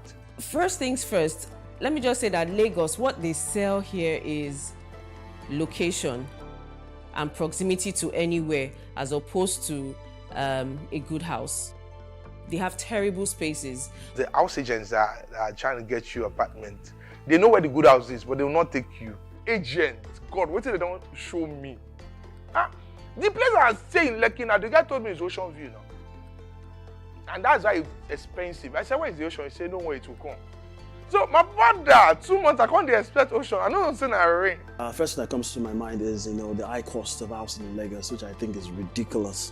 And Lagosians, as a matter of fact, if you take out, the issue of rent, from our hustle, from our savings, from what we earn, from our income, I think a lot of Lagosians will be living well and they'll be doing well as well.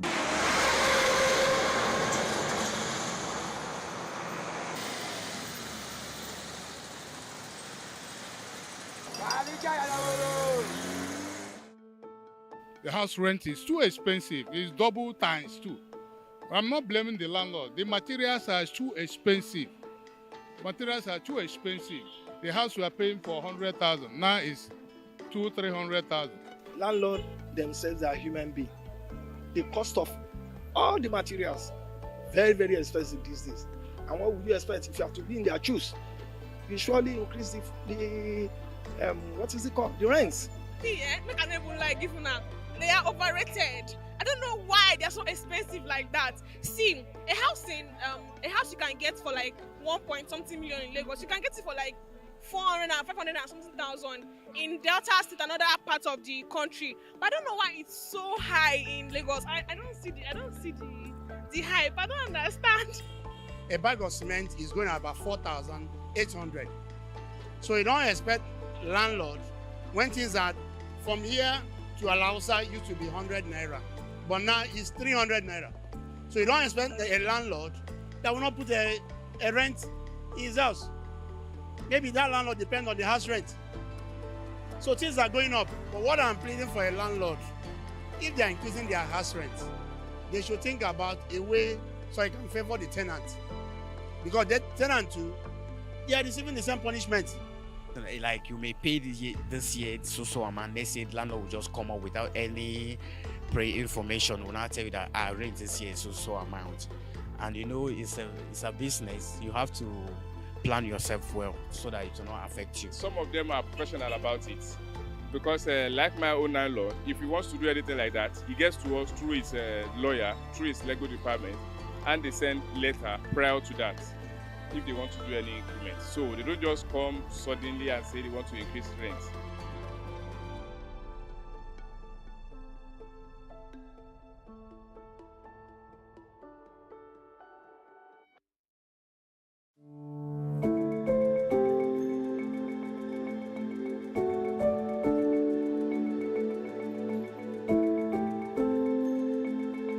Some Lagos landlords are quite tribalistic.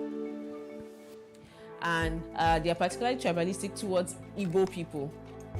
So once they hear, oh, we don't want any Igbo person here, what's your name? And you say your name, no, we're not looking for an Igbo person in this house because I'm Igbo. So I know I've had first-hand experience of it. Say, no, we don't want an Igbo person. Last person that was here was Igbo, and the person did this and the person did that, so we don't want that. Some landlord, precisely, maybe based on their previous experience with the tribe or people that had occupied the property, they don't want to fall victim of when you're a victim the first time, you have to be very careful. So yes, most of the landlords consider that. I have never had a landlord that's considered that as an option, but I hear and I also read newspapers. Even not just tribal, religious at times. You see some Muslim landlords, they don't want Christians. You see some Christian landlords, they don't want Muslims.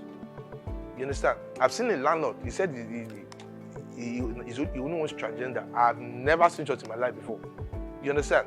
So I think tribalism occurs because landlords at times, they feel they can relate with tenants better when they speak the same dialect. So many funny rules that you just begin to wonder, like, what is going on? Like, you have visitors on certain type of days. If you are single, you're not allowed to bring women. If you're a single lady, you're not allowed to bring men. You know, it has to be one particular person. I don't understand. Like, who gives such a role? How do you tell a lady, she's looking for a husband, she needs suitors, and you're telling her to stick with one because of what? Because she lives in your apartment, or in some cases they'll tell you a lady has to be married before an apartment can be given to them. On one of my ordeals, I was like, okay, I'm looking for a place. I spoke to an agent, and he was like, Auntie, sorry, how old are you? I said, why? That's a personal question. Why are you asking me my age? He said that because the landlord said he doesn't want any single lady. If he wants any single person, he can even maybe take a single guy. The reason why houses are expensive, I would say, number one, because of greed of some landlords. Agents. Agent. Because if you get an house of 2 million naira now, you pay agency of 200K. And the guy's friend, probably the agent's friend, just gave out an apartment of 5 million naira. His commission, agency fee, 10% is 500K. You can see. So at times, agents will convince landlords that, this house is too fine for 2.5 million. It's too fine. You're supposed to bring it. See, they will convince landlord, I can get someone that will pay 4 million for this place. It's not like they're trying to do the landlord a favor. They're trying to do themselves that increment of agency. The reason why there is high cost of houses there in Lagos is a lot of factors. One is inflation. You know, like a normal developer will say, every day the cost of materials increase. Like if he buys rods of, let's say, 5 naira today, by the time he goes to market next week, it's about 20 naira. So imagine you're trying to get an apartment of 400,000 and the agents are telling you that, okay, for the house of 400,000, you're going to pay agency and agreement 100,000, you're going to pay commission 100,000, and then you pay caution 100,000, and then you pay service charge maybe 75,000. How much is that? That's already 375,000 on top of a house of 400,000. So these are the issues that one basically faces in Lagos State. Lagos, as home to all, must indeed house all. And for that to happen, all stakeholders must work hand in hand to make this huge housing deficit a thing of the past.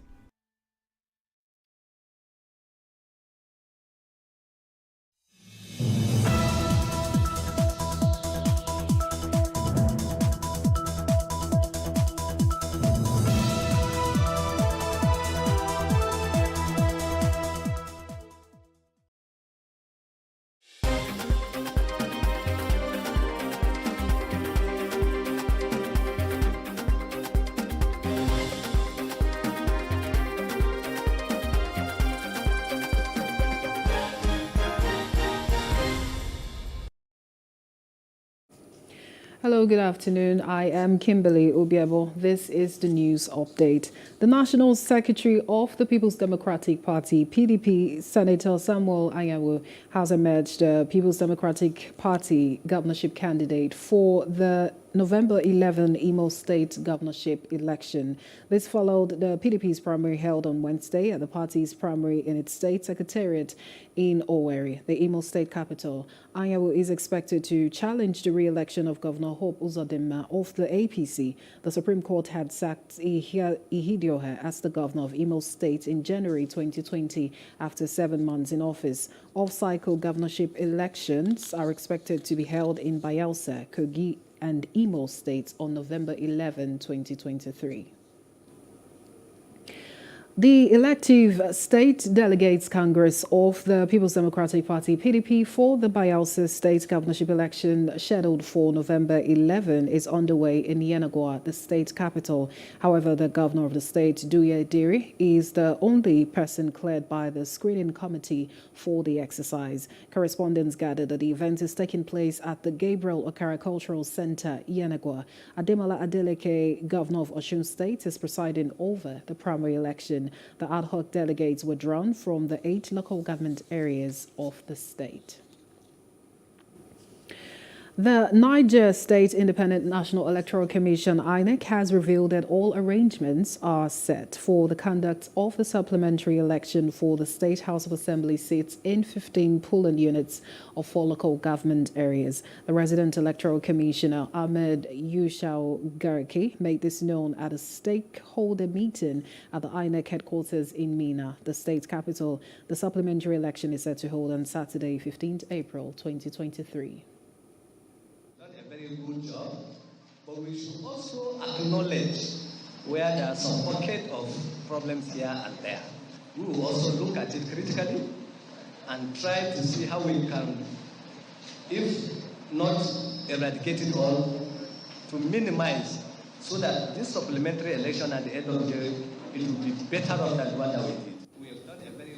Now, a federal high court in Abuja has voided the February 7, 2023 list of delegates submitted to the Independent National Electoral Commission, INEC, by the All Progressives Congress, APC, in Kogi State for its forthcoming governorship primary election.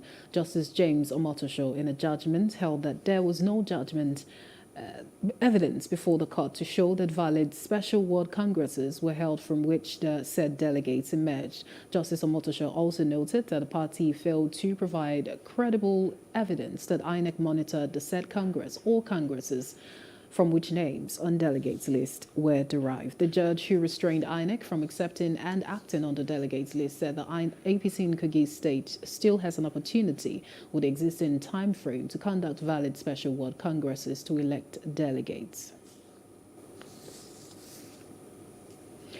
Rivers State Governor Nyesom Wike says Dino Melaye, a spokesman of the People's Democratic Party PDP presidential candidate Atiku Abubakar, cannot be governor of Kogi State. Wike warned that the PDP would fail if Melaye emerged as its governorship candidate. Addressing selected journalists in Port Harcourt, the state capital, Wike stressed that a former Kogi West senator lacked the capacity to govern a state. I mean, the mere fact that you are from Kogi, therefore any Kogi person. No, that's not the truth. This is what we do. When they are going for, you are talking about governance of a state. And we are not talking about drama. You know what we are talking about? We're talking about governance of a state. For Christ's sake, PDP presents such a candidate, and you mean that Kogi people want development? You see, let us stop this idea that it's from Kogi. It's okay. Take, for example, anybody from Lagos State, because election, then Lagos people will just don't vote for him because you're from Lagos. I mean, that can be serious. Are you saying Dino doesn't have? Dino does not have what it takes. For Christ's sake. For crying out loud. What is he going to do? Is it right? He knows me very well. He knows. What disqualifies him? He does not have what it takes to be a governor at all. It's not by coming to add drama on television. No, it's not that. It's not by coming to arise to abuse Wike. It's not that. It's not that. Look, ask Dino when he's saying we're running for governorship. Saraki brought him to me. Ask him. He knows what I'm talking about. He knows. How can you tell me such persons will be governor? In a swift reaction, a governorship aspirant of the People's Democratic Party, PDP, in Kogi State, Dino Melaye, has fired back at Governor Nyesom Wike of Rivers State, who laughed off his aspiration to succeed Governor Yahaya Bello. In a statement on his verified Facebook page, Melaye said Kogi is not Rivers State, where Wike determines who becomes governor, explaining that power belongs to God. Pretentious is a pretentious character. Is a liar, and he has no integrity, no iota of integrity. Wike was calling me when Atiku Abubakar was to announce his running mates. I have records, and I've printed it out, and I'm waiting for him. He called me 19 times in 2 hours, begging us to convince Atiku Abubakar to make him the vice presidential candidate. So when I see him lying on TV, because of the south of this country, because of southern Nigeria, the thing of moves to south. You that were lobbying us and begging us, promising us heaven and earth to convince Atiku Abubakar to make you vice presidential candidate. To the extent that he was at the airport. I have a video. He spent hours in the airport waiting for me to call him to say, Atiku, I picked you as he was at the airport here, waiting, calling me. He was calling me, my brother and friend, who's were in the Senate together, was also calling me that day. I have witnesses. I even gave the phone to Abu Lingi to speak with him. I gave the phone to Senator Zamiri to speak with him. He was begging all of us, promising heaven and earth. Atiku should announce him. It was around 1 or so that I told him, Aga, nobody will give you vice president. That was when he left and then flew back to. So the man who was so desperate to be vice president. In Benue, the state government has suspended the operations of the livestock guards, the state paramilitary agency tasked with the enforcement of the Open Grazing Prohibition and Ranches Establishment Law of 2017 for a period of 2 weeks to allow all headsmen with livestock within Benue territory to exit. Governor Samuel Ortom announced this at the end of the State Security Council meeting in the wake of the killing of over 130 persons within 1 week. He also said security agencies in the state has confirmed the receipt of President Muhammadu Buhari's directive to fish out perpetrators of the mass killings across the state. We have also noticed that majority of the people who are victims are people who knew nothing, because some are infants, some are women, some are old, and some are young.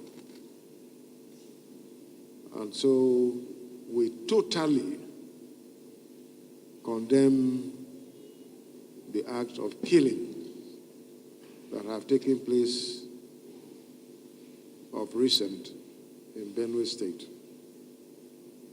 Within a short period of 10 days, we have recorded over 130 killings around the state, and we are still counting. And so this is not acceptable by this council. But we commend the security agencies for their prompt responses to all calls, distress calls that are made anytime.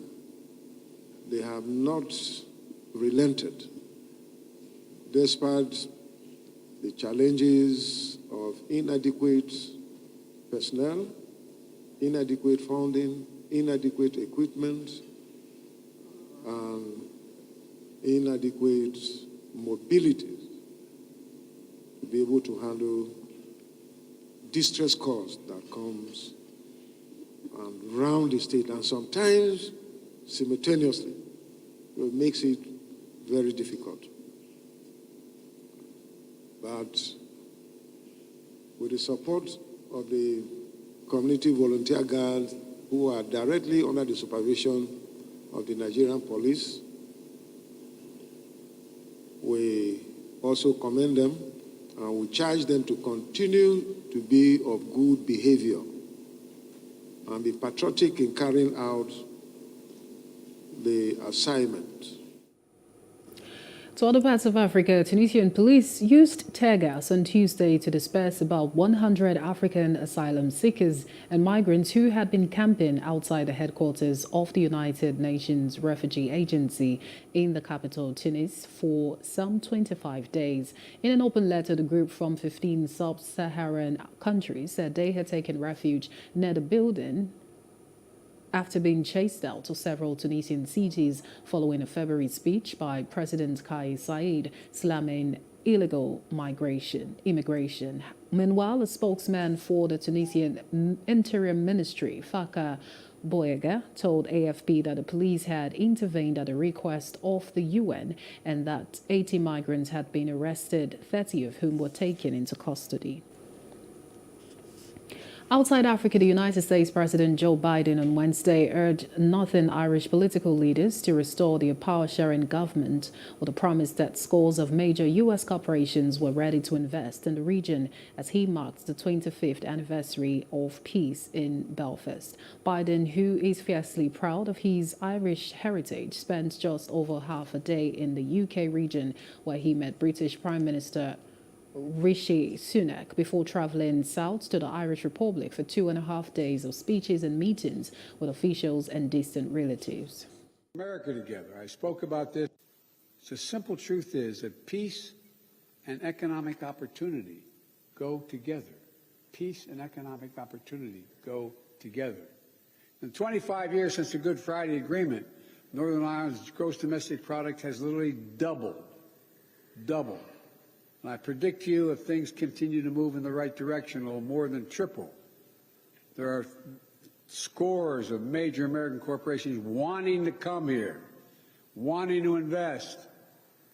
Many have already made homes in Northern Ireland, employing over 30,000 people.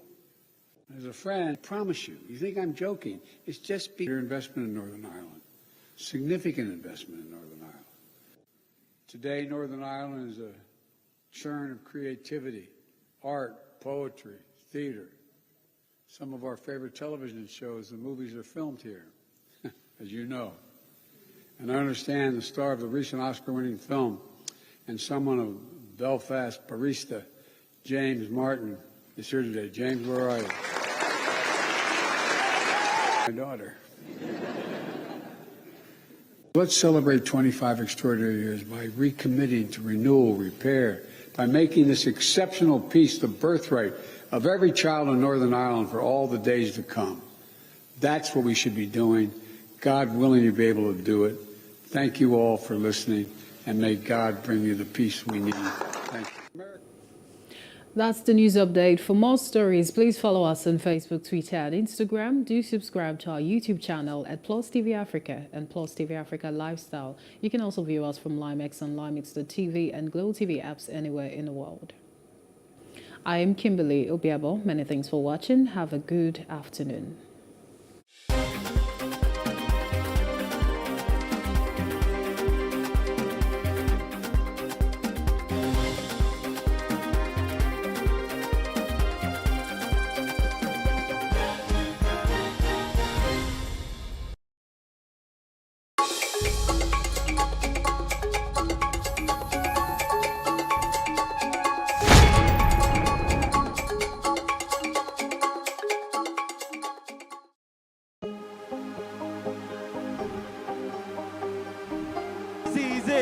For upcoming artists to blow in Nigeria.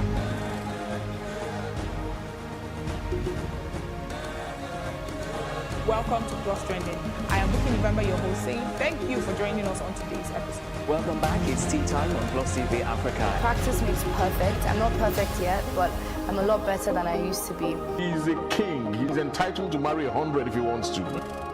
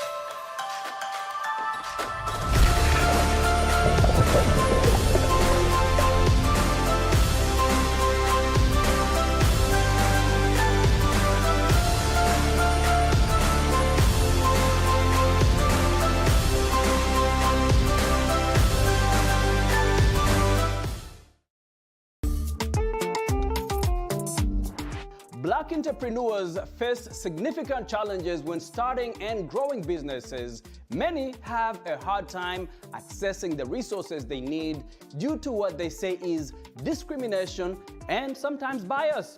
However, some successful business Black entrepreneurs have found ways to overcome these obstacles. The Black Startup Series is a new documentary series about successful Black-owned business founders in America. It is produced by Ethiopian-American filmmaker Net Araya, who is currently screening the series to audiences in colleges around the country. He joined me to talk about the series and the importance of financial literacy in Black communities. Let's take a look. Well, Jackson, I'm ready to showcase a new film and financial literacy tour called the Black Startup Series. And it's a 3-part documentary series that spotlights startup stories of successful Black-owned business founders. And the goal with this project is to be able to really shed some clarity around entrepreneurship and financial education within our global Black community. Especially among the Black community. Absolutely. How did your work as an entrepreneur inform this, this project you're working on right now? Yeah, so as a filmmaker and entrepreneur, I've been blessed to have the opportunity to travel the world. So I've been to places like Ethiopia, Senegal, all over the Middle East, and I've seen that there is a surplus of talent within our global Black community, but also a scarce of access to opportunity. So as we all know, access is the cornerstone of power, and I've noticed that talent is universal, but the access to opportunity is not. So now with this documentary, we're providing access to diverse number of stories of representation that we all can see ourselves in. I mean, I've had you on the show a couple of times, starting way back in 2019. Right. And then 2020, we caught up again, but this time we were in lockdown at the beginning of the pandemic. Right. You had a new venture going on. How was it starting a business during the pandemic? It was interesting because essentially I was supposed to be a passive investor for a brick and mortar coffee business, but we changed our brick and mortar to a click and order business model where we turned Ground Zero into a supplying company. Your company was called Ground Zero. Ground Zero Yes. Coffee, East African coffee company focused on community impact through social impact. And that's what we did. We just started delivering coffee, quality coffee at people's convenience to their doorsteps. And it transitioned into being a big supply company where we supply Walmart now. We're in the Walmart marketplace to different hotels, coffee shops. And now it's able to fund and fuel a lot of my community-based initiatives. In 2019, when we first connected, you had a documentary you were working on. Why don't you remind our listeners what that was about? Yeah, we go way back, Jackson. When I first started in 2019 with that new documentary, it was focused on mental health within our global Black community and ways that we can be able to destigmatize mental health and be a little more comfortable talking about the silent issues that often go on inside all of us. So I went through a lot of opportunities where I was touring, sharing the film, increasing conversation awareness around mental health, and it led me now to a new project where we're now focused on entrepreneurship within our global Black community. Right, and we'll get to that, but then you started your coffee business. We went through the pandemic. It's almost 2.5 years now. How are things looking for you? It's amazing. The coffee business now funds and fuels the community-based initiatives, and one of them is happening right now. Right. How did your work as an entrepreneur inform this project you're working on right now? Yeah, so as a filmmaker and entrepreneur, I've been blessed to have the opportunity to travel the world. So I've been to places like Ethiopia, Senegal, all over the Middle East, and I've seen that there is a surplus of talent within our global Black community, but also a scarce of access to opportunity. So as we all know, access is the cornerstone of power, and I've noticed that talent is universal, but the access to opportunity is not. So now with this documentary, we're providing access to diverse number of stories of representation that we all can see ourselves in. So the documentary series, 3 parts, right? It tells the stories of Black entrepreneurs, is that correct? Yes. What are some of the things that you want people to learn from? What is the message, the overarching message in this series? Yeah, I want to help aspiring entrepreneurs become successful business owners. That's one aspect. And then I also want to be able to shed light and awareness about some amazing Black-owned businesses and connect them with investors. Something interesting that I came across during my studies is that $83 trillion is invested in venture capital and private equity, but only less than 1.3% is invested in women and people of color. Total. Less than 1.3% wow. is invested in women and people of color. That's a very small figure. Right. So how do we increase that? That's what we're here to talk about, and those are the major questions I'm wrestling with. So the goal is, with this film and financial literacy tour, to focus on ways that we can make opportunities and capital more accessible within our global Black community and make entrepreneurship more attainable. So these are the type of conversations that's listed in the documentary that we want to spark within our community. So what is the gap? Why is there less less money going towards black entrepreneurs? Is it because they don't know how to access these resources?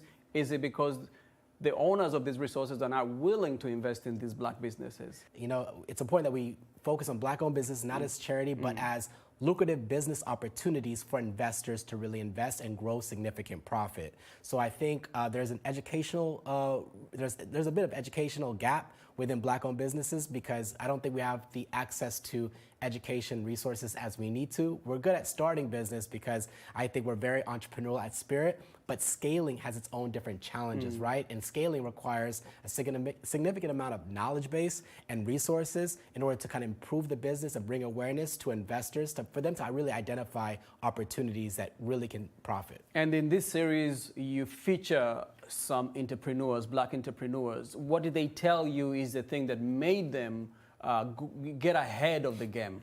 Black persistence, you know, at its core. You know, I met so many people within this documentary, and they were telling me their story of how persistent they were and consistent they were in being able to attain great business success. So these individuals were people that were very curious, that were relentlessly resourceful, and they really were able to really overcome so many challenges to get to where they are. And they have been on Vogue. They've been in New York Times. These people were in the Met Gala.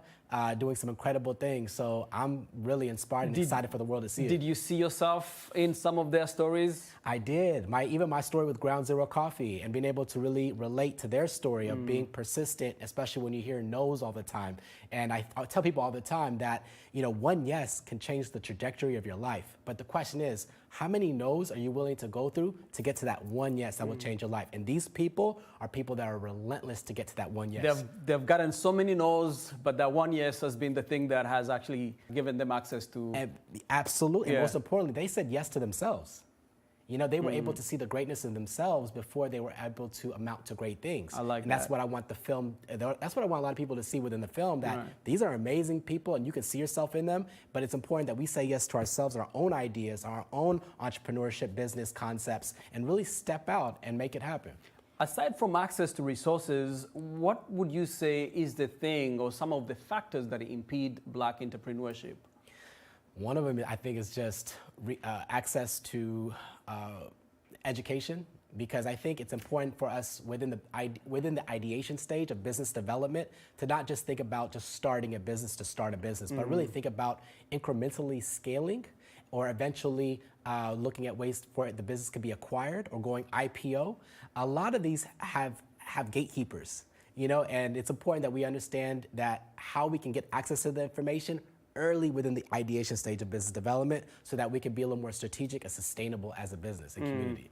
And who are you targeting with it? Is it the people that, is it people in the black community? Is it the people that was the resource holders? Yeah, I think it's gonna be a little bit of both, right? Because it takes a partnership, right? You know, I heard that, you know, if you want to go fast, go alone, but if you want to go far, go together, right? Yes. So I think it requires investors, a community of investors, startup founders, you know, and different people, professionals, to really get together and really look at ways to really elevate business and community. Tell us some of these people, some of the stories of the people that you feature in these stories.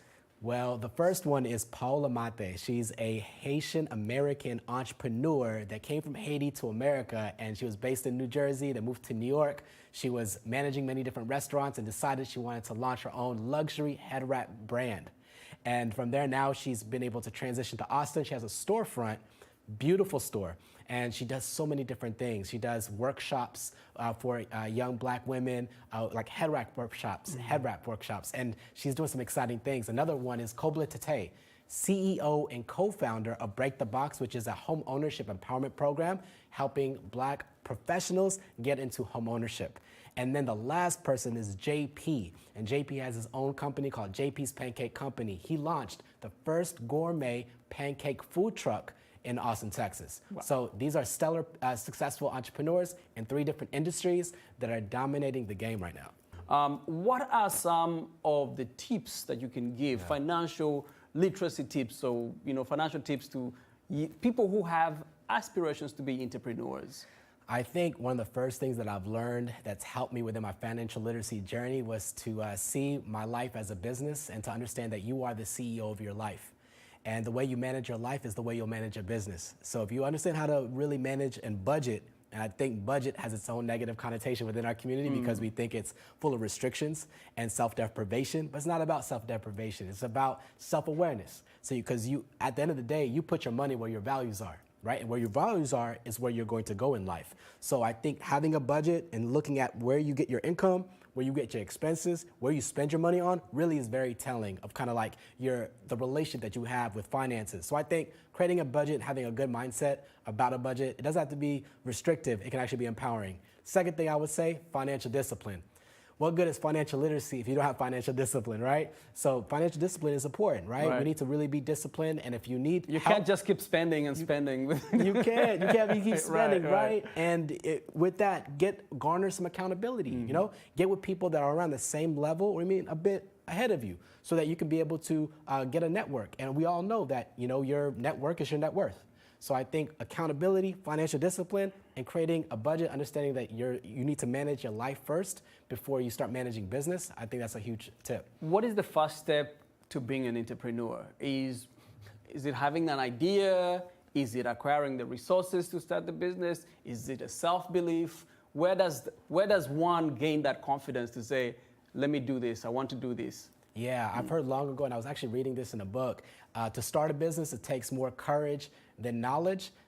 To scale a business takes more knowledge than courage. So I think for entrepreneurs, it starts with our creativity. It starts with our entrepreneurial spirit. It starts with us being able to see a need, avoid, and being willing to step in within that gap to really super serve our audience. So I think that's the huge step. Having that courage and understanding that you're going to fail, but your altitude of success is actually dependent on your relationship with failure. So if you have a healthy relationship with failure and you can understand that it's not about being perfect, it's just about being willing. Failing is okay. Failing is okay.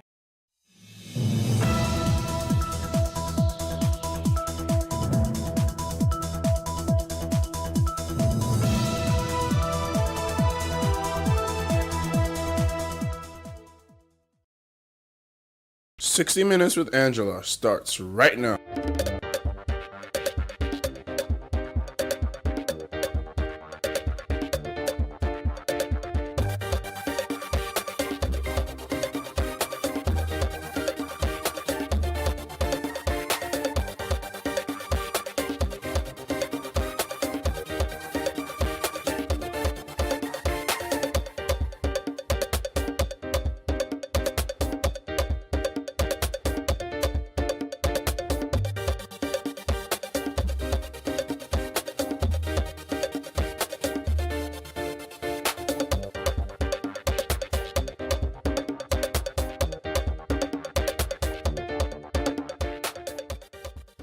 Since her appointment as Executive Secretary of PITAD, that's the Pension Transitional Arrangement Directorate, on the 6th of October 2016, till she left office on the 20th of August 2019, my guest today has served Nigeria and President Buhari's administration in 2 further capacities. She was appointed Minister of State for the Environment on the 21st of August 2019, and subsequently the Minister of State for Niger Delta Affairs. That was from 13th July 2022 till date. And she hopes that her service to the nation will align with one of her favorite sayings by Thomas Paine.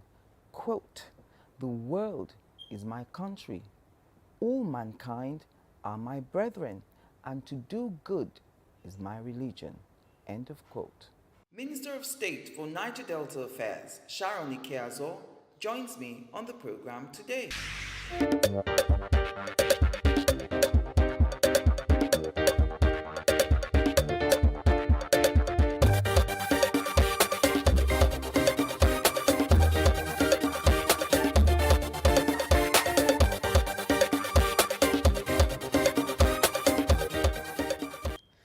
Thank you very much for speaking with me today. I wanted us to start, where you started as Executive Secretary of PITA, that's Pension Transitional Arrangement Directorate.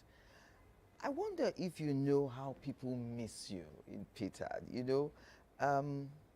Many of the pensioners think that the president was wrong to remove you from there, even when you try to rationalize with them and say, you know, moving from there as executive secretary to minister of state was a kind of promotion. They were not having it. So I wonder if you know how much you are missed in that place. I actually do, because I'm still in touch with every pensioner. Wow. Because even when I moved to Ministry of Environment, yes, the environment affects the pensioners. Right. So I was in touch with them.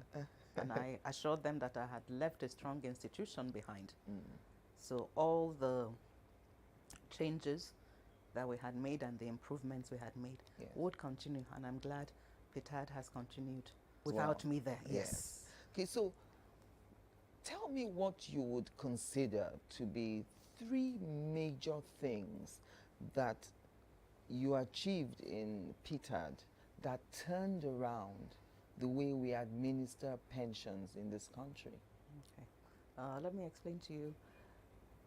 Under PITAD, the pension scheme that we run is the defined benefit scheme, while PENCOM runs the new pension scheme, which is the contributory pension scheme. Right. So this old defined pension scheme had been fraught with a lot of fraud. I mean, you're a media person. Yes. You know the outcry from pensioners. So what we did was to revitalize the whole system, digitize it, clean it up, and restore hope in the pension system, and also restore hope, restore confidence and trust in government by the people. And how did we do this? We started with the pensioner engagements in the 6 geopolitical zones.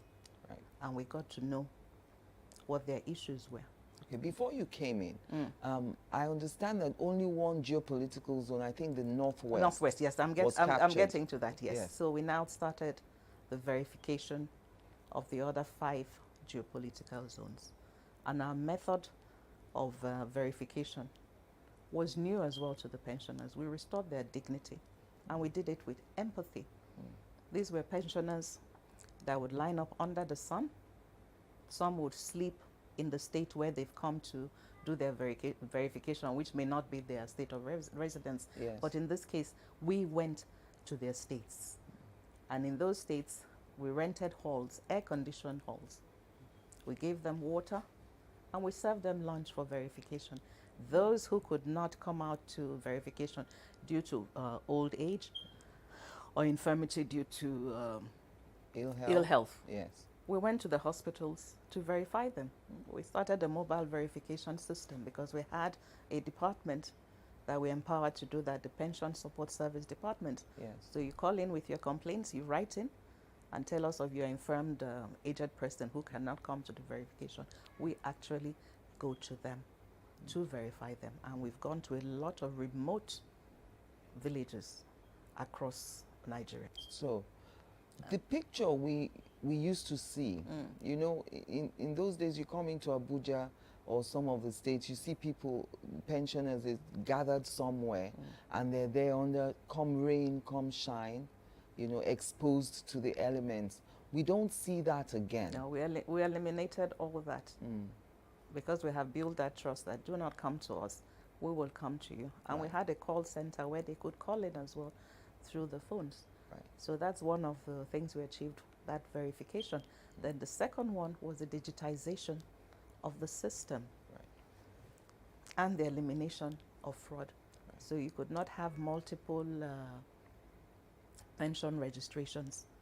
You know, we had cases of where people will bring in fraudulent documents. Yes. And be registered, claiming pensions, yes. And we were using, and also we were using the government integrated information system, GIFMIS, financial system, GIFMIS. Yes. So these payments were now being made directly to the pensioners' accounts. And BVN helped as well, because with that BVN, we cleaned up the inherited pension data that we had. And we found multiple accounts for one pensioner. So all this we eliminated so that the rightful beneficiaries would receive their pensions. Yes. And that has been running extremely well. The third one was to do with the staff of PITAD. when I came in, a lot of the staff had not been confirmed. So when you say confirmed, their appointments? They were appointed, but Yes. their appointments were not confirmed because they hadn't gone through the civil service processes. So we now went about that where we had a staff audit, had exams for the staff to get their promotions down, and those that were not confirmed were now confirmed. Yeah. And through that as well, we eliminated a number of fraudulent staff that shouldn't have been there. Then also the standard operating procedure for the agency wasn't in place. So we put this in place as well. So PITAD has a standard operating procedure, and the staff were all confirmed and have their career progression. So they were very comfortable and happy working with PITAD, and we're now more dedicated to their job. Yes, apart from the staff, we also had the anti-corruption transparency unit in PITAD. Because I know that I think a few of the members of staff were prosecuted for trying to have one-up over some of the pensioners. Yes, with the information they had, they were now trying to demand money from pensioners. So we had an aggressive campaign with the pensioners that pension payment is free. Do not pay money to any staff. Then even in PITAD, we had staff from the Accountant General's office, the Auditor General's office in there as well. And I remember we prosecuted one of them that we proved a case of him demanding money for pension payments and receiving money as well. So demand and receiving. All right. So, you know, we've always had stories about how people wait in vain for their pensions. They die, and, you know, even the next of kin don't get any pensions. What groups of people were you able to satisfy in that respect? You know, people who had lost hope that they would ever get their pensions. I'll give you one example. There was an elderly man who had worked under the government of Sardauna. Sardauna? Yes, that was how late it was. So during the period of the inconsistencies in pension payment and the fraud and all that, he was dropped from the payroll. So when I came on board, one of his grandchildren got in touch with me. He lived in Minna. And I asked how old he was. This man was in his 90s. So luckily, I had made it clear to the Pension Support Service, our priority are those from 80 and above, so we do not waste time. Yes. So I got a team together for them to go to Minna to verify him. I gave the instruction on a Monday. Tuesday morning, I asked if they had gone. They said, oh, no, ma, they were waiting for their payments, their, you know, travel allowance and all that. I said, no, this is not the time for travel allowances and all that. If you have to go, you can take my car and drive straight to this man and get him verified. And I made sure they did that. The following day, they reported back to me that they had verified him, the man. And I asked them, please accelerate his payments. You verified all his documents and all. And luckily, for me, this payment was made before the man died, few months after this man died. And I called the same staff that went for verification. I say, you see what the cost of delay would have been? This man would have died without receiving his pension. Though by the time he received his pensions, he wasn't speaking anymore due to stroke and infirmity and all that. But his family said to me, the joy in his eyes. That his country hadn't forgotten him. Hadn't forgotten him when they showed him that alert on his phone that these pensions, we handled police pensions, we have a department of police pensions. And they had been agitating for their pensions 50 years after the war. And there was a no victor, no vanquish. No vanquish, that was what policy. That was what General Gowon came up with. Were they being punished? They were not being punished. I would just say bureaucracy and prioritization of areas that we administer. Yes. And again, I've always believed that in governance there must be empathy. It's key. Every policy we come up with there must be empathy. Yes. because this affects the lives of our people. So they made a presentation to me, and I wrote to the President Muhammadu Buhari. Yes. And he approved for us to put them on the payroll. This was a major milestone. The joy on the faces of these elderly men and women. Because when they came to me, they said to me, the money might not be much, but if they are paid this money, it will show that Nigeria has actually forgiven the war and integrated them back, that they now belong to a one Nigeria. And I'm glad we were able to pay about over 400 of them who were still alive, then the next of kin of the others. How do you know the real next of kin? When people... Usually when people register for pensions, yes. Like if you go to the bank or you're registering for anything, they usually ask you for your next of kin. Okay. So it's on there, and it's those next of kin that notify us of the death of the person. Okay, so the next of kin normally would get the pension if the person has passed on. Yes, when the person has passed on, we take the person off the payroll. Then what else that is due to the person is now paid. But the death benefits and all will now be paid to the next of kin. Okay, and that terminates... That terminates the pension. The next of kin are not a monthly pension. Okay. Yes, they just get the terminal benefits. What is the essential difference between what you did or what Peter does and what PENCOM does? What Peter does is that the defined benefit scheme, the federal government bears the whole of the pension payment. What PENCOM does, contributory, they deduct from wages. Okay. Yes, like if you are working now, yes, deduct from wages and keep for you. Yes, they have pension agencies that handle it for you. You have your PFAs, your pension fund administrators that handle it. So for government, for PITAD, ours is outright payment. Government bears the burden of all that. That is why PITAD is called transitionary, because everyone will now transit.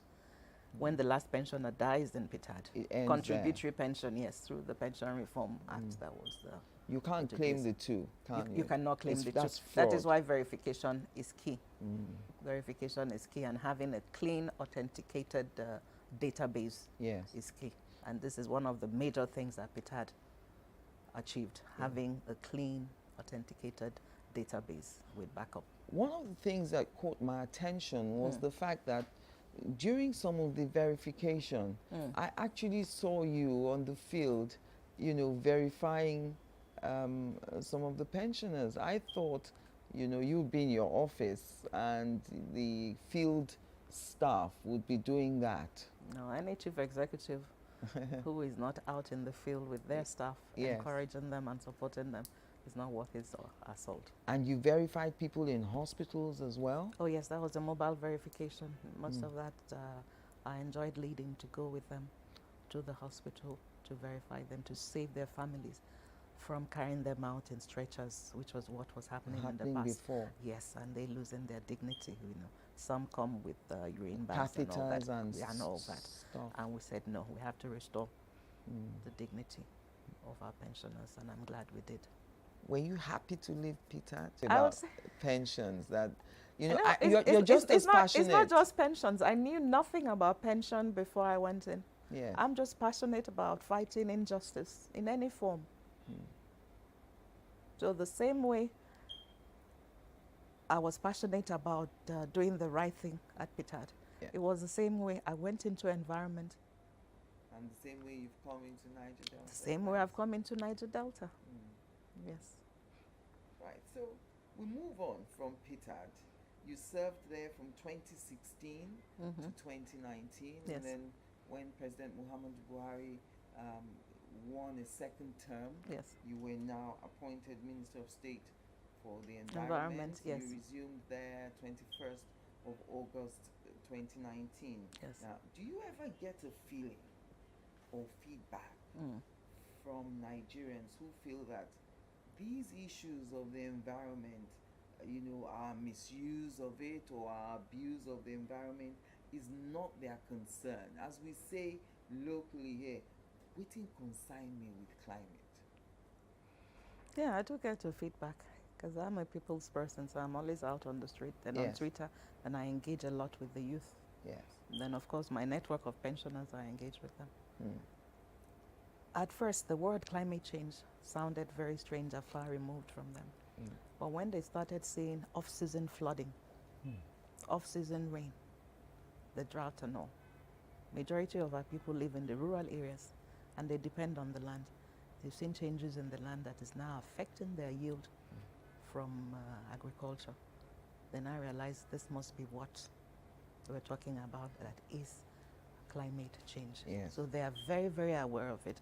And I'm proud of our Nigerian youth who have formed themselves into pressure groups, NGOs, and they're working with the local people on how to adapt and mitigate the effects of climate change. Yes. And government has been proactive. The Ministry of Environment has been proactive as well through majority of our agencies, like the Forestry Department, the Flood Control, Erosion and Flood Control departments. They have been working closely with the people, educating our people that climate change is just not a foreign thing. It's a global thing. It affects everyone. And we have seen it clearly. So there's a general acceptance of it. But you've had to kind of localize the aspects of climate change that affect us. Yes. You know, not everything that happens, for instance, in Europe, you know, is the same thing that is not the same thing that happens here. No, but funny enough, when you're talking about what affects Europe, you find that Africa, we in Africa, the Yes. global south, suffers the impacts of climate change more than Europe. How? Drought. From the northern parts of Nigeria, Yes. you can see it's arid land. Then all of a sudden, you're getting floods. These are things that we're not used to. Yes. Then in the south, we start getting less rain and the land drying up. Bodies of water reducing. Bodies of water reducing. So our people are very much aware that this thing is local as well as being global. So the agitation now is, how does government help them to adapt? How does government help them to mitigate against those things? So that is where the Climate Change Act comes in. And that is a very proud moment for Nigeria. And it's one of the things the president will be remembered for forever. When he leaves office. When he leaves office, he will never be forgotten for that singular act of signing the climate change bill into law. We'll take our first break now. When we come back, we'll start from that point. Why was it so important that the president signed the climate change bill? So join us again after the break.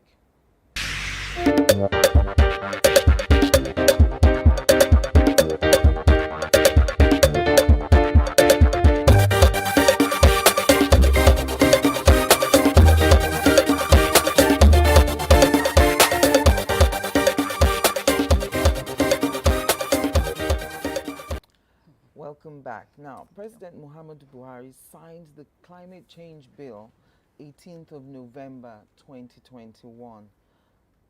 Why was it so important for him to sign that bill? I mean, in the light of what you said earlier on, that he will forever be remembered for signing that bill into law. You're well aware that the impacts of climate change are life-threatening and livelihood-threatening for our people. So having a legal framework to tackle climate change shows the seriousness with which the government of Nigeria under President Buhari takes the livelihoods of our people and their lives and climate change issues seriously. Yes. Because with that law now, it will be a coordinated approach, bring together all the different policies, adaptation policies, mitigation policies that different agencies of government, especially the Ministry of Environment, have had in the past. Yes. And now bring it all together and have a legal backing and now integrate climate change into most of our development policies across all the sectors, from transportation to housing to agriculture, So and of look, course there's environment. no sector now that has any excuse to not recognize and integrate, yes, those kind of mitigating policies policy into and adaptation, yes, into it. I mean, majority of them are all part of the Climate Change Council, which the president recently inaugurated, and that's another major milestone. And he chairs that council, and after him, the next president will chair that council. So we are now assured of an integrated approach in tackling climate change issues in Nigeria, and we hope it will translate into budgeting for climate change, and not just climate change as well, budgeting for biodiversity restoration. Okay, and that brings me to the word biodiversity. I hear that word from you a lot. You use that word a lot. What does it actually connote? The biodiversity is makes up our ecosystem, the air we breathe, the plant and fauna. You talked about wetlands when we talked before coming on camera. The animals, the oceans, this is all part of our biodiversity that gives us life. So we have to protect it. We're talking about climate change. What is climate change? What is causing climate change? So biodiversity and climate change are intertwined. We're talking about reducing the greenhouse gas emissions. What is the best way to reduce those greenhouse gas emissions? We turn to nature. So in a way, biodiversity is nature. Nature has the solutions. The trees, that we plant, the plants that we plant, the mangroves, these are all carbon sinks. The more we have of that, the more reduction of the greenhouse gas emissions. Put it in layman's term. And again, our livelihood depends on the biodiversity. Our people are fishermen, our people are farmers, our people are hunters. Although that hunting one has another angle to it, preservation of wildlife. Yes. So that they don't So that's go biodiversity. extinct. Yes, so biodiversity is important, and under President Buhari, a lot has been done on that. And incidentally, he's the president of the Pan-African Agency for the Great Green Wall. Great Green Wall. Yes. I think that was a 2-year term. It's a 2-year term. It was appointed in December December 2021. Yes. Okay. Yes. Is there a climate change fund? Yes, there's meant to be a climate change fund that will be managed by the Climate Change Council. Right. And that is why the Minister of Finance and Budget is a member of the Climate Change Council. Because in our budgeting, we have to take into consideration the effects of climate change on not just our livelihood, but our production cycle as well, and the lives of our people. So it's very important that they are all part of it, and the private sector will be involved, because tackling climate change requires a lot of money, and we cannot keep on depending on international aid. If we look inwards, we can do it as well. And that's where we talk about valuing the nature, valuing our biodiversity, valuing nature. You've heard about carbon trading? Yes. You've gone to the Niger Delta? You can see the vast expanse of mangroves. I think Nigeria has the world's third largest expanse of mangroves. Yes. This is money. So this is one of the things that we had started in the Ministry of Environment, to get the governors and the commissioners of environment in the 9 Niger Delta states to understand the value of what they have in nature. Okay, so let's look at the World Climate Change Vulnerability Index. They say Nigeria is one of the 10 most vulnerable. We have a high human vulnerability to climatic hazards due, they say, to our high dependence on climate-sensitive livelihoods. Expand on that. Okay. Climate-sensitive livelihood.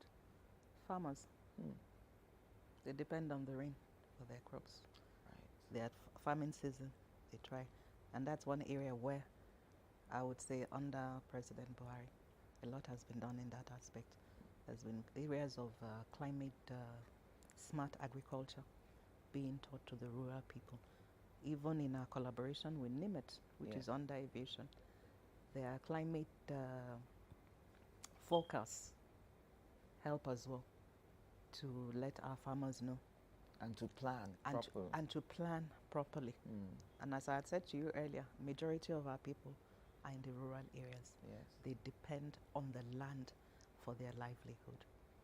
So if the land is now affected by the climatic changes, what happens? So now you see why climate change efforts and having a legal framework is very, very important, and integrating it in our budgeting and our development plans will go a long way in saving the lives of our people. And remember the issue of, I always try and make this clarification, the issue of herders, farmers clashes. Yes. The cattle are moving, looking for water and better grass, and now trampling on people's farms. People's farms. I remember when I was in Pitad, driving for verification, I think from Gongola, see me saying Gongola, from Taraba. Yes. Taraba to Bauchi. And I noticed a lot of bridges, no water. So I'm like, why? In my mind, I'm like, why are they wasting money building bridges where there is no water? And I realized climate change, the rivers have dried up. That's real. That's real. It struck me. The rivers have actually dried. So when we see people grazing with cattle and walking, looking for water, huge distances, you know, on the expressway, they're actually looking for water and food for the cattle. So if that's where conservation comes in. It was one of the areas of priority that I tried to push when I was in the Ministry of Environment. Yes. We have to conserve our natural resources, like our wetlands. We have a lot of wetlands all over Nigeria. The last one I went to was the Nguru wetlands. It's a reservoir of water. Around it, people do their farming. Rice farming, it's in the wetlands. Yes. You do rice farming. Yes. So if we don't conserve these areas that are in our ecosystem, if they go extinct or disappear, what happens to our people who depend on this? Yes. And you see majority of the migration you see from global south, from Africa to the global north. Yes. Is due to climate change. Climate change is a migration issue as well. People can't farm anymore. So they have to move to where they can. Where they can survive, where they can have another livelihood. You know, so all these conservation programs, the land restoration programs that the government of President Buhari is doing under the Great Green Wall. Yes. The Akresal, then even the erosion projects that he's been doing in the southern part, as well under New Map, are all part of sustaining the livelihoods of our people. And I do hope that the next government that comes in will continue with these legacies, which are actually life changing for our people. I suppose that's why your party is happy that they've retained the presidency, so you're guaranteed to continue some of these policies. Yes, the bane of African development is lack of continuity. I mean, like when I went to Pitad, I didn't reinvent the wheel. Yes. I used the Pension Reform Act, which was my guiding principle, was the law, and I followed it to the letter to achieve those successes. So it's the same way as we have the Climate Change Act. We follow it to the letter and will achieve successes. So we're glad. You've mentioned wetlands a few times. So yes. World Wetlands Day is the 2nd of February. It was celebrated 2022 on the 2nd of February.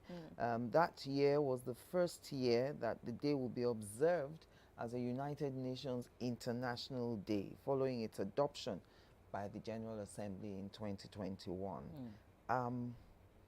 What are wetlands?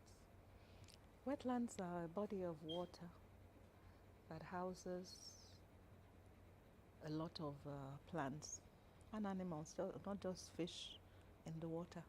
Animals around, we have frogs and Animals come there to take water. Our people go there to make use of the water, not just the water, even the reed growing around the wetlands. Yes. Then rice farming is part of it. Then wetlands also play a very major role. And they filter the water that we drink, because a lot of waters come through the wetlands. So it's a major part of our ecosystem that we should try and maintain, because during the dry season, yes, a lot of people in the Sahel region depend on the water from the wetlands. How can we promote the wise use of wetlands? In what ways?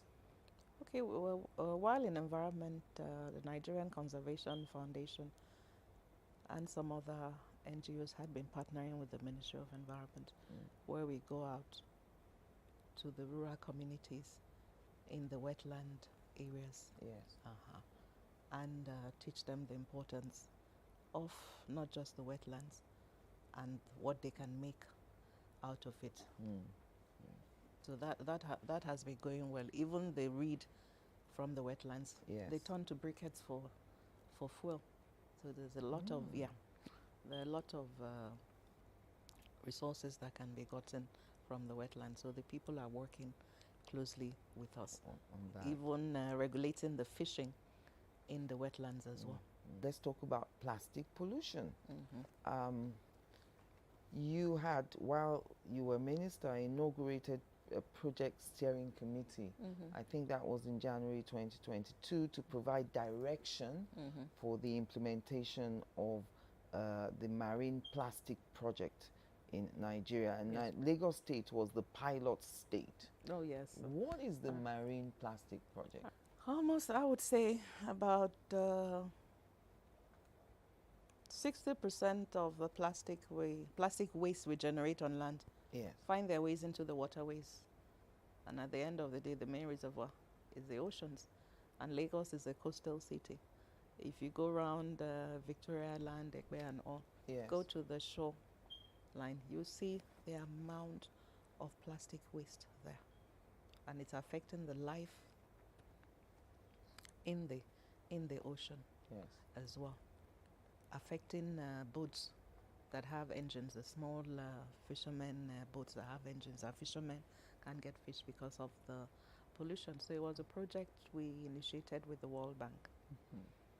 It's not just clearing the plastic waste from the ocean, but also creating a value chain for it from that plastic waste. And who better to be part of this?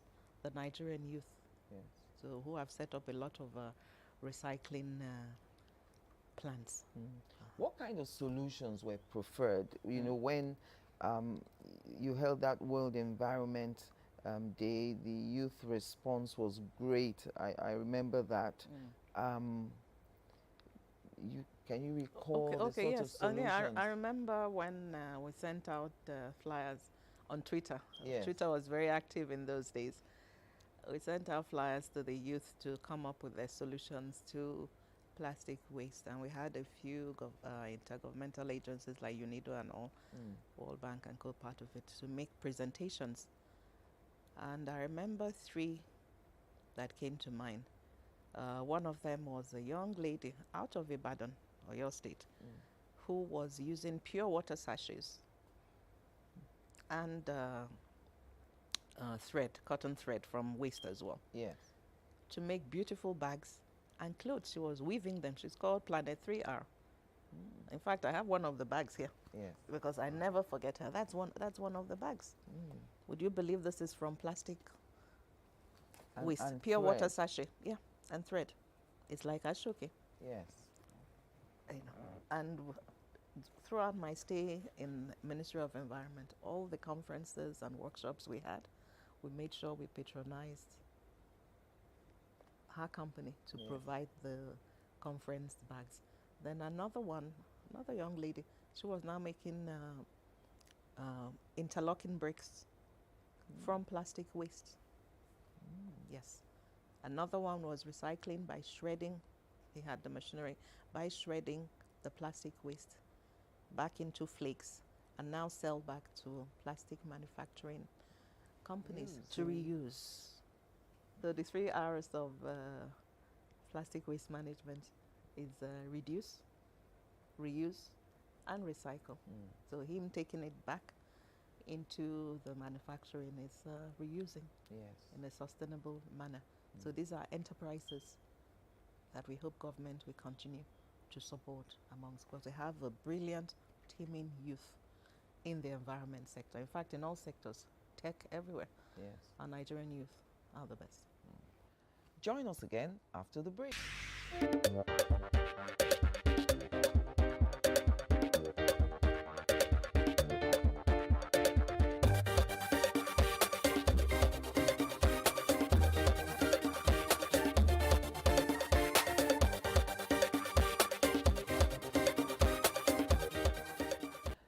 Welcome back. Now let's talk about this habit we have where we want to eat everything that washes ashore. You know, whether it's manatees or turtles or beached whales.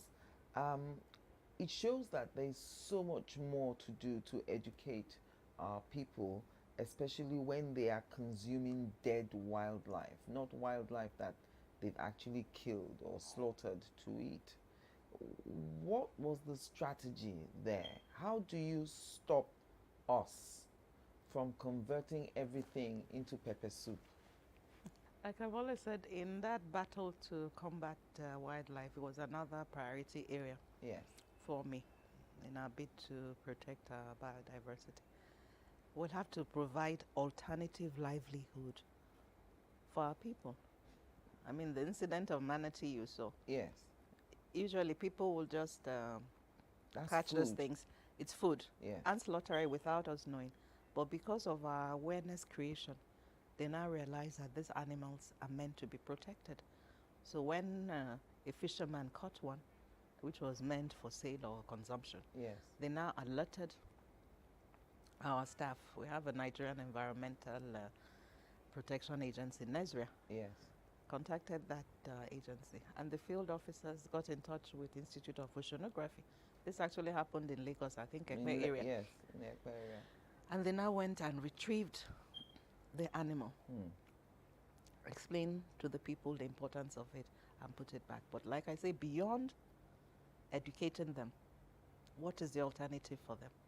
So that is where government, not just federal, state as well, needs to work closely with conservation agencies, governmental and non-governmental, to put hands together to create life. For instance, aquaculture is another area that we could use for alternative livelihood. Farm their own fish, farm their own whatever species of fish. Some have started with snail farming. These are some of the projects that had been done. Snail farming, grass cutter rearing as well. Oyster farming, that brings us back to our mangroves, which is very important for oyster. Oyster grows more in the mangrove areas. So as our mangrove is depleting, oysters are depleting. Are depleting as well. So once we can have these alternative livelihoods for our people, we will be able to curb the illegal wildlife issue in Nigeria. And at the Ministry of Environment, while I was there, we were able to team up with UNODC and come up with a national wildlife strategy plan, which was launched and had the buy-in of a lot of agencies. Nigerian Customs is there because they are part of those that will stop the exportation of these at the port. On that video, the rescued manatee in Lagos, I heard one of the locals there, I suppose one of those who actually captured the manatee originally, asking for money. How do you disabuse such a notion of wanting to be paid for losing what he considered to be a legitimate catch? The way I see it is that we'll have to pay them to protect them. Our rangers are being paid. That's where community being part of that conservation effort is key. So our rangers are being paid at our national parks to protect our wildlife. So we should have community-based ones as well that will be paid to to protect, yes, to protect our wildlife, because we have to understand the level of poverty in the rural areas as well. So every conservation effort has to be community based. They must have the buy-in of the local community.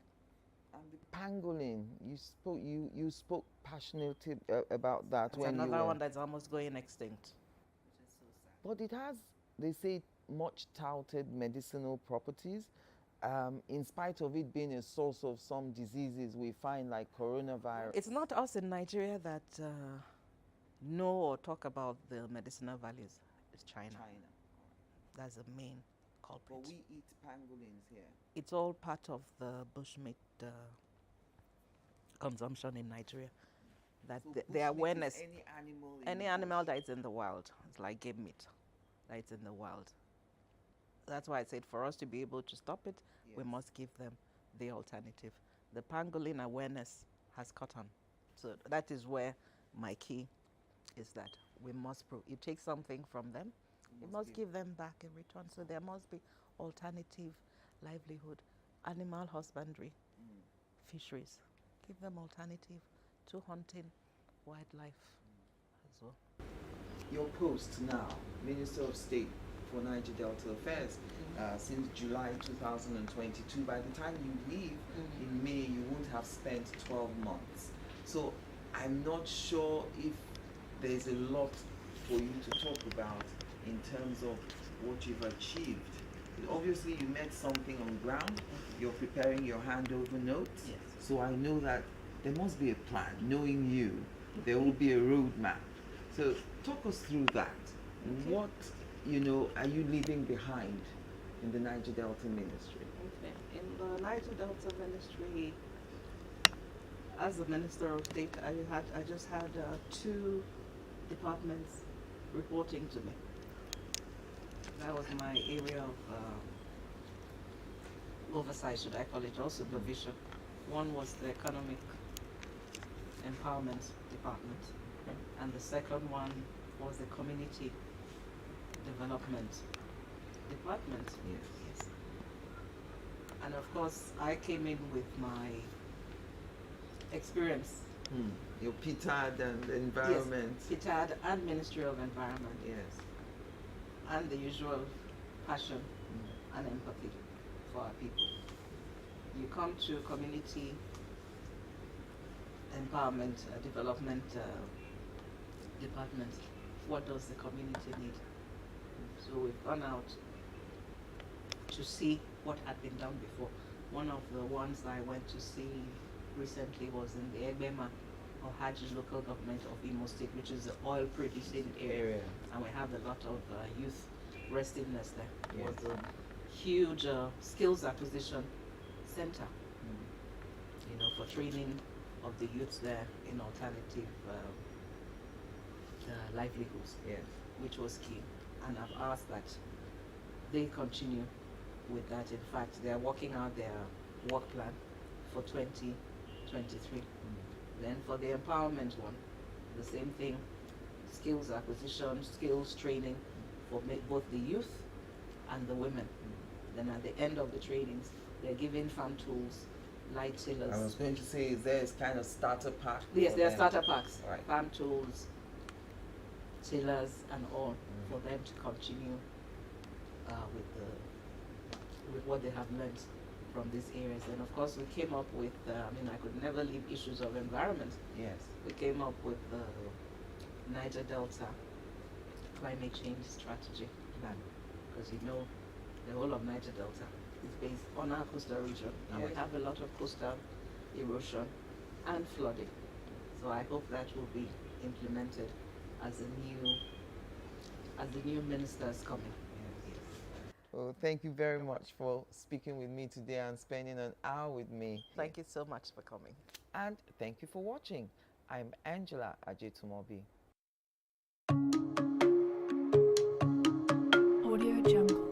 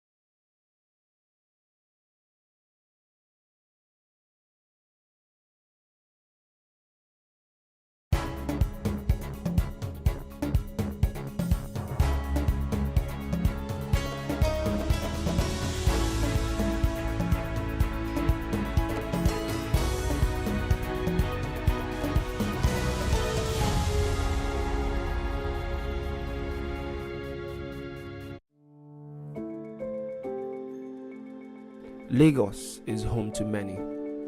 But before you think of making Lagos your home, I'm sure you must have heard things about housing in Lagos. Things like housing is expensive, how landlords are gender and tribe biased. Different stories really ranging from funny to just sheer unbelievable. The house rent is too expensive. It's double times two. You know, some landlord, they can be something else. So many funny rules that you just begin to wonder, like, what is going on?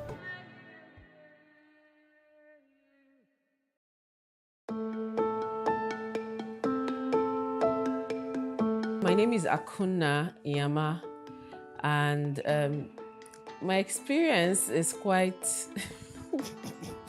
what will I say? I don't even know how to explain it. It was quite interesting. Let me just use the word, to say the least. As a matter of fact, it was also pretty annoying, and I had to start saying in 2022, I am surprised that people still have like this mindset. Housing in Lagos is, I would say, divided into different categories. Like they have the eyebrow area, you have the should I say. I don't know, maybe shanties or trenches or, whichever way you want to describe it. But I think if you have the right set of, the amount of money, you know where to stay. And if you're struggling, you know where to stay. And if you don't really have, you know where to stay. So Lagos accommodates everybody. But at the long run, it is expensive, whichever category you pick. When looking for an apartment in Lagos, you have to dira, like the Yoruba will say. You have to be very, very intelligent. You have to be very smart. First things first, let me just say that Lagos, what they sell here is location and proximity to anywhere, as opposed to a good house. They have terrible spaces. The house agents that are trying to get you an apartment, they know where the good house is, but they will not take you. Agent, God, what did they don't show me? The place I stay in Lekki now, the guy told me it's Ocean View now. And that's why it's expensive. I said, where is the ocean? He said, no way it will come. So my brother, 2 months, I can't expect ocean. I don't say rain. First thing that comes to my mind is, the high cost of housing in Lagos, which I think is ridiculous. And Lagosians, as a matter of fact, if you take out, the issue of rent, from our hustle, from our savings, from what we earn, from our income, I think a lot of Lagosians will be living well and they'll be doing well as well.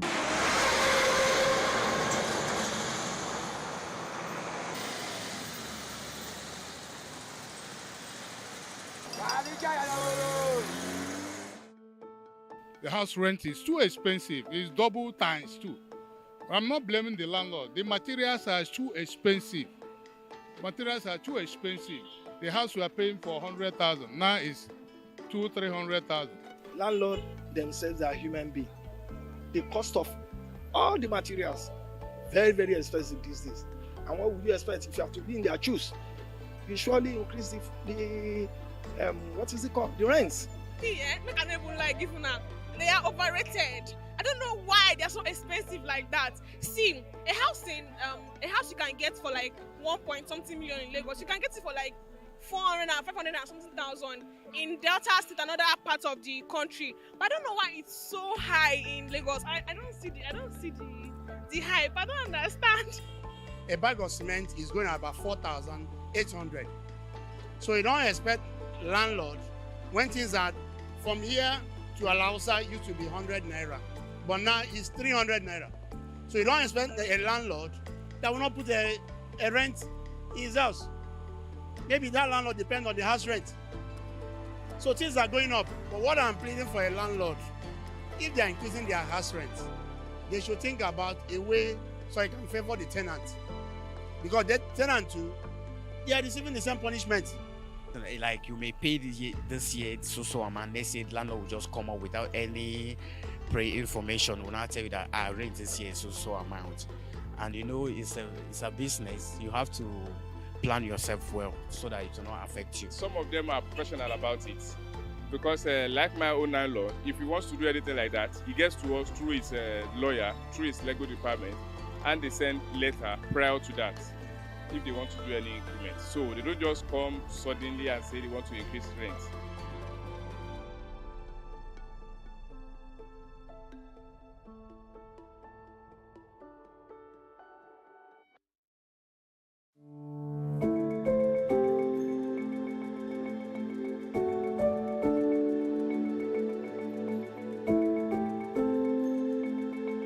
some Lagos landlords are quite tribalistic. And they are particularly tribalistic towards Igbo people. So once they hear, oh, we don't want any Igbo person here, what's your name? And you say your name, no, we're not looking for an Igbo person in this house because I'm Igbo. So I know I've had first-hand experience of it. Say, no, we don't want an Igbo person. Last person that was here was Igbo, and the person did this and the person did that, so we don't want that. Some landlord, precisely, maybe based on their previous experience with the tribe or people that had occupied the property, they don't want to fall victim of, when you're a victim the first time, you have to be very careful. So yes, most of the landlords consider that. I have never had a landlord that's considered that as an option, but I hear and I also read newspapers. Even not just tribal, religious at times. You see some Muslim landlords, they don't want Christians. You see some Christian landlords, they don't want Muslims. You understand? I've seen a landlord, he said he only wants transgender. I've never seen such in my life before. You understand? So I think tribalism occurs because landlords at times, they feel they can relate with tenants better if they speak the same dialect. So many funny rules that you just begin to wonder, like, what is going on? Like, you have visitors on certain type of days. If you are single, you're not allowed to bring women. If you're a single lady, you're not allowed to bring men. It has to be one particular person. I don't understand. Like, who gives such a rule? How do you tell a lady, she's looking for a husband. She needs suitors. And you're telling her to stick with one. Because of what? Because she lives in your apartment. Or in some cases, they'll tell you a lady has to be married before an apartment can be given to them. On one of my ordeals, I was like, okay, I'm looking for a place. I spoke to an agent. And he was like, Auntie, sorry, how old are you? I said, why? That's a personal question. Why are you asking me my age? He said that because the landlord said he doesn't want any single lady. If he wants any single person, he can even maybe take a single guy. The reason why houses are expensive, I would say, number one, because of greed of some landlords. Agents. Agent. Because if you get an house of 2 million naira now, you pay agency of 200K. And the guy's friend, probably the agent's friend, just gave out an apartment of 5 million naira. His commission, agency fee, 10% is 500K. You can see. So at times, agents will convince landlords that, this house is too fine for 2.5 million. It's too fine. You're supposed to bring it. See, they will convince landlord, I can get someone that will pay 4 million for this place. It's not like they're trying to do the landlord a favor. They're trying to do themselves that increments of agency. The reason why there's high cost of houses there in Lagos is a lot of factors. One is inflation. Like a normal developer will say, every day the cost of materials increase. Like if he buys rods of, let's say, 5 naira today, by the time he goes to the market next week, it's about 20 naira. So imagine you're trying to get an apartment of 400,000 and the agents are telling you that, okay, for the house of 400,000, you're going to pay agency and agreement 100,000, you're going to pay commission 100,000, and then you pay caution 100,000, and then you pay service charge maybe 75,000. How much is that? That's already 375,000 on top of a house of 400,000. So these are the issues that one basically faces in Lagos State. Lagos, as home to all, must indeed house all. And for that to happen, all stakeholders must work hand in hand to make this huge housing deficit a thing of the past.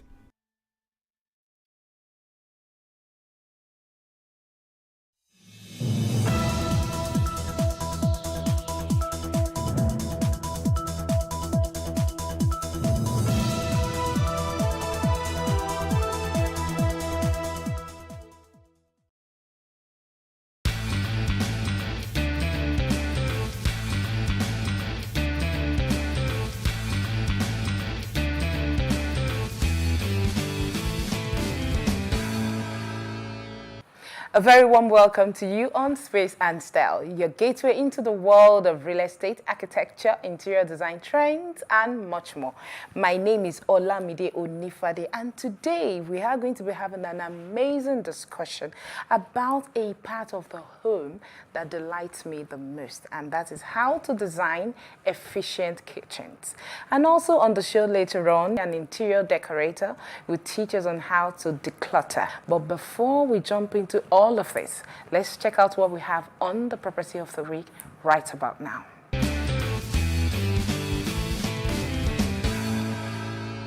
Hello everyone. Today I am standing right here in the heart of Lekki in a very beautiful location, and the property we'll be showcasing to you today is a semi-detached 4-bedroom duplex, and to show me this property is my very delectable Victoria. Please come with me. So I'll start with the guest toilet. This is the guest toilet. Fair enough. Yeah. And right over here we have the kitchen. Let me just walk you through the house. This is a very, you can also use this space. Okay. You can even convert it to a bookshelf or something. That's it. You can, do a bookshelf here. So let's check out the kitchen. This is a fully fitted kitchen. You can see how spacious it is. I'm sure every woman is going to love it, right? We have the smoke extractor, the microwave, and the oven. And over here is the storage spaces where you can actually, store your items. And here, let's check out the rooms.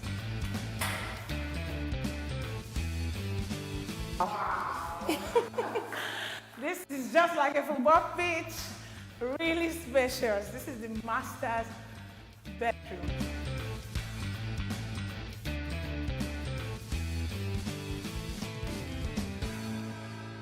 So let's go to the first one. All right.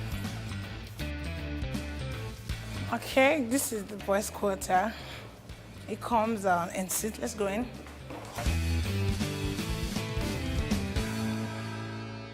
So I hope you enjoyed the viewing.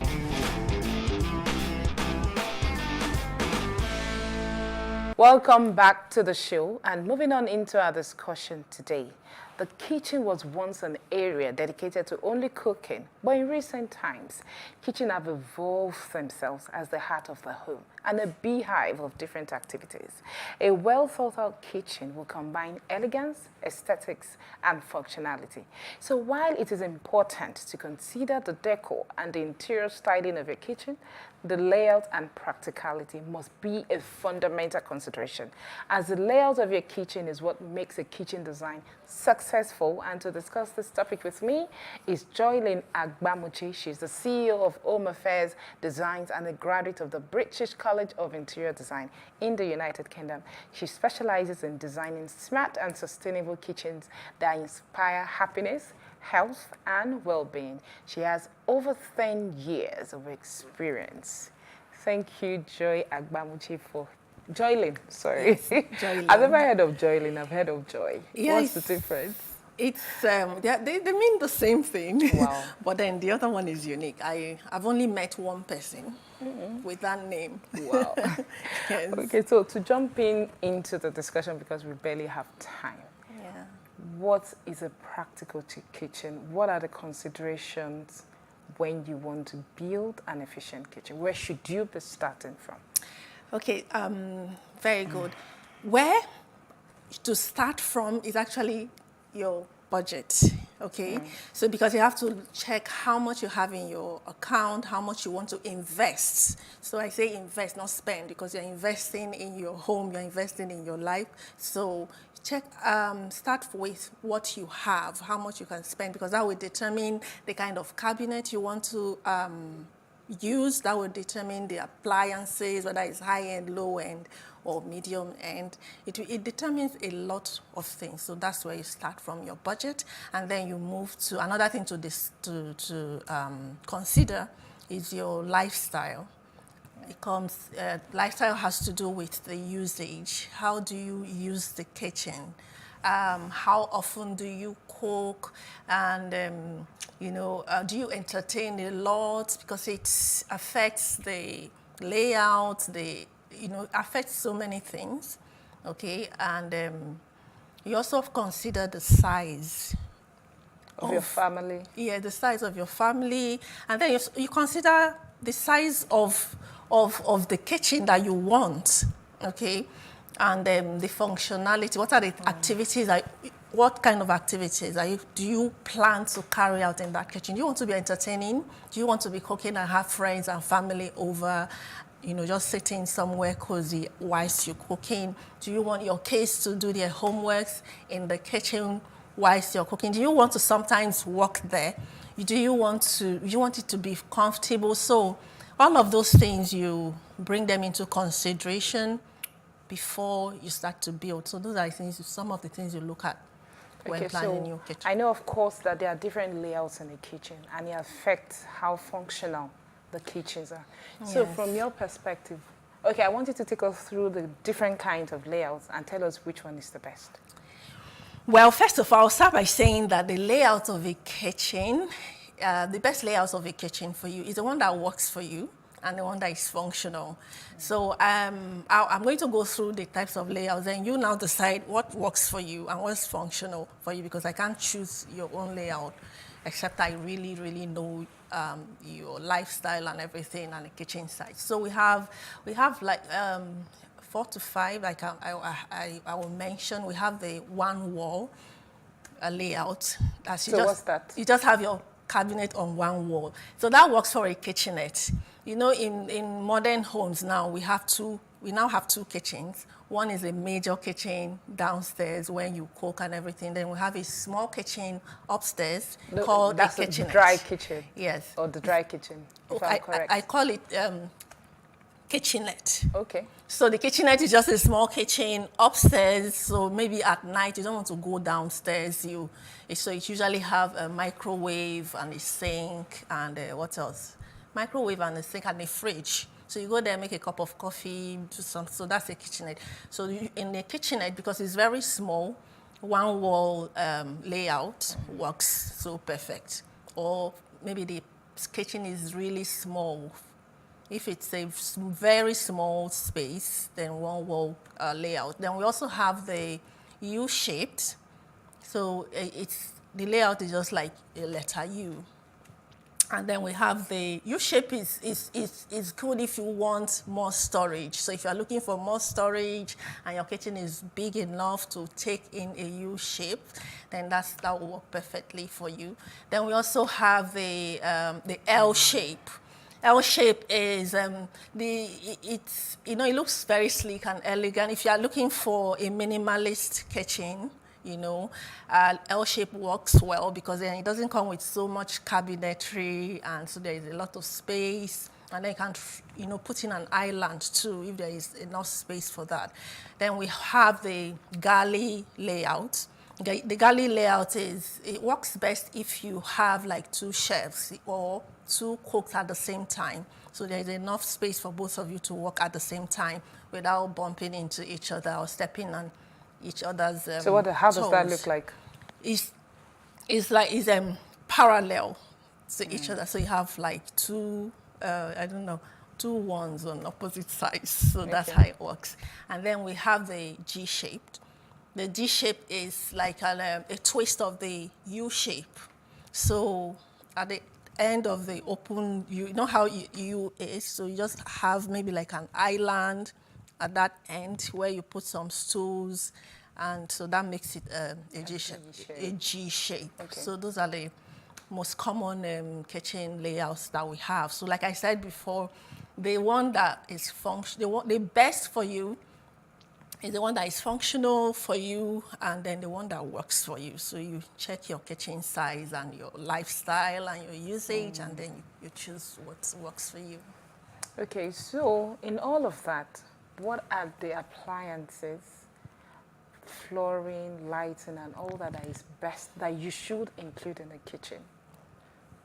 Okay, that's a very broad question. So slim it down as much as possible. Okay, so the appliances apart from, okay, there are so many things to put in the kitchen, right? So okay, I would rather say what are the very important appliances that every kitchen must include. Okay, every kitchen must include. So we already know, of course, there is the fridge is there. That's for the fridge must be there. The microwave, very important. The oven, very important.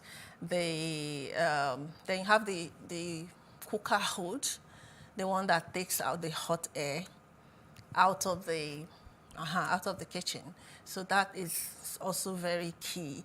I know sometimes people use this small expeller. That one is not effective. Won't do the job. No, it doesn't do the job at all. So it's a cooker hood, the one that sits on top of your stove. But there is this new one that is called a downdraft system. So with that, like, you know, some kitchens, you find out that there is no space to put that big one, okay? But with the downdraft system, it's comes installed. with yes, I think I've seen that before. Yes. Okay, so that's more practical. Yeah. So right from when you're cooking, it takes all the heat from the burner. So you press a button and it just comes up from the countertop, and then when you're done, you press the button and then it goes back in. So those are the key things. There are so many other things that you can have, but those are the major appliances that you should have in your kitchen. So what about lighting? What kind of lighting? What kind of flooring should we have? So for lighting, there are three lightings that you should have in the kitchen. We have the ambience lighting, the one that just like lights up the whole space. Then we have the accent lighting, is maybe your chandelier, you want to put your pendants or your chandelier is decorative. And then we have the most important one is the task lighting. The task lighting is the one you usually have under your cabinet, under the upper cabinet, because that illuminates your countertop, okay? So without the task lighting, it will be, if you're cooking, it will be really, maybe you're chopping something, your veggies on the countertop, you will discover that your shadow, because you're standing and you're backing the ambience lighting, you will cast a shadow on what you're doing. So you won't really have this brightness that you're looking for. But if you have your task lighting, which is installed under your the cabinet. Yeah, the wall cabinet. So the kitchen is nicely lit. You see your pot of soup or whatever you're cooking. You see what you're chopping, especially at night. So those are the things. All right, we're due for a short break. We'll be back shortly. Please stay with us.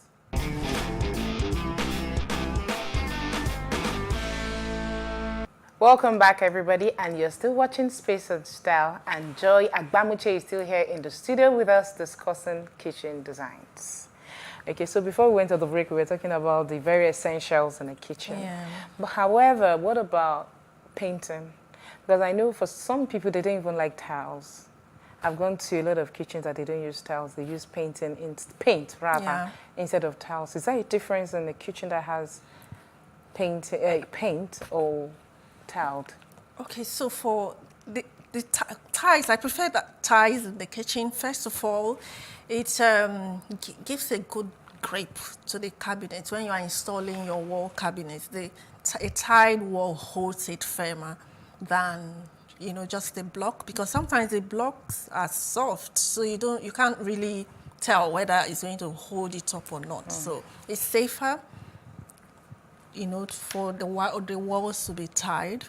And then it's also because, kitchen, water and all of that, it's easier to maintain. Okay, backsplash. Yeah, it's easier to clean. So for maintenance and keeping your kitchen clean, tight, it's easier as well to clean and maintain. Okay, so if you decide to use tiles, what colors do you think are the best? And if you decide to paint, what colors do you think? Okay, for kitchens, I usually say colors that are timeless, colors that are you know, that are calm, and for your walls, that you should go for colors that will take in anything. Because, for example, if you put like a red tile on your kitchen wall, it's going to start detecting every other thing that you do in that kitchen. And because it's tiled, you can't just wake up and break it and retile. So you use something, use a neutral color that can go with anything, just in case you decide to swap something, you know, just to change, maybe update your kitchen so that your wall doesn't become a problem. Because I was going to that for those of us, or for some people that have old kitchens, how can they revamp their kitchen so that it will become modern, but they don't have to rip it apart generally? Because we all know how much all this thing costs. Having a new kitchen is very expensive. Yeah, it so is. what do you advise? Okay, so if you want to update your kitchen without ripping it off, you can you can spray the cabinet, but that's only if the cabinet is still strong. So if it's still holding up, it's still firm, it's not falling apart. But what if it's done with probably HDF or MDF? How possible is that to respray it? No, you can spray HDF. Yes, we do spray HDF. Yeah. It's possible to, except if that's the matte HDF. Okay. So what if it's glossy? Matte. You can't do that. No, because That's already very hard. you see, the paint cannot stay on it. Not yeah. the glossy. Okay. So what are the other things that we can also do? The hardwares. The hardwares are the handles, the knobs. You can change those ones, and then it will really make it pop and make it look new. You can change the runners and the drawers. You can, because modern kitchens now are just like seamless, and you just touch it and it opens, right? So you can change those hinges. You can change the runners so that it can just become open automatically when you touch them. You can also install smart storage systems if it is possible. The smart storage systems are your plate rack, the inbuilt plate rack. So we've moved on from the exposed one to the inbuilt one. Yeah, because that's how modern kitchens are built now. So modern kitchens, you don't go to your kitchen and see plates and everything and racks on your countertop. Everything is hidden. Even right in the fridge now is hidden. So you can have inbuilt fridge. Okay, that flushes with a cabinet. Yes, you have the same cabinet door, inbuilt dishwasher. So you don't know there's a dishwasher there except you touch and then it opens. So you can put in your you can install smart storage systems. Like if it's possible, because why I say if it's possible is that those the cabinets are built specifically for those storage systems. For example, the inbuilt plate rack. So if you are fortunate to have maybe a cabinet that is exactly the same size with the plate rack, you know, some are 60 cm, some are 90 cm. So if your cabinet, for instance, is 60 cm or 90 cm, so it means you can install it in your old kitchen, right? So you can add all of those things, and then it will help to change your appliances too. Yeah, you can change your appliances. You can also swap some of your wall cabinets. You can swap it with open shelving, because open shelving is also trending now. You can. I was going to go there, so don't even go there yet. I was going to ask you about trends for 2022. Okay. So you can also change your cabinet doors to glass doors as well. So that can. All glass. No, it's framed with wood. Oh, okay, yeah. yes. So yes, not all glass. No, but I've seen kitchens that are all glass, and I really don't understand how practical that is. So the faucets that are trending now, they're so stylish. They look like an accessory, but it's a faucet. And well, how functional are they? They're very functional and strong as well. And then another thing that is trending is I said automated appliances and automated fixtures as well. What do you mean automated? You're just saying automated. Can you please explain to we lay people what you mean by automated? For example, the tap. So you don't need to. It uses a sensor once your hand goes close to it, it comes on in the kitchen. So that's an example of an automated So what about the system. ovens and Yes. fridges? Do you have automated ones too? Yeah, everything is so many. So how does an automated fridge work?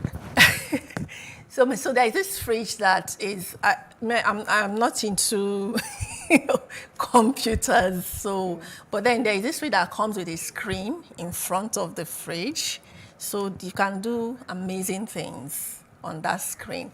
So some of these fridges, they work like a normal TV as well, but it's on the fridge door. Okay, right? a television infused in Yes, on the fridge. door of the fridge, yes. Wow. And then they have this dishwasher that is automated in the sense that it doesn't have a handle. If you just like knock on it 3 times, it opens by itself. Then automated doors and drawers, you just a touch and then Just a tap. just a tap, it opens. So those are automated stuff, you know. Wow. And then people are incorporating this, you know, Alexa thing, voice activation into the kitchen. So Alexa, bring my food. Yeah, Alexa. Then Alexa can help you bring up a recipe, whatever. Wow. So those are, yeah. Wow. Interesting. But unfortunately, this is all we can take on the discussion this week. But definitely, Joylyn will be here with us next week for the concluding part of the discussion. Up next is the design tip of the week. Enjoy.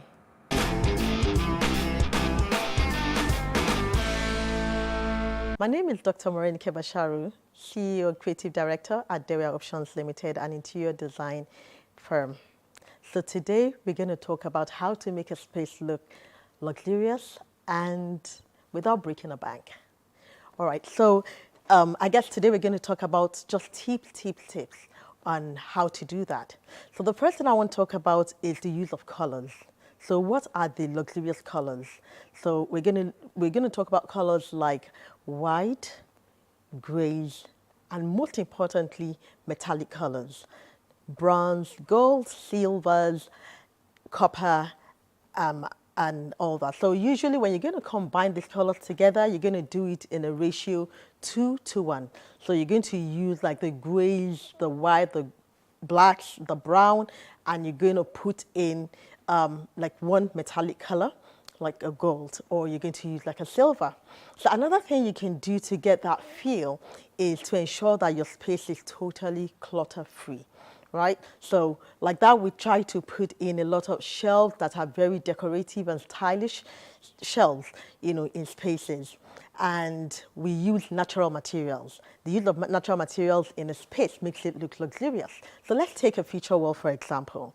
You can put stone on a feature wall, or you can do like wood, like a wooden panel on a wall, on a feature wall, or on any other wall for that matter. So the use of natural materials like stones, like wood, you know, gives you that luxury feel that you want.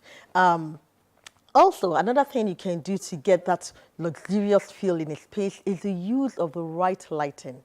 So we want to focus on ensuring you create the sense of space. So you don't want too much walls in your space. You don't want too much furniture in a space that you want to give that feel of luxury. So you want to, or you want to use a chandelier that is very dramatic. So use a beautiful, dramatic chandelier. So it can be maybe the one item that you're going to spend a little bit on, you know, then the pieces that you're going to put around, maybe the artifacts and the accessories that you're going to put around the golds and the silvers, the butterflies, like metallic butterflies, you want to put in your recessed walls, and you want to put a light to focus on it, you know. And also, another important thing to do in a space to make it feel like $1 million is actually the use of the right materials. So if you look at your furniture, for example, you want to use materials that are soft, to the skin. So we use suede materials, you want to use velvet materials, you want to use like 100% cotton materials in your space on furniture. And also you want to use furniture that are very easy to keep clean. You don't want furniture that will gather dust over time, because when you have furniture like that in your space over time, it makes the space look kind of tacky. So you want furniture that has surfaces that is very easy to clean in your space. So today, let me give you the tip to take away. So your space, if you want to make it feel like $1 million space, just change those throw pillows. And to move to the concluding segment of the show, let's hear from our artisan on the intricacies of his craftsmanship.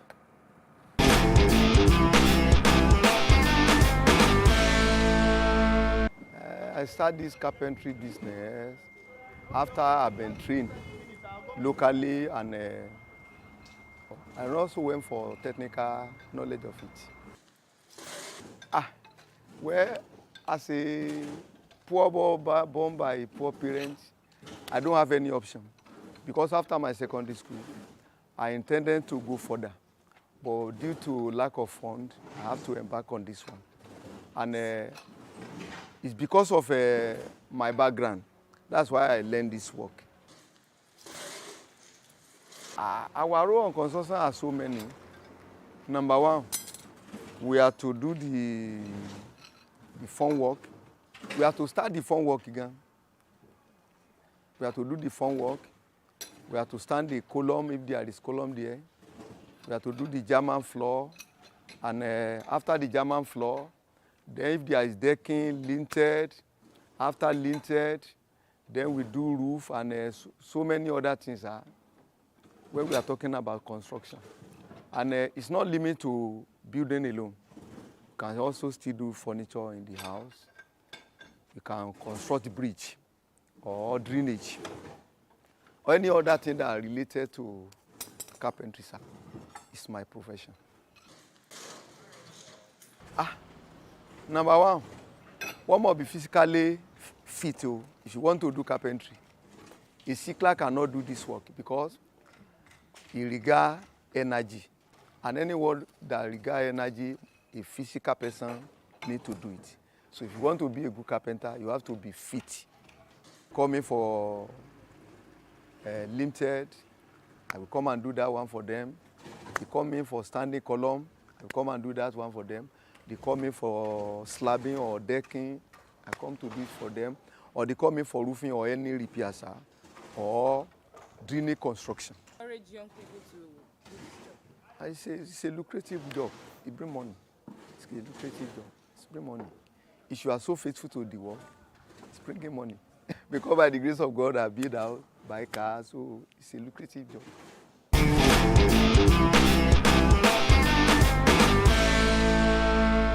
And that is where we wrap up today's show. And thank you so much for watching. And remember to watch the concluding part of our discussion on efficient kitchens next week. Same time and on the same station. I am Olamide Onifade. And until I see you again next week, this is Space and Style.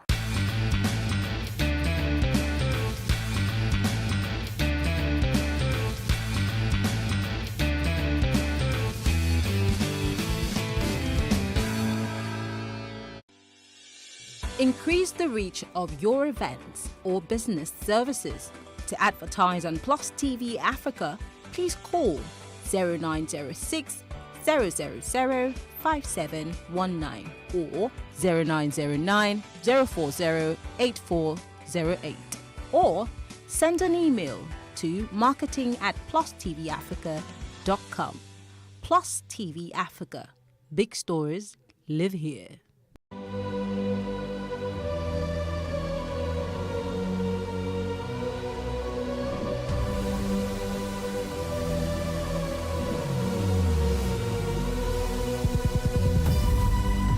What we do not understand, we will stigmatize. What you can see is the remaining of the tanker that exploded. He suffered equally confessed.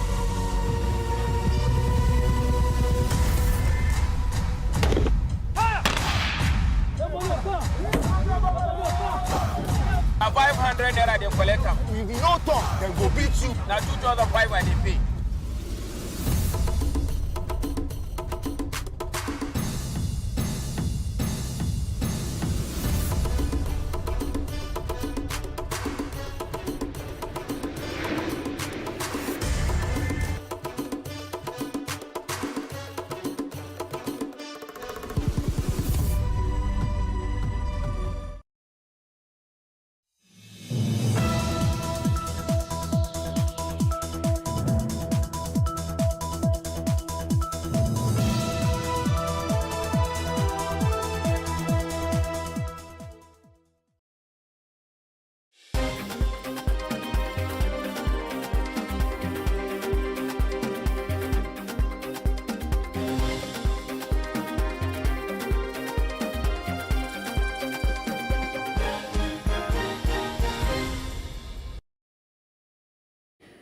Hello, good evening. I am Kimberly Ubiebo. This is the news update. The National Secretary of the People's Democratic Party, PDP, Senator Samuel Anyanwu, has emerged the People's Democratic Party governorship candidate for the November 11 Imo State governorship election. This followed the PDP's primary held on Wednesday at the party's secretariat.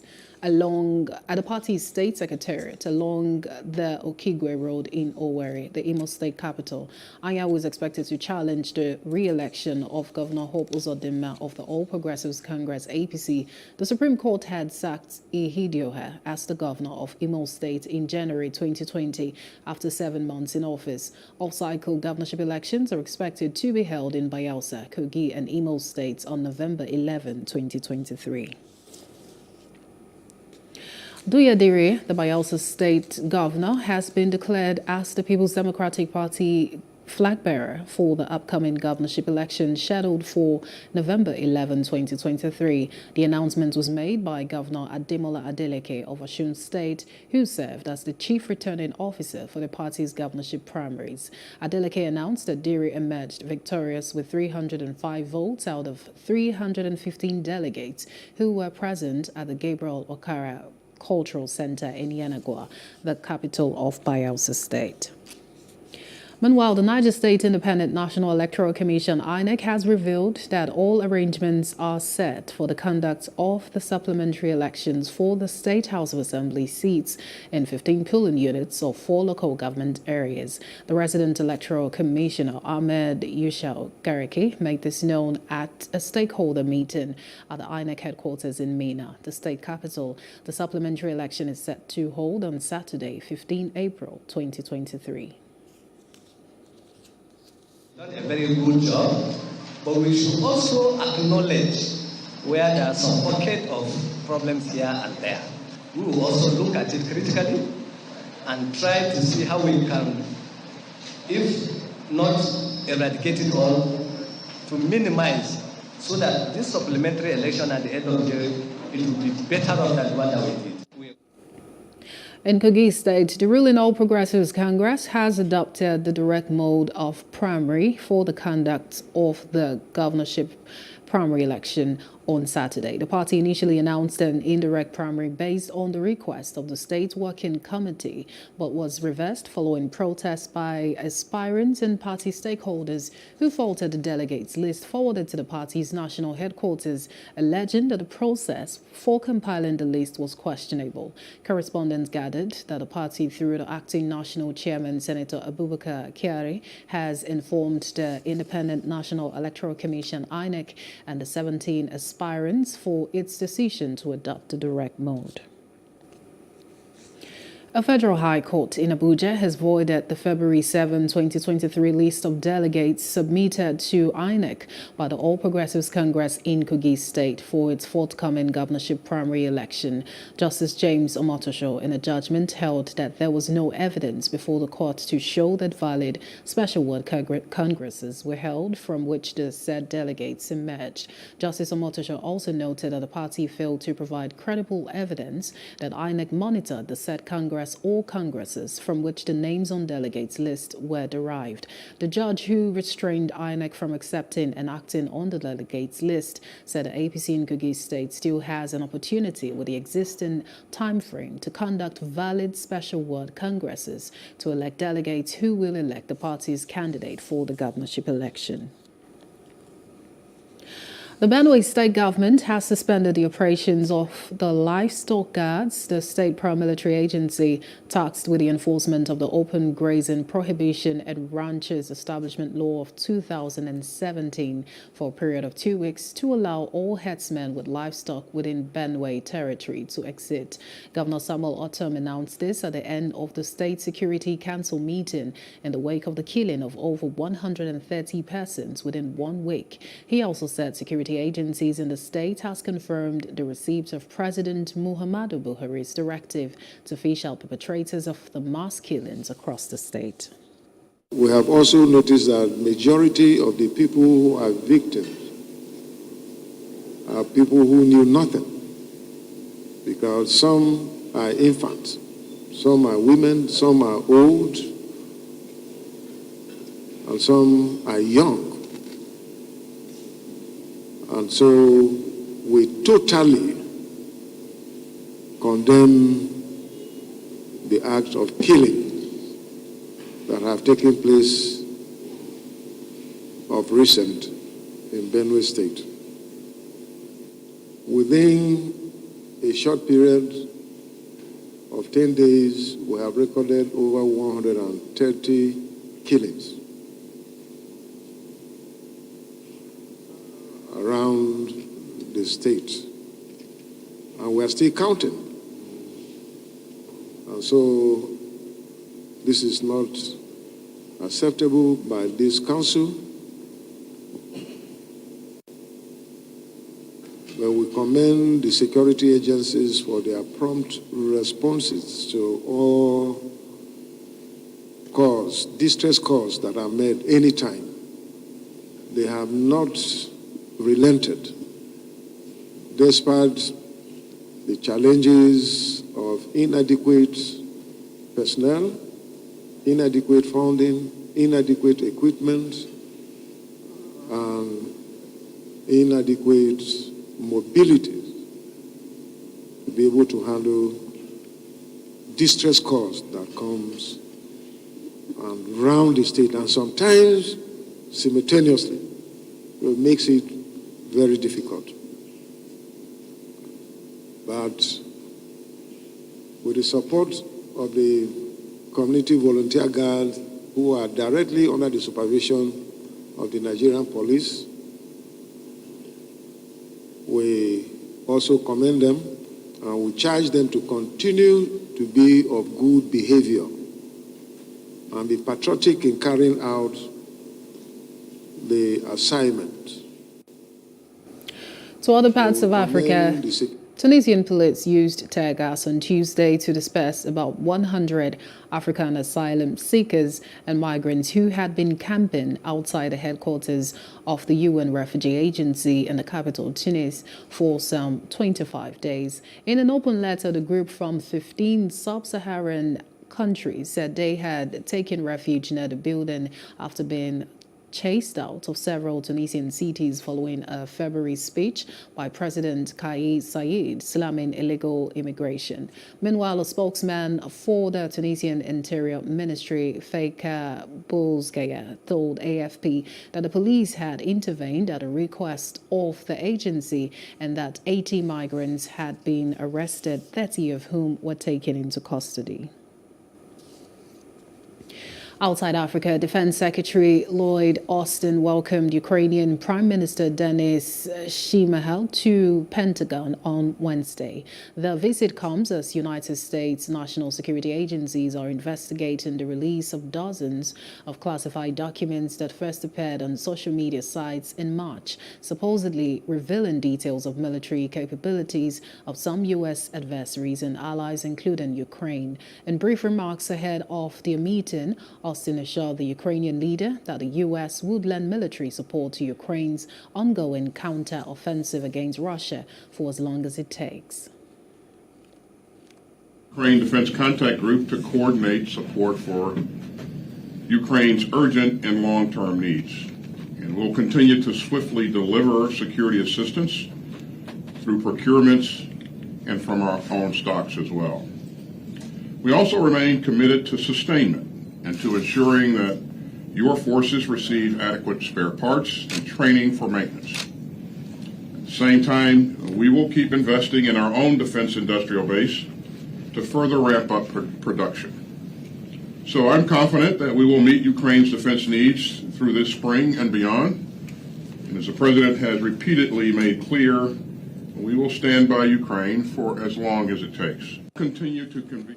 In business news, the International Monetary Fund, COP28 President-designate and UN Special Envoy for Climate Action and Finance have called for measures needed to accelerate climate action and finance. This was said during a roundtable meeting, which had representatives from governments, international financial institutions, development banks, philanthropic organizations, and private financial institutions committing to net zero.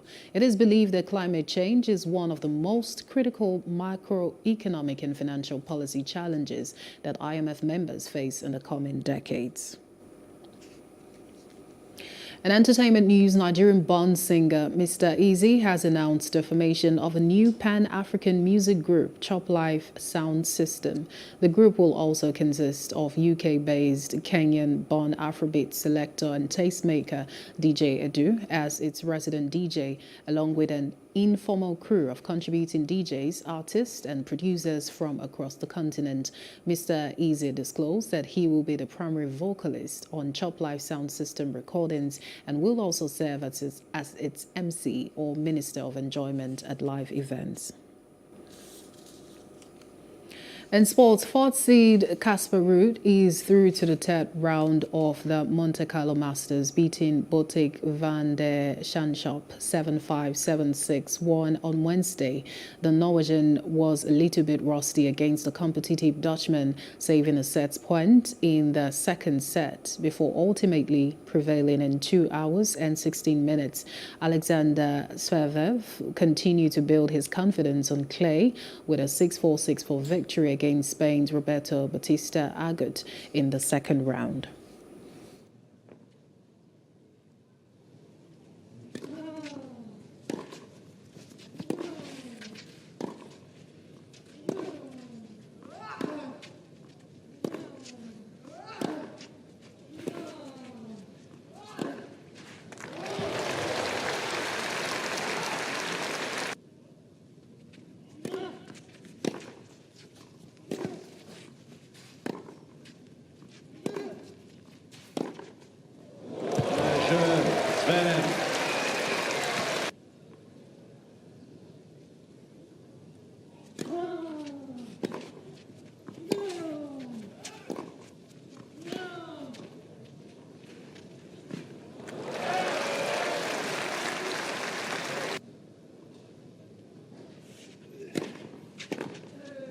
Je fais le match.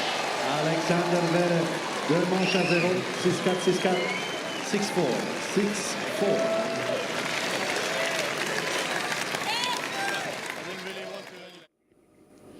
And that's the news update. For more stories, please follow us on Facebook, Twitter, and Instagram. Do subscribe to our YouTube channel at Plus TV Africa and Plus TV Africa Lifestyle. You can also view us from Limex on limex.tv and Glow TV apps anywhere in the world. I am Kimberly Ubiebo. Many thanks for watching. Have a good evening.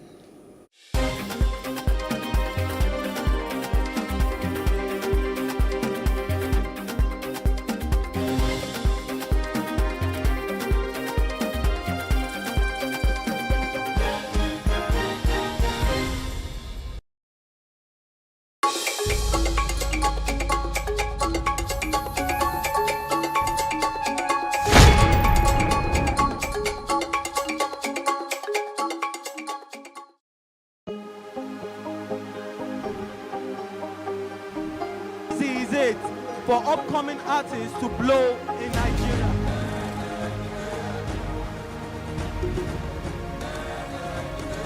Welcome to Plus Trending. I am Bukky November, your host, saying thank you for joining us on today's episode. Welcome back. It's tea time on Plus TV Africa. Practice makes perfect. I'm not perfect yet, but I'm a lot better than I used to be. He's a king. He's entitled to marry 100 if he wants to.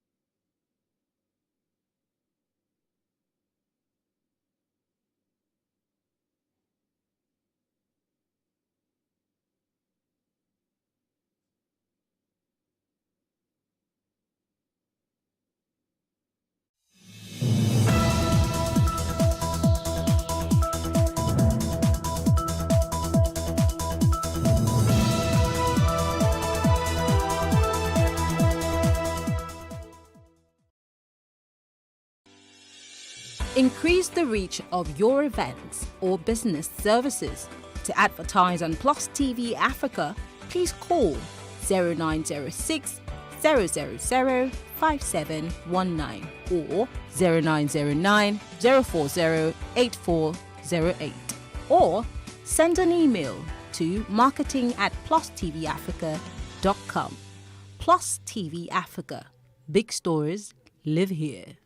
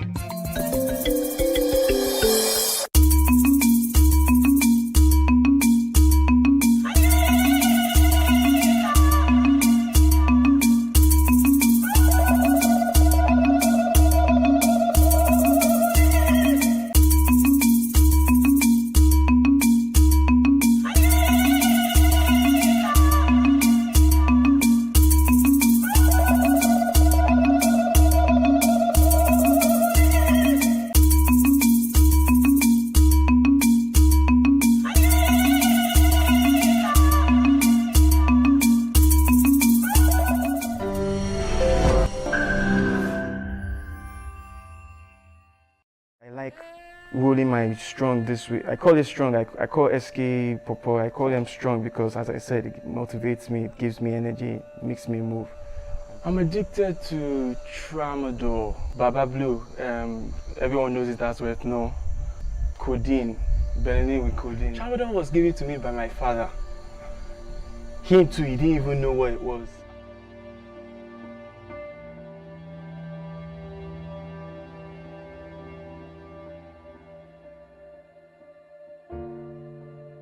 My name is Tunde Smith.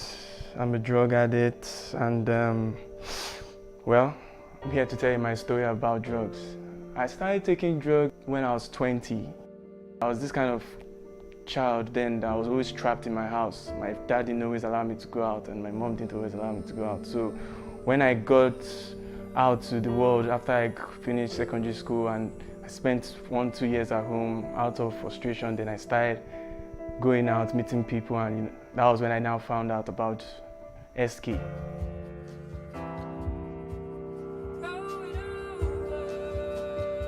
That's the street name outside. It got to a time that without it, I couldn't eat anymore.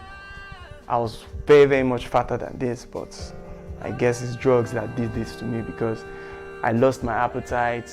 I didn't know how, I didn't know how to get it first of all. It was always a friend that always brought it for me. So when he was not around, when he had to go to school, even only me around, I had to wait for a while before I could find my way to get into the Zanga zone and get the drug, you understand?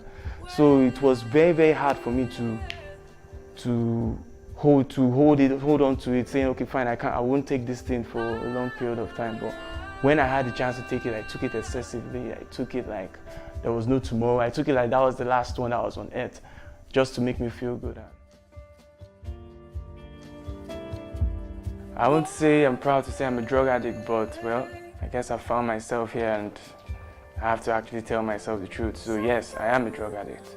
I steal money from my mom, I steal money from my dad. I just try my best to get a shot of it a day at least. My curiosity always got the best of me when it came to drugs. So I moved on from just taking SK to taking other ones, and it got to a point in time I tuned into hard drugs. So I was taking all of them together. I would take Tramadol, I would take Ruchi, I would take all those kind of stuff. I would take them, you know, just to like know what this does and what this does. You know, all those kind of drugs, they're very, very easy to get. All you can do is just go down to the pharmacy and just ask for it. You don't need prescriptions, you don't need anything.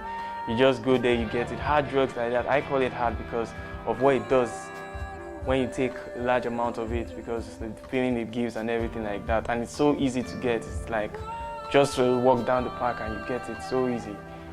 Psychologists receive phone calls day and night from addicts who want to give up drugs. Every 2 calls is about one particular medicine, Tramadol. Parents shouldn't give their children medications containing the narcotics codeine or Tramadol. Tramadol was given to me by my father.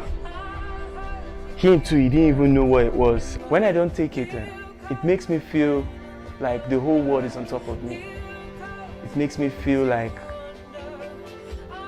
I am nothing.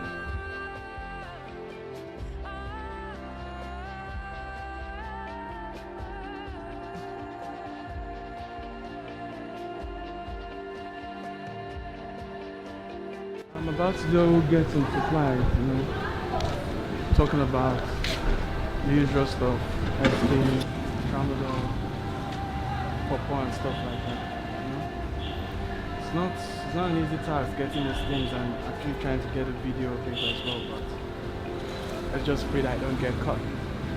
But I just want to show how easy it is to get these things at no extra cost.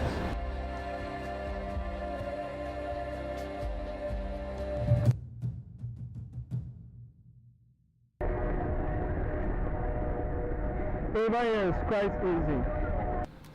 Okay, this is where I have to pass if I want to go get, you know, if I have to go get the stuff, you know. It's a very, very long way. It's a way and it's known to everyone. Everyone knows that if you want to get drugs, this is the place to be if you're in Lagos, especially this Yaba side. You can see the environment is a place whereby it's not conducive, you know. You can see everyone, no one knows I'm doing this, so you know, if I'm being caught over here, if anyone should just suspect that I'm doing something like this, I'm screwed already. Like, I'm literally screwed, because no, the police is not going to come here on time. This place is so deep inside the location that I'm going to this stuff. Before the police gets here, I would have been dead. It's so sure about it. This place that I'm about to enter now, I want to go get Tramadol. It's, as I said, it's just another shop, another pharmacy that you can just walk into and just get anything you want. Hello. Good afternoon. Do you have Tramadol? Yeah? 100 milligrams. Okay, let me have one then. I'm asking for her now if I could get Tramadol, and she says yes, she has it. I'm going to take 100 milligrams. That is about 5 pills. So I'm just going to wait for her and let her, you know, sell it to me. In the meantime, I'm showing you guys around the pharmacy, you know. As I said, it's all being done secretly, so no one knows I'm actually doing this. As you've seen right here, this view that you're looking at is what we call Zanga. This, as you can see right there at the far right corner, you see that you can see some guys sitting right there. I can't go down there because I'm not meant to do this kind of thing at all. If I'm caught doing this, that's it for me right there. But as you can see over there now, you can see those guys seated right there. Those are those people that like take drugs. They're always there. This is where you can do anything you want. In fact, this place that you're looking at right here, it's not even on the Lagos State map. This place doesn't exist at all. This place is like it's meant to be a canal. There's a canal over there. That's where you see the bushes. Right at this corner, after this house, there's a canal that passes through that side. So all this place is meant to be like a gutter, you know. But you know, you can see houses everywhere. Everyone just trying to survive. Over this place that you're looking at, the guy that you're seeing over there, that's actually the dealer. Because he sees me standing here for so long, he's like wondering what's up. Like, he wants to come and meet me, but I'm just like giving him the signals not to come yet, because I don't really want anybody to see me doing this. That's it for me.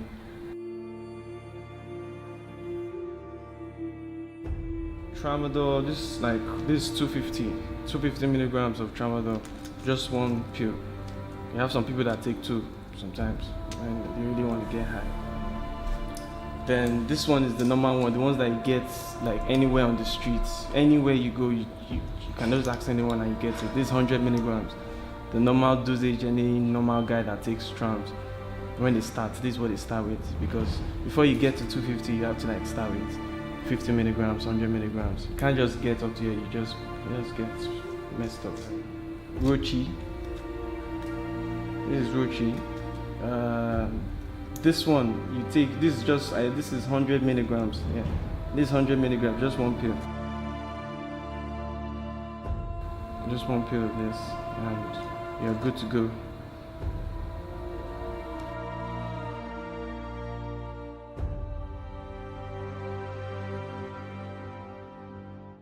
Having like the motivation to like come out and speak about this is because it wasn't easy for me as well. I had to like seek help from a doctor. When everything was going crazy for me, I had to like seek help medically, and they were the ones that gave me the motivation to like do what I'm doing here today. If there's anyone out there that it's into drugs and feeling depressed, and you just feel that okay, fine, you want to step out but you don't know how to, it can be hard, but it all starts by that step. It all starts by you just going out there and just seeking help. No one is going to like hunt you down, no one is going to arrest you. It's just about you just coming out and just saying this is it, because that was the step I took.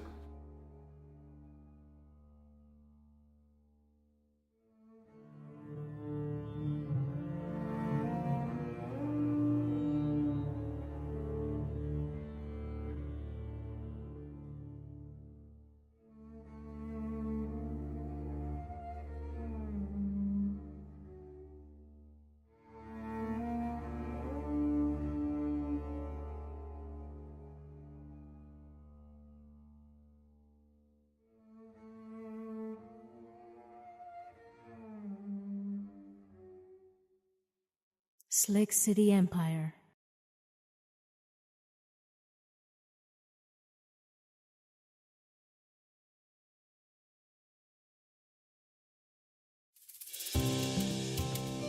For me, I wanted to change that culture. I didn't believe that until you see a white man or you see a foreigner in the kitchen before you can believe that, good food is going to come out of that kitchen.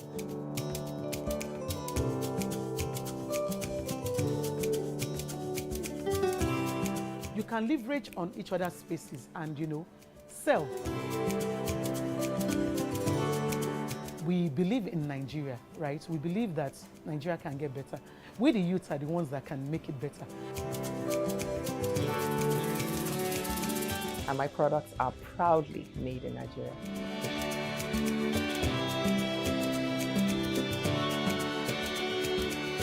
Made in Nigeria, showing every Tuesday at 10:30 p.m. and repeats on Saturday at 8:30 a.m. Increase the reach of your events or business services. To advertise on Plus TV Africa, please call 0906 000 5719 or 0909 040 8408, or send an email to marketing@plustvafrica.com. Plus TV Africa. Big stories live here.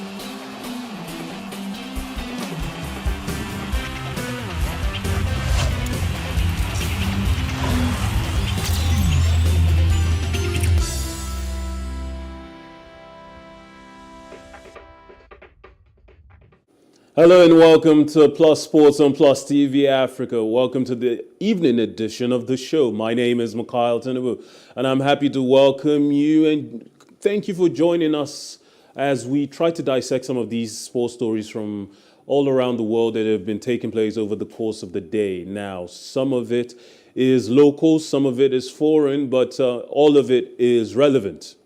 The Nigerian Golden Eaglets will compete in their 11th Under-17 Africa Cup of Nations tournament this month